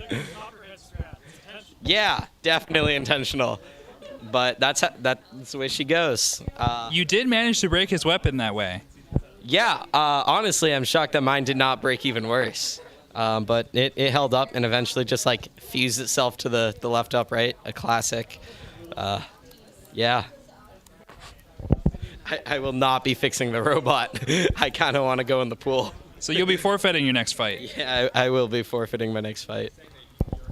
All right, so winner of Krabby Patty versus Ant will go straight through to the grand final to fight Salamanca. So I just need 5 seconds. Decided he needs a bit more than 5 seconds this time. A bit too much more than 5 seconds. Too many 5-second intervals. So he's decided he's done, and he wants to spend 5 seconds in the pool instead.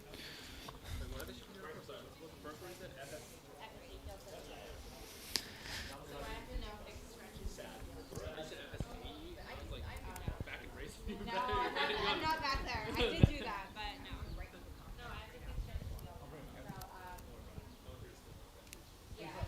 Are you cold?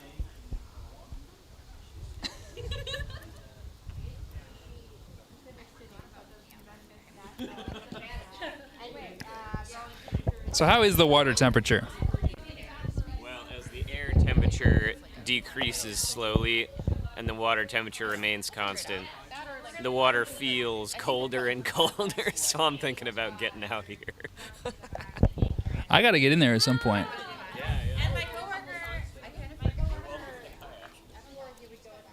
I don't have the balance required to keep that kayak stable.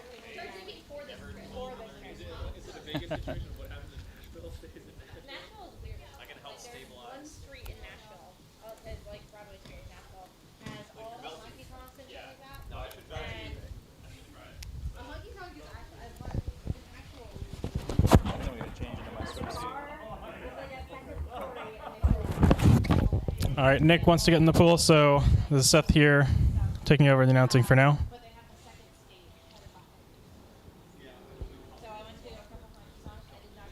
Yeah, it's pretty common for foam wheels to be coated with rubber cement and then layers of latex. That does help a lot with adding grip to foam. Though, depending on what the condition of the arena is, may or may not help. As soon as that latex rubber gets coated in dust, it tends to stop gripping very well pretty fast.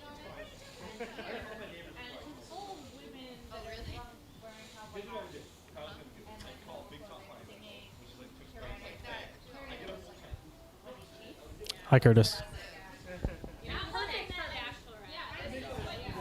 Aw, thanks, Elizabeth. Any other questions for the builders here?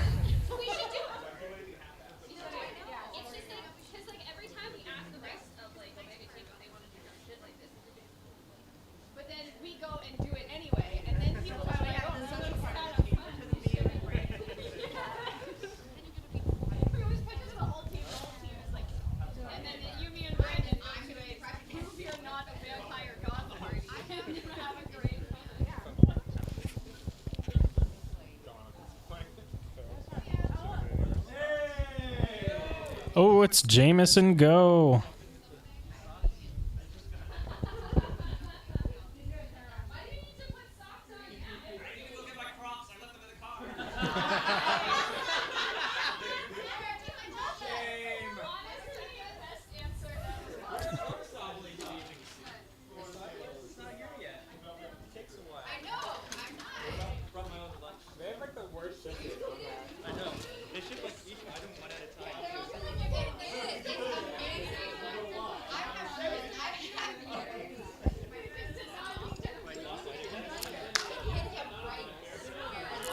If you have just joined the chat, we've got Sawblade's captain, Giant Nut winner, Jameson Go joining us now to check out this little competition we're having here. Alex, you want to talk about your experience with combat robotics on stream? No? All right. It's worth a shot.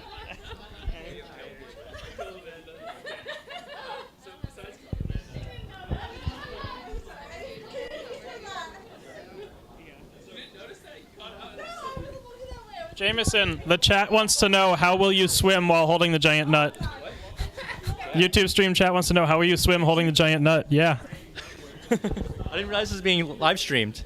It is. Okay, so what do we got here? 19 viewers. 19 viewers. Hello, 19 viewers. You are the 19 best viewers in the entire world. Wait, what was the question? Swimming with the giant nut? Oh. How is JMO supposed to swim holding the giant nut? I mean, that's just every day for me.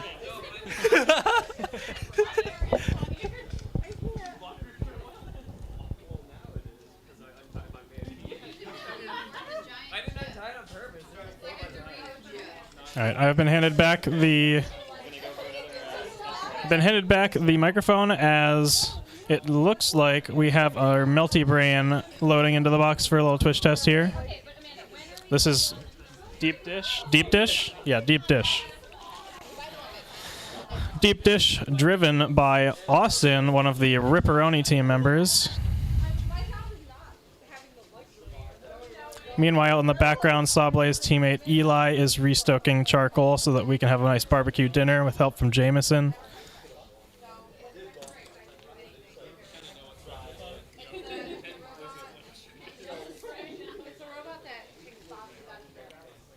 Can you explain to me how this LED on deep dish is supposed to help you with driving?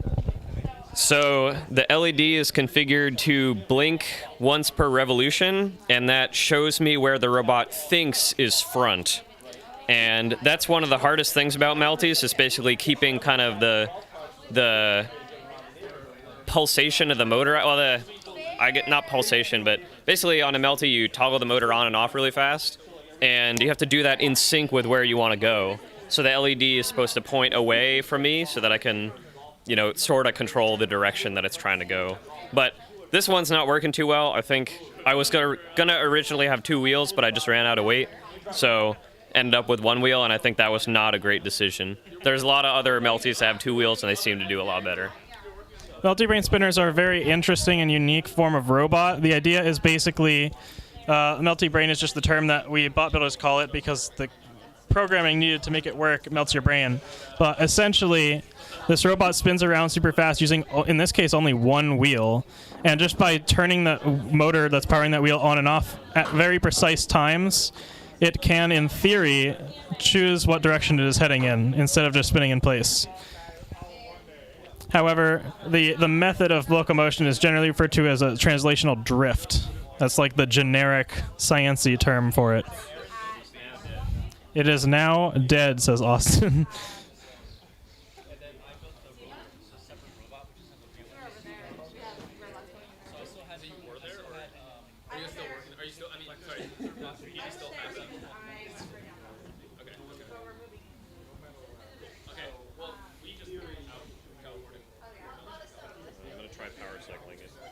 Turning it off and on again, always the best troubleshooting step when you are working on a robot and it doesn't do the thing you wanted it to do. The goal of building any kind of robot is always to make the robot do the thing that you designed it to do. Oh, Austin has found the problem.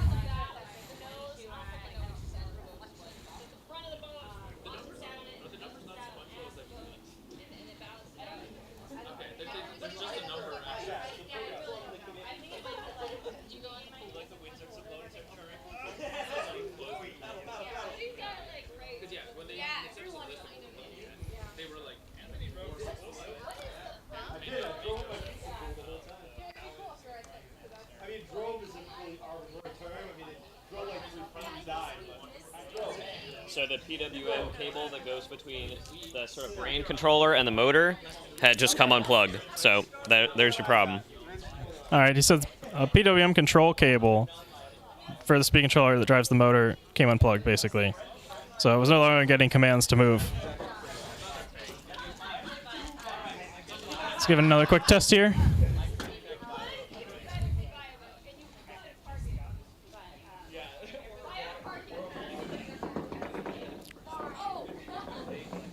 Looks to be spinning now.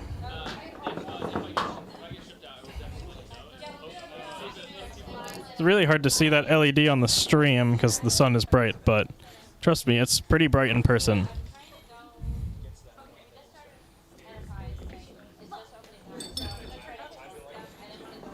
It does have the ability to reverse the direction that the wheel is spinning.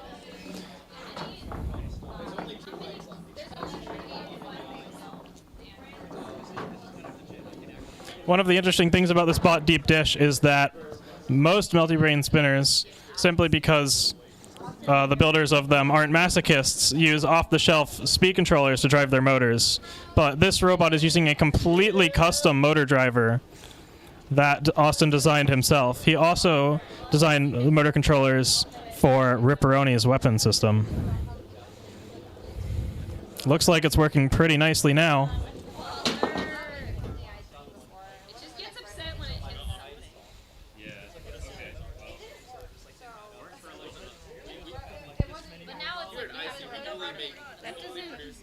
Does it smell bad from previously?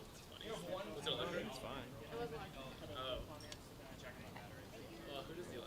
That's some nice smells. I know. I was like, whose smell is this? Stop.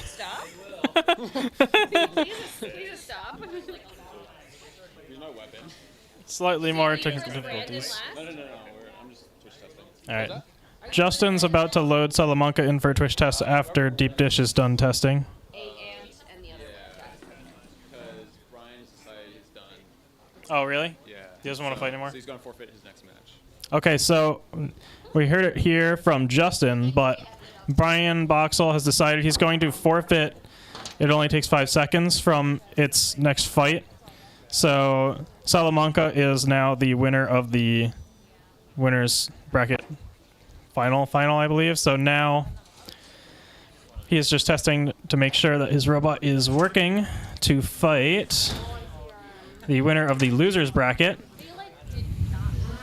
So basically what's going to happen is there will be a loser's round 4 between Ant and Krabby Patty.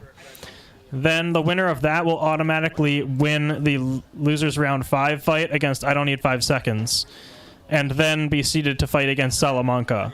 So basically the winner of Krabby Patty and Ant will fight Salamanca next.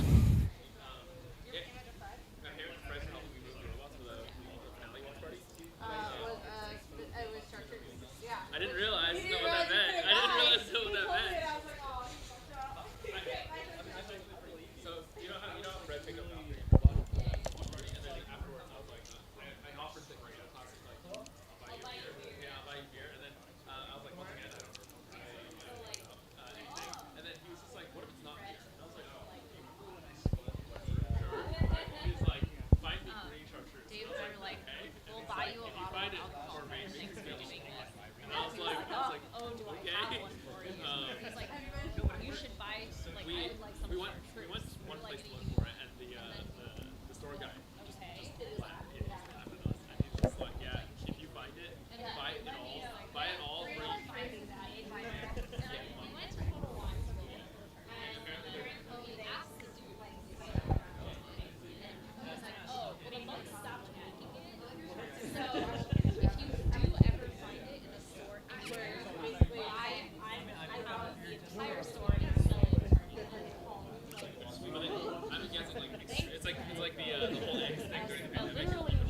Alrighty, let's see. Got some time to kill here while we are waiting for the next 2 bots to get ready. So we are waiting on Krabby Patty and Ant.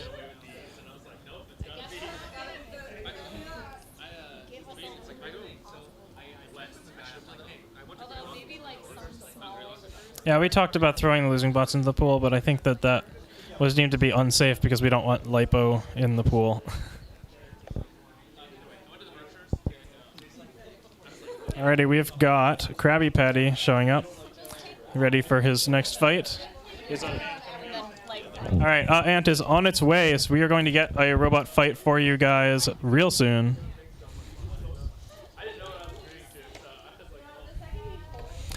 Ant, of course, is driven by Omega Team Captain Brandon Zielinski of Ripperoni and Starchild.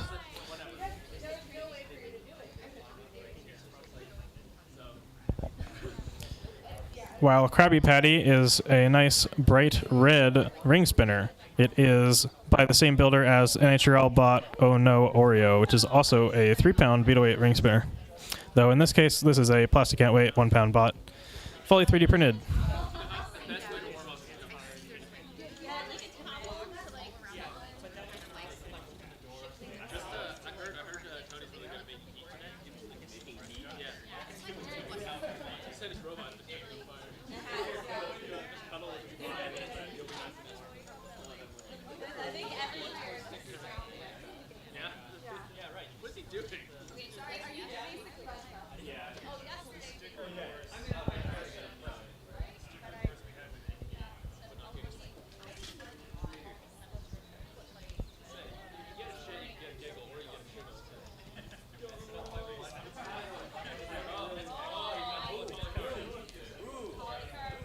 Already, Brandon Zielinski has showed up to the box with Ant. He has a laser cut polycarbonate weapon this time instead of the PLA one he was using before. So if his weapon looks to be transparent, that's because it is. Invisible weapon.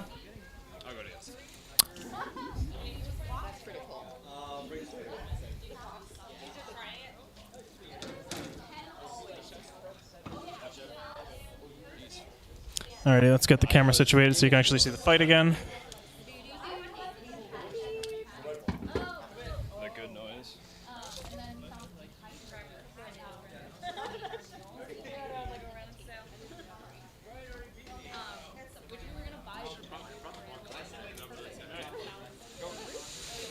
Omega Ant. Alrighty, box is locked. We have in blue in the near corner, Ant.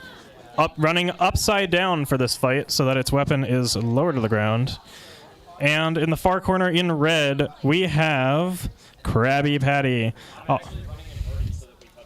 Okay, actually, Brandon said he's running inverted because he wants to choose violence and have both spinners hit each other tooth to tooth. Oh, sorry, wait. Say what he said. Okay. They're gonna touch tips. All right. Let me get the clock started here. You've been demonetized. All right, 3 minutes on the clock. Are both drivers ready? Is the audience ready? All right. 3, 2, 1. Fight, robots, fight. Both bots spinning up. Ant going in for a nice big hit on the start of this fight. Ant getting back up to speed while Krabby Patty just absolutely goes for another shot as fast as he can.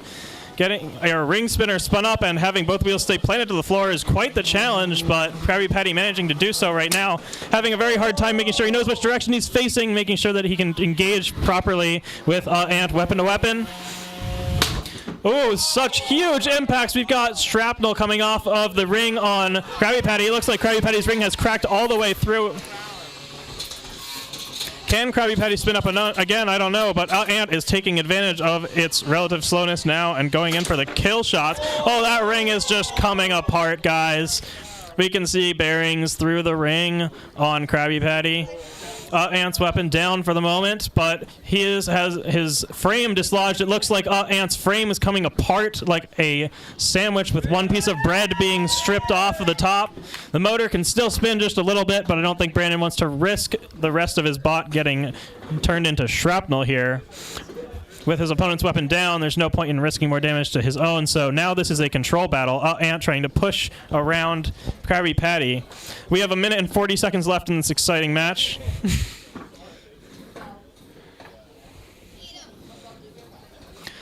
Both of these bots so fast, so controllable, but it's obviously quite difficult to tell which direction Krabby Patty is facing at a glance, so he's got a bit more of a challenge here.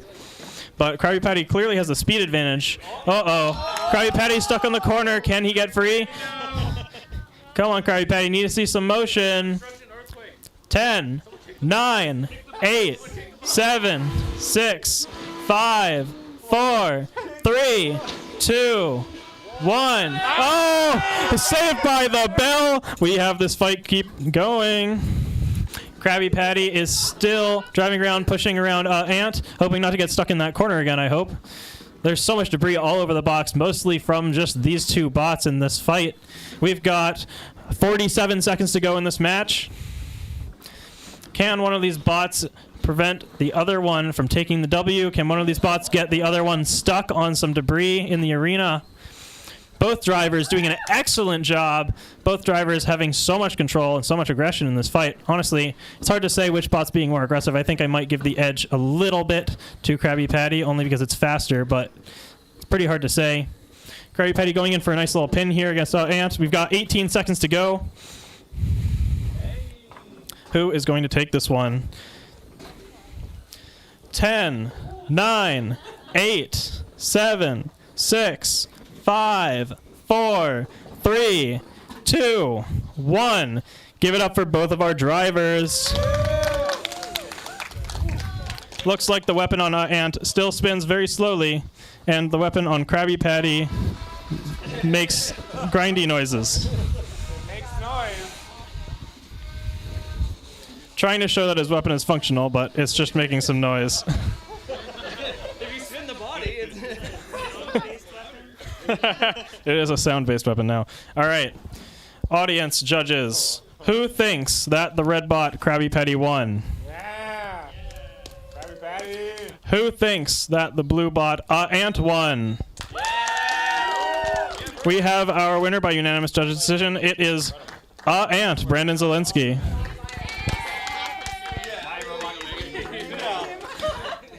Ant looks very mangled, and yet it comes out of the arena as the victor. You can see just how dead that weapon assembly looks right now. No, well, it's just held in by press. Oh, the bearing broke. Yeah, well, so the big thing here was that early on the whole chassis split up here, but this is not like the only structural motor mount is down here, so it can keep spinning without having this side of the robot attached. So it was over here at one point. We have part of that's the rest of the bearing. parts of the bearing are all over this arena. It looks like.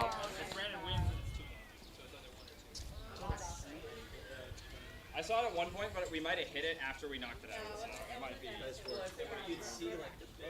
Yeah, the bearings are just everywhere. Alrighty, we're gonna need to give these builders some undefined amount of time to get their bots ready for the next fight.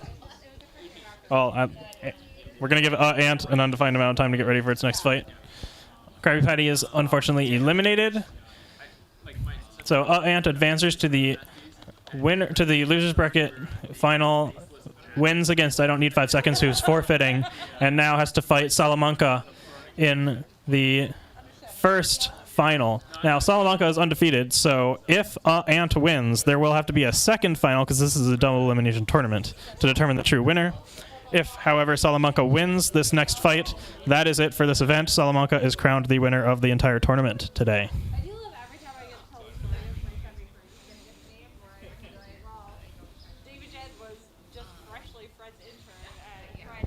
Yeah, these mini robots are really cool. If you're interested in getting into small combat robotics, you should definitely check out Fingertech's website. The Fingertech Viper Kit is a great way to get started with 1 pound full combat robots. These are 1 pound plastic Antweight robots. If you're interested in getting into the 3 pound class, which is a bit more popular now in the States, check out NHRL, or the National Havoc Robot League. And you can actually buy robot kits for that as well. I personally make and sell one called the SSP Combat Robot Kit, which you can find at justcuzrobotics.com, JUSTCUZ robotics.com. Got a lot of Battlebots builders here with us today. Builders from Ripperoni, Sawblaze, Bloodsport. There's Nick in the pool giving his classic double thumbs up to the camera. We've got Anna Zolnikov from Ripperoni. We've got the driver of Valkyrie, Lucy Dew. We've got Sawblaze driver and Captain Jameson Go. We've got Tony Ambrosio, who runs the website Robots Ruined My Life, where you can get awesome merch for both Ripperoni and Starchild on Omega Team. We've got David Jin, captain driver of Ribot as well. So many awesome folks came out today to enjoy robots.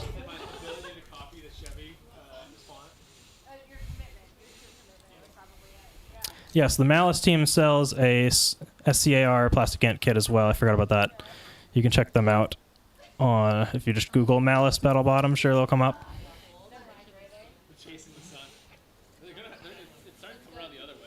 Does the winner get a mini nut? I actually have no idea what the trophy for this event is, if there is one. I think it might just be bragging rights for this one. We'll have to ask Justin. He's hosting this event. Justin Marple from Bloodsport. Hey, Anna, the chat wants to know, who would win in a fight, P1 or Ripperoni? P1 or Ripperoni? P1. Because they're super durable, and if they flip us over, then we might self-destruct. All right. They're might be a little too low. We wouldn't get that good of a bite because P1 is super, super flush.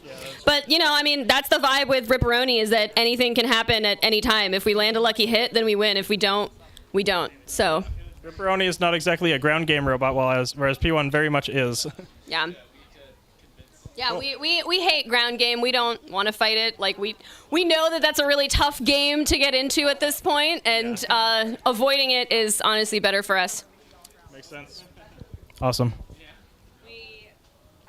What's up, Brian? What's up? Yeah, so Fred was there, I was there. Ground game is stupid. Brian says ground game is stupid.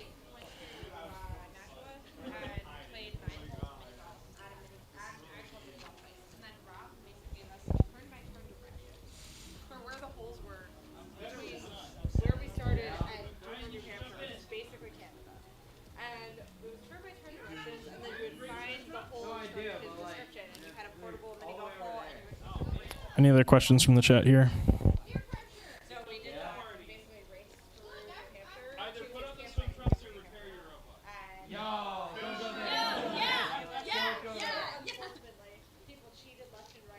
already marked down that I Get there forfeited. We're however done. you can, be the first there to finish it. I parked somebody in like a location. We like saw that in a truck, and I was like, fuck it, we're doing it. And I didn't have my truck this Yes. time. I had the Chevy Cruze, so we were all running in the Chevy Cruze. And which is not great. I lost the body cap as a bottom panel on my Anything to add? We should take the pool out of the live stream. People are gonna come in. We've already had them on the stream the whole time. Nobody seemed to care. Yeah. Well.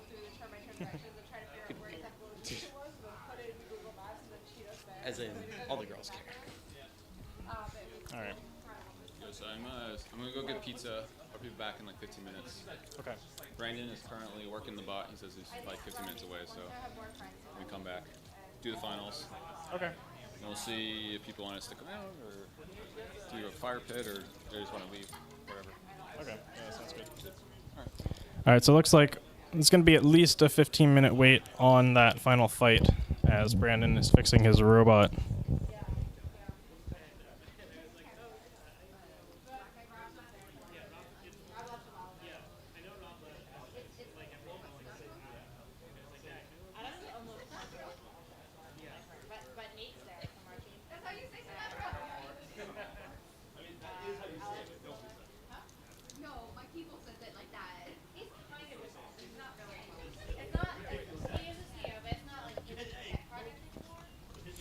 Builders are not allowed to use TPU at this event, no. Plastic Ant rules basically disallow using any like high cost or particularly great materials for 3D printing. TPU is a thermoplastic polyurethane. It's basically like a rubbery, flexible material.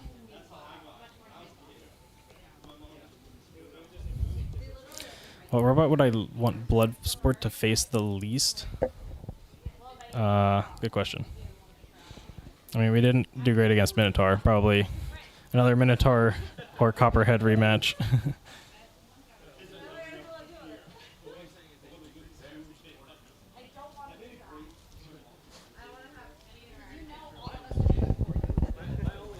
was doing that. They were tracking down my friend Kay so hard. They're like, oh, you live in Woburn, you love dogs, you're a electrical technician, you're hard to find. So they kept like sending her directed like emails and messaging her about like, oh, we have dogs in the office all the time. Like photos of dogs with their names and shit like that. I was like, my mom would fall for it. Yeah, the main thing with TPU and plastic ants is just that because the weapons are plastic, like a rubbery material like that would make your robot basically indestructible. So it's kind of just like cheating to use it. It basically means that every robot is just TPU and then nobody can actually damage the other robots. The fun part about plastic ants is that they kind of just explode because they're made out of all these brittle, cheap plastics. So it's kind of against the spirit of this particular rule set to use TPU.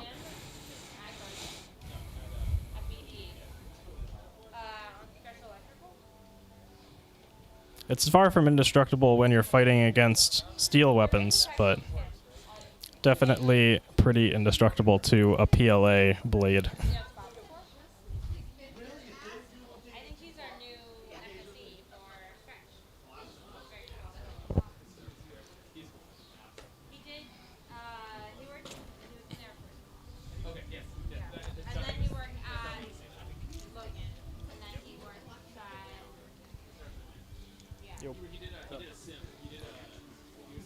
Good. Dude, congrats on the success of your business. Thank you. I think that's like, I mean, you got to do quite a lot of work. You've obviously done quite a lot of work. That is a huge.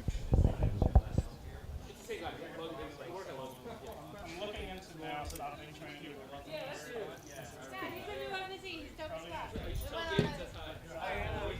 run. Oh wait, when did you offer Coco?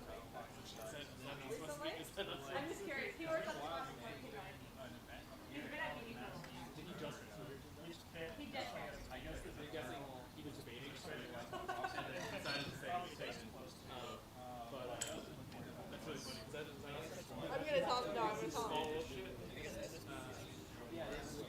I know like this role.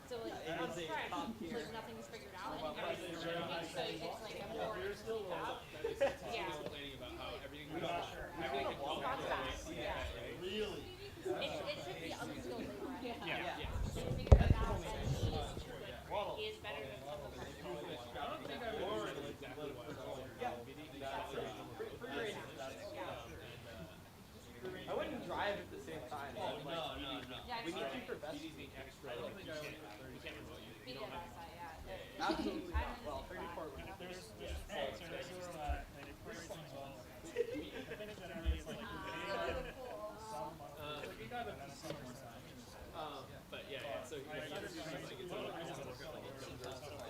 guess it's more moist. Well, he has come to our team in the perfect time. Well, his mom's figured out strength is like, we should stop lifting the 600-pound arm by hand. I decided that on Thursday, and we went and took me, Tim, and one of our coworkers just took one of the company trucks and just went down and ran it there. That had engine hoist, yeah.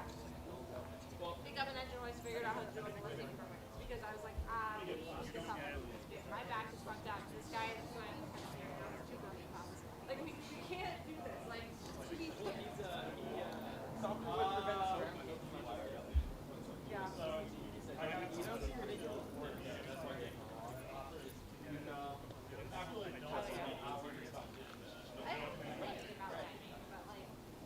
Like at this point, I think it would be hard for companies to.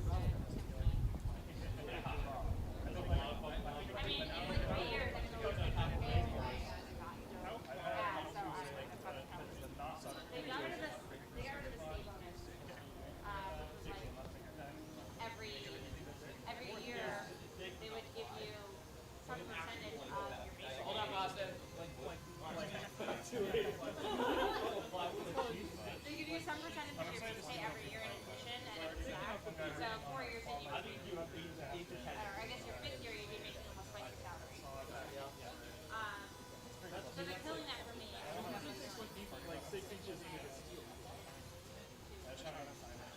I'll figure out that. That's kind of what I was thinking. I'm like, I'm gonna start with that stuff. But I don't have a college degree. So I started a lot of college degrees because I'm like, maybe like 120K.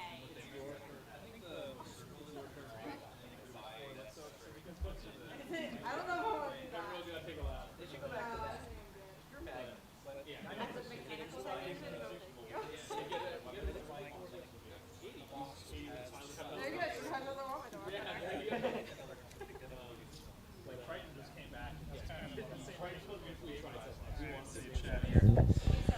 Chad's asking, which of my bots am I working on the most now? I've kind of been working on a lot of stuff in the background. I was trying to make a brand new bot for this event, but I bought a Malenki HV. I only bought one of them, and it caught fire while I was trying to build it. So instead, I just reprinted everything in Mini Mulcher to be PLA. And, Jamo's helping me out with the camera here. Hi. So right now, I'm working on getting Division's drive to not suck. And to do that, I am ditching the brushless drive that I had before, and I'm just throwing dart boxes on it.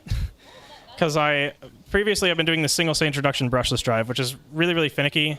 The main downside to it is just that there isn't a 3D printable material strong enough to support the shafts to make them survive like a solid hit from a beetle. So I've been slowly carving more and more weight away from the rest of the bot until I got to the point that I'm at now where I can basically just slap a dart box with a 6mm shaft into it and it'll actually work. Take out the weapon. Take out the weapon, yeah. That's Division's whole thing though. Division's not meant to be competitive, it's just meant to like be chaos. But I want the drive to just like work, and right now it does not just work. So I'm thinking if I just encase dart boxes in a TPU, it'll be pretty similar to how it is in SSP, where it's encased in UH&W, and they just never die. As long as it's shock mounted properly enough, and I don't let the shafts get hit too often, I'm hoping it is more durable than the current setup, where it's like a nylon 3D print and then a cantilevered shaft that sticks out like 1.5 inches, and then somebody can just hit it and just shear the nylon in half. Well, your team is called Just Cuz Robotics, not Just Works Robotics. Exactly, it is Just Cuz Robotics, not Just Works Robotics. There's some effort implied.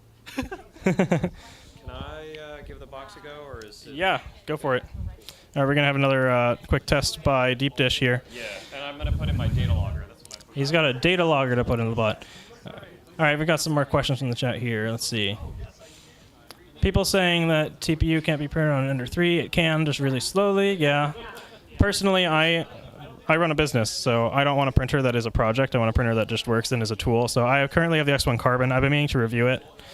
The Bamboo Lab X1 Carbon is a phenomenal printer. It basically would, if you are asking me what 3D printer should I get, the answer is an X1 Carbon if you can afford it, a P1P if you can't afford that, and then maybe like a Sovol SV07 if you can't afford that.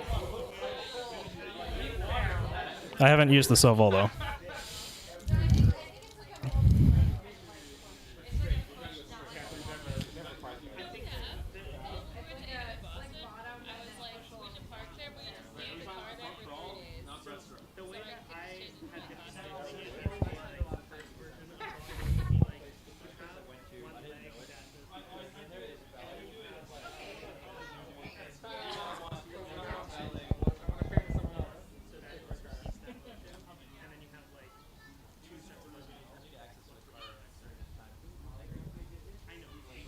Anyone wants to donate an next month? Yeah, good luck.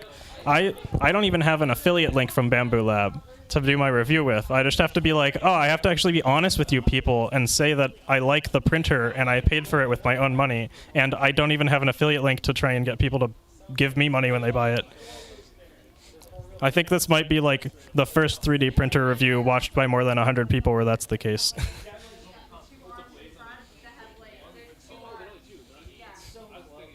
Why would I make Division a control bot? I already have SSP, which is a control bot.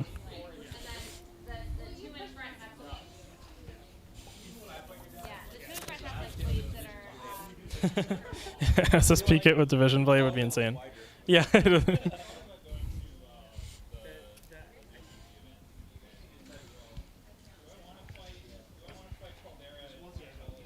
I originally designed SSP basically to be like the control bot that I would want.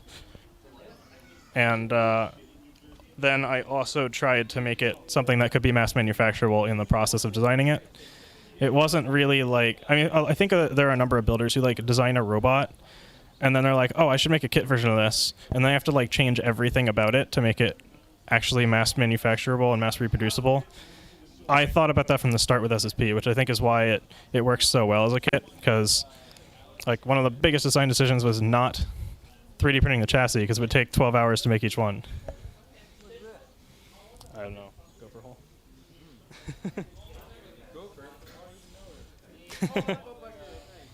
Yeah, there is a lipo bucket. We have a lipo bucket and a fire extinguisher right by the arena if anyone's worried about safety. Not the pool. The pool is not our lipo safety.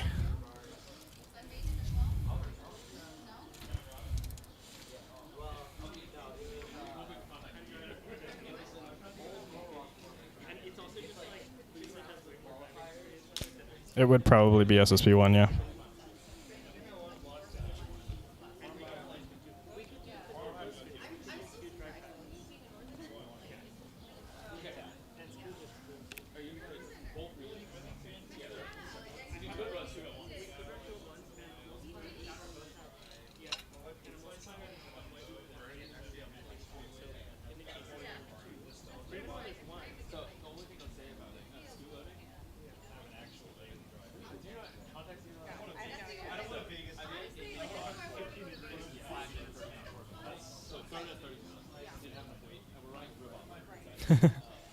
Yeah, we're not going to push the entire arena into the pool.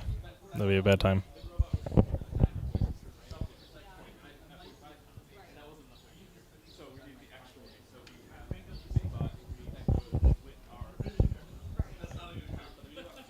Water is actually... People think that if you dunk a robot in water, it's just like instantly Fs up everything. It's honestly not that bad if the water's clean. Like, deionized water isn't conductive at all. It's only the, like, crap that you add to water that creates ions that makes it actually conductive. So if you add table salt to your water, then you have a problem. But just, like, actually pure water isn't conductive and it won't damage anything. If you want to clean off your robot parts, though, I would strongly recommend using, like, isopropyl alcohol instead of water. Yeah, Battlebots has been brought up a few times. There's a slight possibility of battle boats happening in this pool.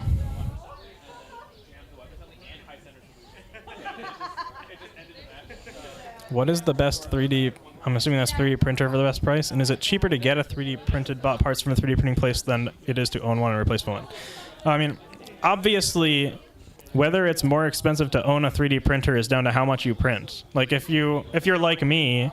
and you print like 8 kilograms of carbon fiber nylon in a month, in like 2 months, then you're spending $800 potentially on filament alone, and the cost of the printer becomes relatively insignificant compared to that. And the cost of farming those parts out to another company is extremely high. If you are only going to print like 1 PLA robot's worth of parts every 6 months, then it's probably a lot cheaper for you to pay like, $5 or $10 a part instead of the 50 cents per part or $2 per part that it costs to print it if you own the printer to another company like the 3D printing service that Just Goes Robotics offers, or that Malice offers, or any of the other like not huge name companies.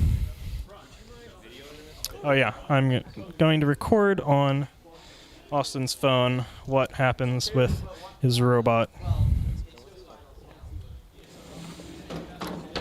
All right, we got Deep Dish loaded in. Deep Dish is a single wheel multi-brain. Austin from the Ripperoni team designed custom motor controllers for this bot to try and make it work as a translational drift multi-brain robot. He's trying to see if it works with data logging now.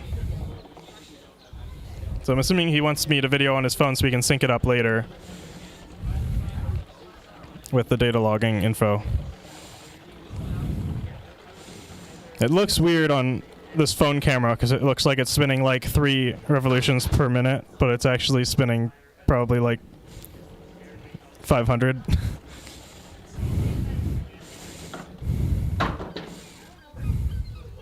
Oh, it flipped over. Uh-oh, flipped over.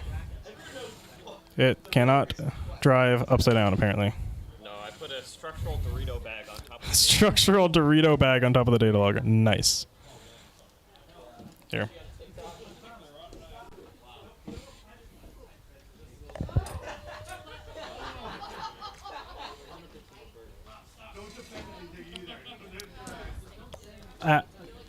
Yeah, my perspective on owning a 3D printer is very different from most people because I find that there is no value in owning a printer that's so cheap to buy and yet costs a ton of time and money to maintain. That's why I wanted a machine that's a tool and not a machine that's its own hobby, which is the case with a lot of the cheaper 3D printers. I think probably like the cheapest 3D printer that's worth buying is probably in the $300 range, not the $100 range. That's just my opinion.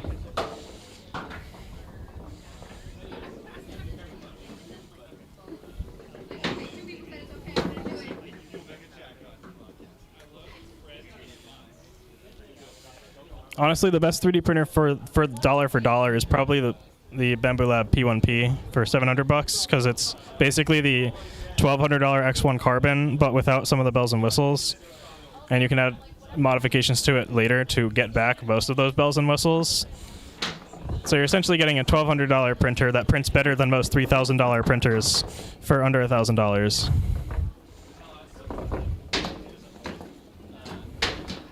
Are 3D printers at a point where it's useful for not just building robots? Absolutely. Like, I think like almost every single maker who does anything seriously at all probably owns one at this point. I did a survey of bot builders, and more than 90% of people who've been competing in the sport for a while own them.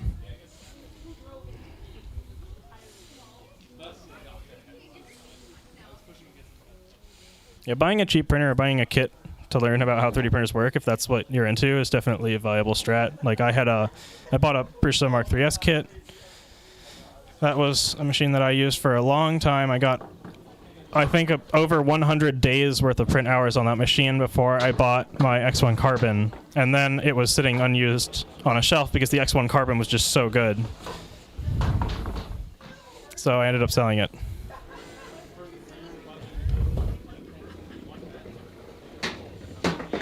Can the P1P print large CPU parts fast? Yes. I did flow rate tests on my X1 Carbon, which is the same exact extrusion as the P1P, extrusion system as the P1P. With a 0.6 millimeter nozzle, I could print about 14 cubic millimeters a second with like a 95A soft TPU. And that is pretty damn fast. That's basically like what a normal i3 might be printing with a 0.4 millimeter nozzle at like 150 millimeters a second. Which is faster by far than most printers would print PLA, let alone TPU. Yeah, 3D printers are great for like wall mounts, desk mods, tool organization, so many useful things. I have like the lights over my workbench I mounted with a 3D printed PS Plus TPU. I printed a battery organizer for like AA's, AAA's, C batteries, D batteries, etc. with it. I print tons of useful stuff with mine. Tons of shelf brackets and like little hooks that hang off stuff, or like headphone hanger or whatever. Basically anything that's plastic that fits within the print volume of the printer.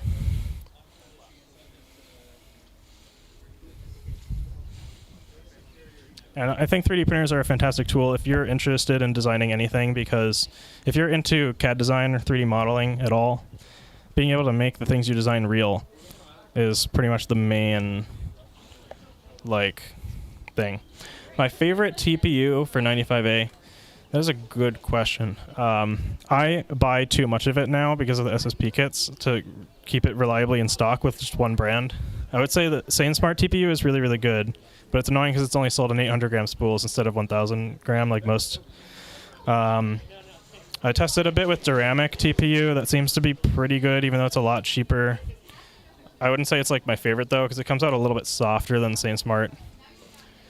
And I tested with Pryline TPU, which is, it says it's 98A, but it's like substantially harder than 95A stuff. I don't know what the actual hardness is, but it's got to be at least like 105 short A or something. And that is probably not the best combat armor material. A lot of people say it like cracks more than it swishes like a lot of other stuff. But yeah, SaneSmart also has fantastic colors, which is nice. I used SaneSmart's Scarlet Red Neon TPU for SSP parts for a while until they were out of stock. Also, for high-speed TPUs, Overture's high-speed TPU is nice, but it's only available in white, black, and this weird greenish-yellow color.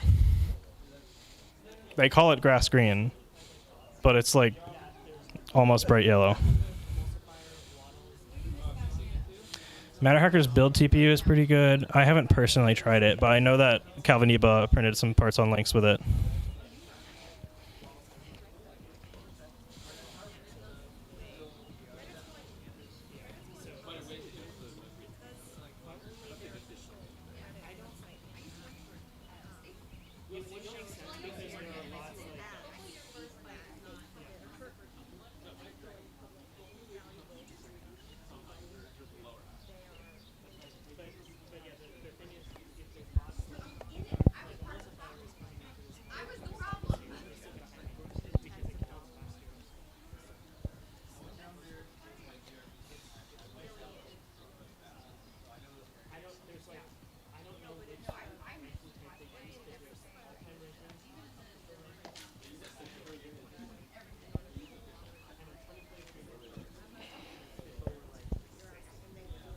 Let's see here.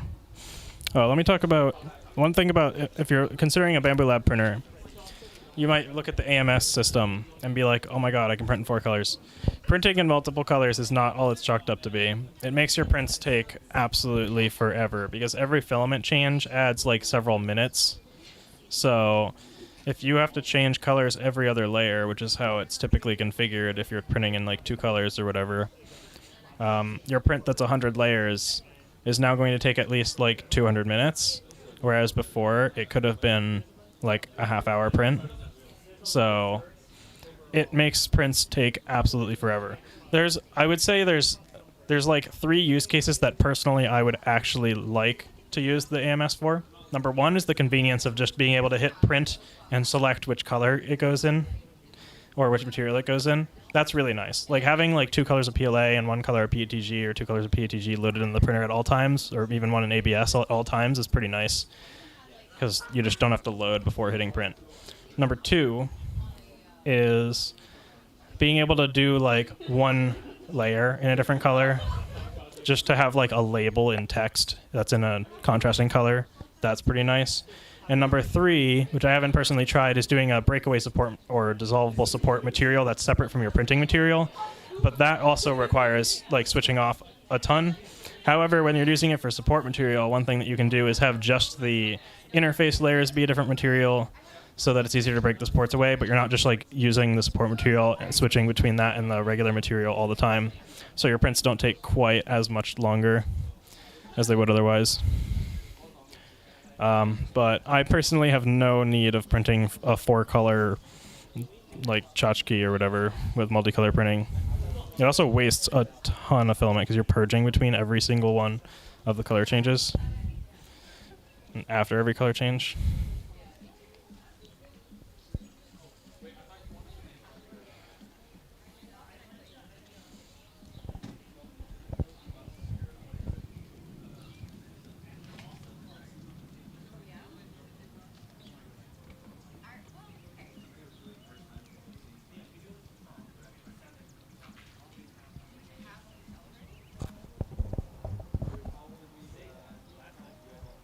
I'm going to put the mic down for a bit.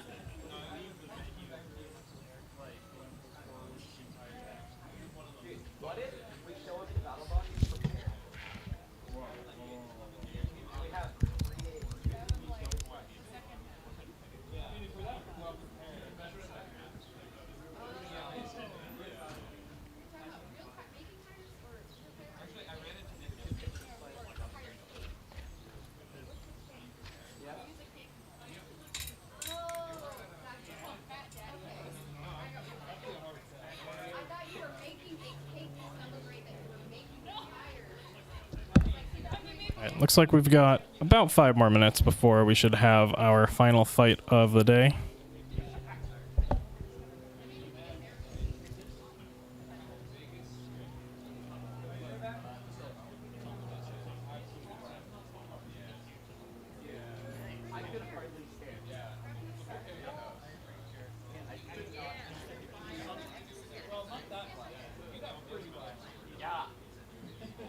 Is the stream still running? Yeah, like almost done. If you want me to point the camera somewhere else, I can do that. I don't know. It was bad. I'm ready for for this part to be done and to have a party. That's fair. I mean, we've only got one more fight, right? Well, potentially one more fight.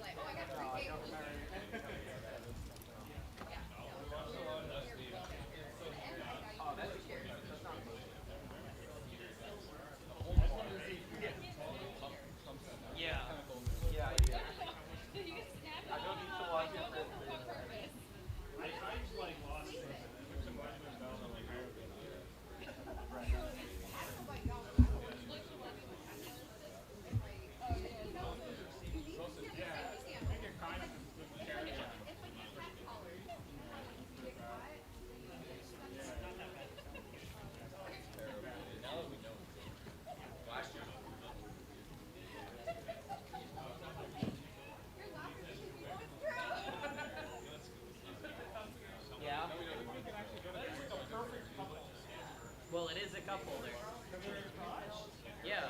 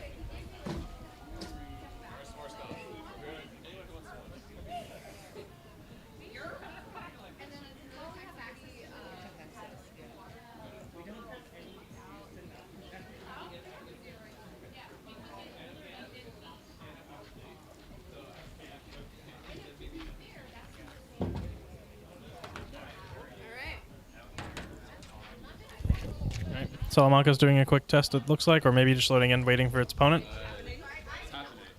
All right. Brand is on his way with Ant to fight Salamanca in our final of the Plastic Antweight division. In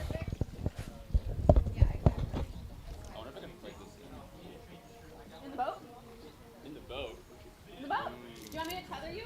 I can hold the boat. Do it. Okay. All right. Wait, I have to turn the rope on. To be fair, though, I can brace the boat so that you can stay inside.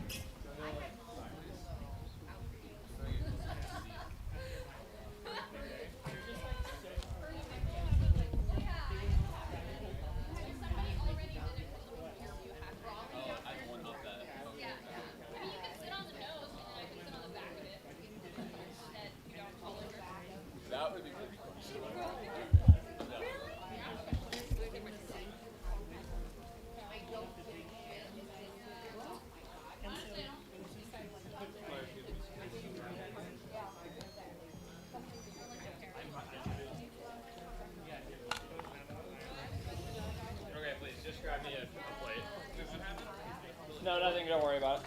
Is it working? Yes, the robot is good. Are you gonna drive from the kayak? I am. Outstanding. I support this. Way harder than I thought it was going to be. Do not drop your transmitter into the pool. Okay, does winner get thrown in? How do you feel about this? Does this work out for you? Do you feel a little closer? Jeez. Is your robot all set to go? All right. Salamanca is going to be driven from the kayak in the pool by Justin Marple, captain of Bloodsport, while Brandon Zielinski gets Ant loaded in. Brandon Zielinski, of course, from Omega Team, team behind Ripperoni and Starchild. This is our Plastic Antweight final. Winners final.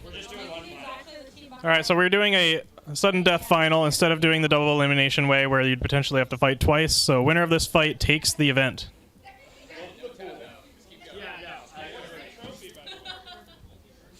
Alrighty.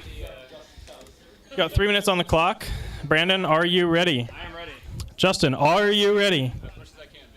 He is as ready as he can be. Audience, are you ready? Yeah. All right, here's our final starting in 3, 2, 1. Fight, robots, fight. 3 minutes on the clock. Salamanca going after Ant, trying to go with just weapon on weapon hits off the start. Looks like Salamanca's weapon might be down already with Ant's weapon still spicy. Ant is gyring all over the place. Oh my goodness! He took off the power link from Salamanca. That's going to be a knockout. He wants to keep going.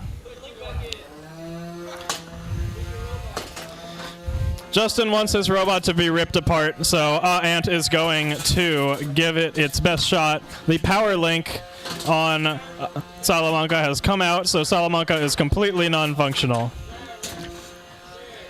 All right. Eli's counting 3, 2, 1, and that would be a knockout. Your winner, Ant!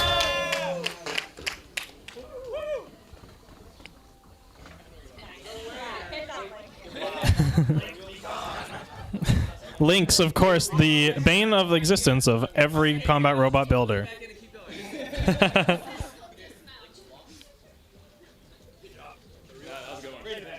Absolute blast. Thank you. All right, I think that's going to be it for our event, everybody. At least as far as the streamed portion is going. I'm down. My robot still works. Alrighty, there might be another spicy match for you. You've got a deep dish versus Ant rematch. Leave it in there. No recharging for Ant. He's just gonna leave it. Rumble? Yeah, we can do a rumble. I mean, Yeah, let's do a rumble. Rumble? I'll just leave it in there. I'll think about it. Yeah, sure. All right, it looks like actually we might do a rumble here. Rumble question mark? Nah, it's just you just got the rubber. Oh, Salamanca is going to get its link plugged back in so it is functioning again.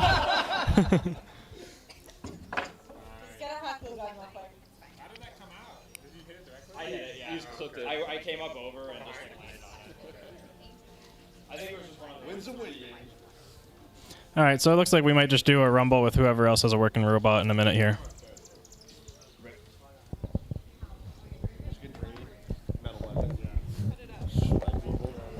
Waiting for people to retrieve their robots. Yeah, I'm not gonna put.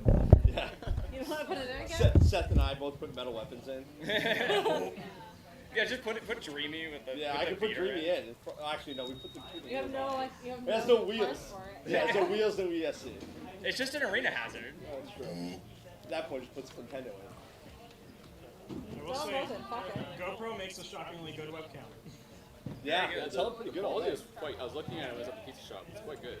I wasn't sure if it would do like kill the bitrate or something. It's like when I use Mostly my like backed up actual raw. main camera, Like I dead. plug it in over USB. It caps it to like 720p 30. Oh, It's total alert. But this is over, that's over a micro USB cable. It's like USB-C. So Oh, sick. it's like Just, yeah, just mulch everything. I also didn't even need the battery plug. That's terrible. What do you mean? The polycarb We've done a rough. Oh yeah. So yeah, when I do, I do like build or time lapses of all our build days during the Battlebot season, and I do the exact same setup as this. Did I leave my electric table out here? I don't There's see some it. on my It table. was on top of the box for a minute. Is it there? Oh, I found it. When I do a lot of the like A-roll for my videos, I stick my main camera on a mount above my monitor, and I have a dummy battery that's just quite powerful. It's a screen. And then I micro HDMI out to a USB. Oh my goodness. That is quite the setup. Okay, ready? Do you want to start like the dead middle? Also? I don't think it's. Alrighty, it looks like we're going to have at least a 3-bot rumble here with Deep Dish, Salamanca, and Ant. Deep Dish is a multi-brain sprinter brought to you by Austin from the Ripperoni team. Ant from Brandon Zielinski's the captain of Ripperoni and Starchild, or at least Starchild. And Justin Marple, captain of Bloodsport, driving Salamanca, the orange bot in the far right corner here. All right, we're going to get this going. I'm going to say no clock for this. It's whoever's last man standing. 3, 2, 1, fight, robots, fight!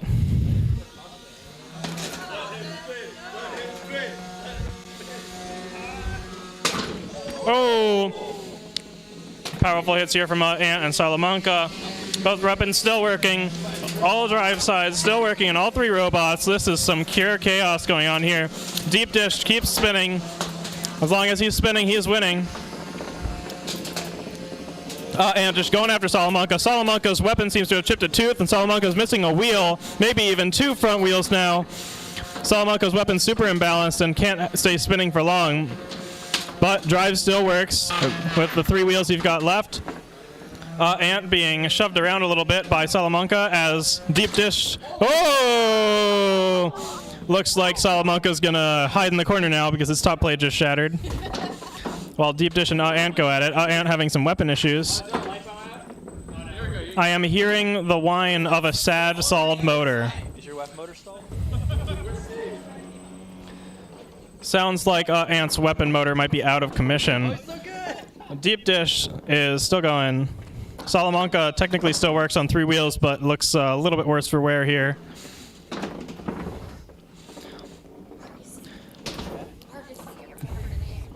The only robot here that can really do a whole lot right now is Deep Dish, and it's just getting bullied in the corner by both of its opponents.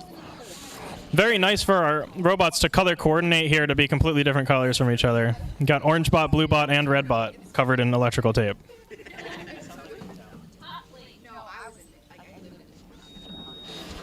I heard a different beeping sound. Maybe one of the motors is working again. Who knows? Salamanca appears still to be driving around just fine, pushing the other robots in the corner. Looks like all 3 of these robots' drivetrains are fully functional other than Salamanca missing that front left wheel. But no weapon hum, unless you count whatever the hell sounds that Deep Dish decides to make at any given moment. The sound of one wheel flapping, says JMO. Yeah, the wheel is like partly torn on Deep Dish. It looks like it might be done. All right, so it's now down to Salamanca and Ant. They are now stuck on each other and can't free themselves. Oh my god. Deep Dish coming out of nowhere. Oh my god, Ant makes its way free. Salamanca is free as well now. Oh, you shut the wheel trunk. Pizza Bot's down about 2/5 of a wheel. Salamanca's down 1 out of 4 wheels and has no weapon. And both drive sides working. Oh! It sounds like Salamanca's weapon has come back to life here. Salamanca might be down an entire drive side now, though.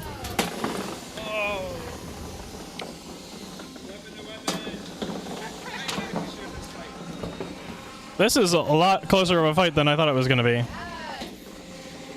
Which robot's battery will die first?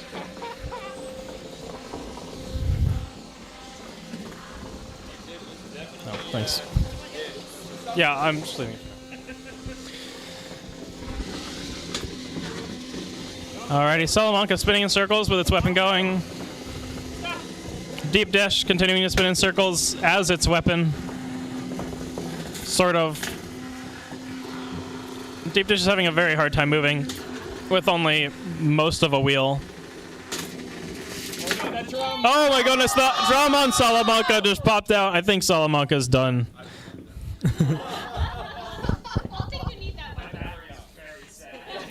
The battery and Ant being very sad. Deep Dish, on the other hand, still kind of working. Still vaguely moving. It is kind of moving. Nah,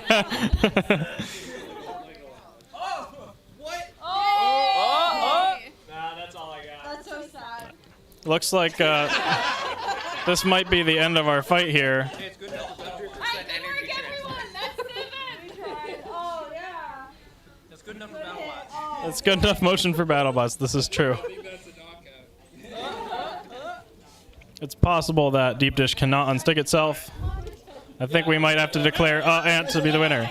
8, 7, 6, 5, 4, 3, 2, 1.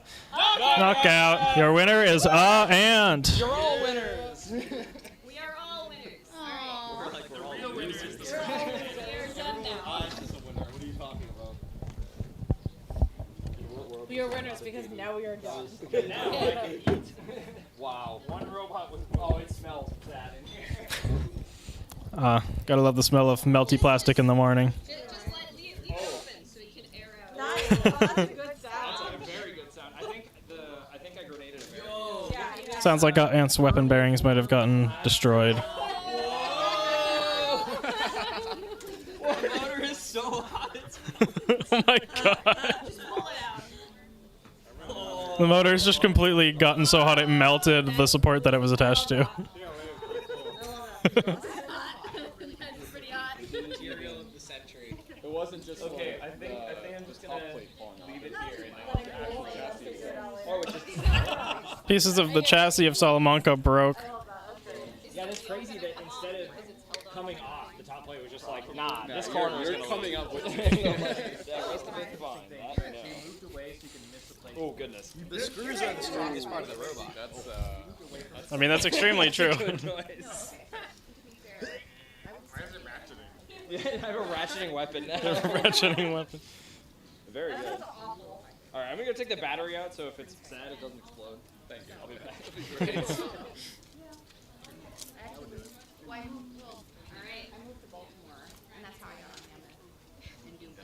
Alrighty. Are you happy with Bloodsport? I think we're gonna call it for this live stream here, folks. Thanks for watching, those few of you still here. Who's getting the giant washer? I was gonna. Okay. I feel bad for not actually doing this. I was gonna buy this small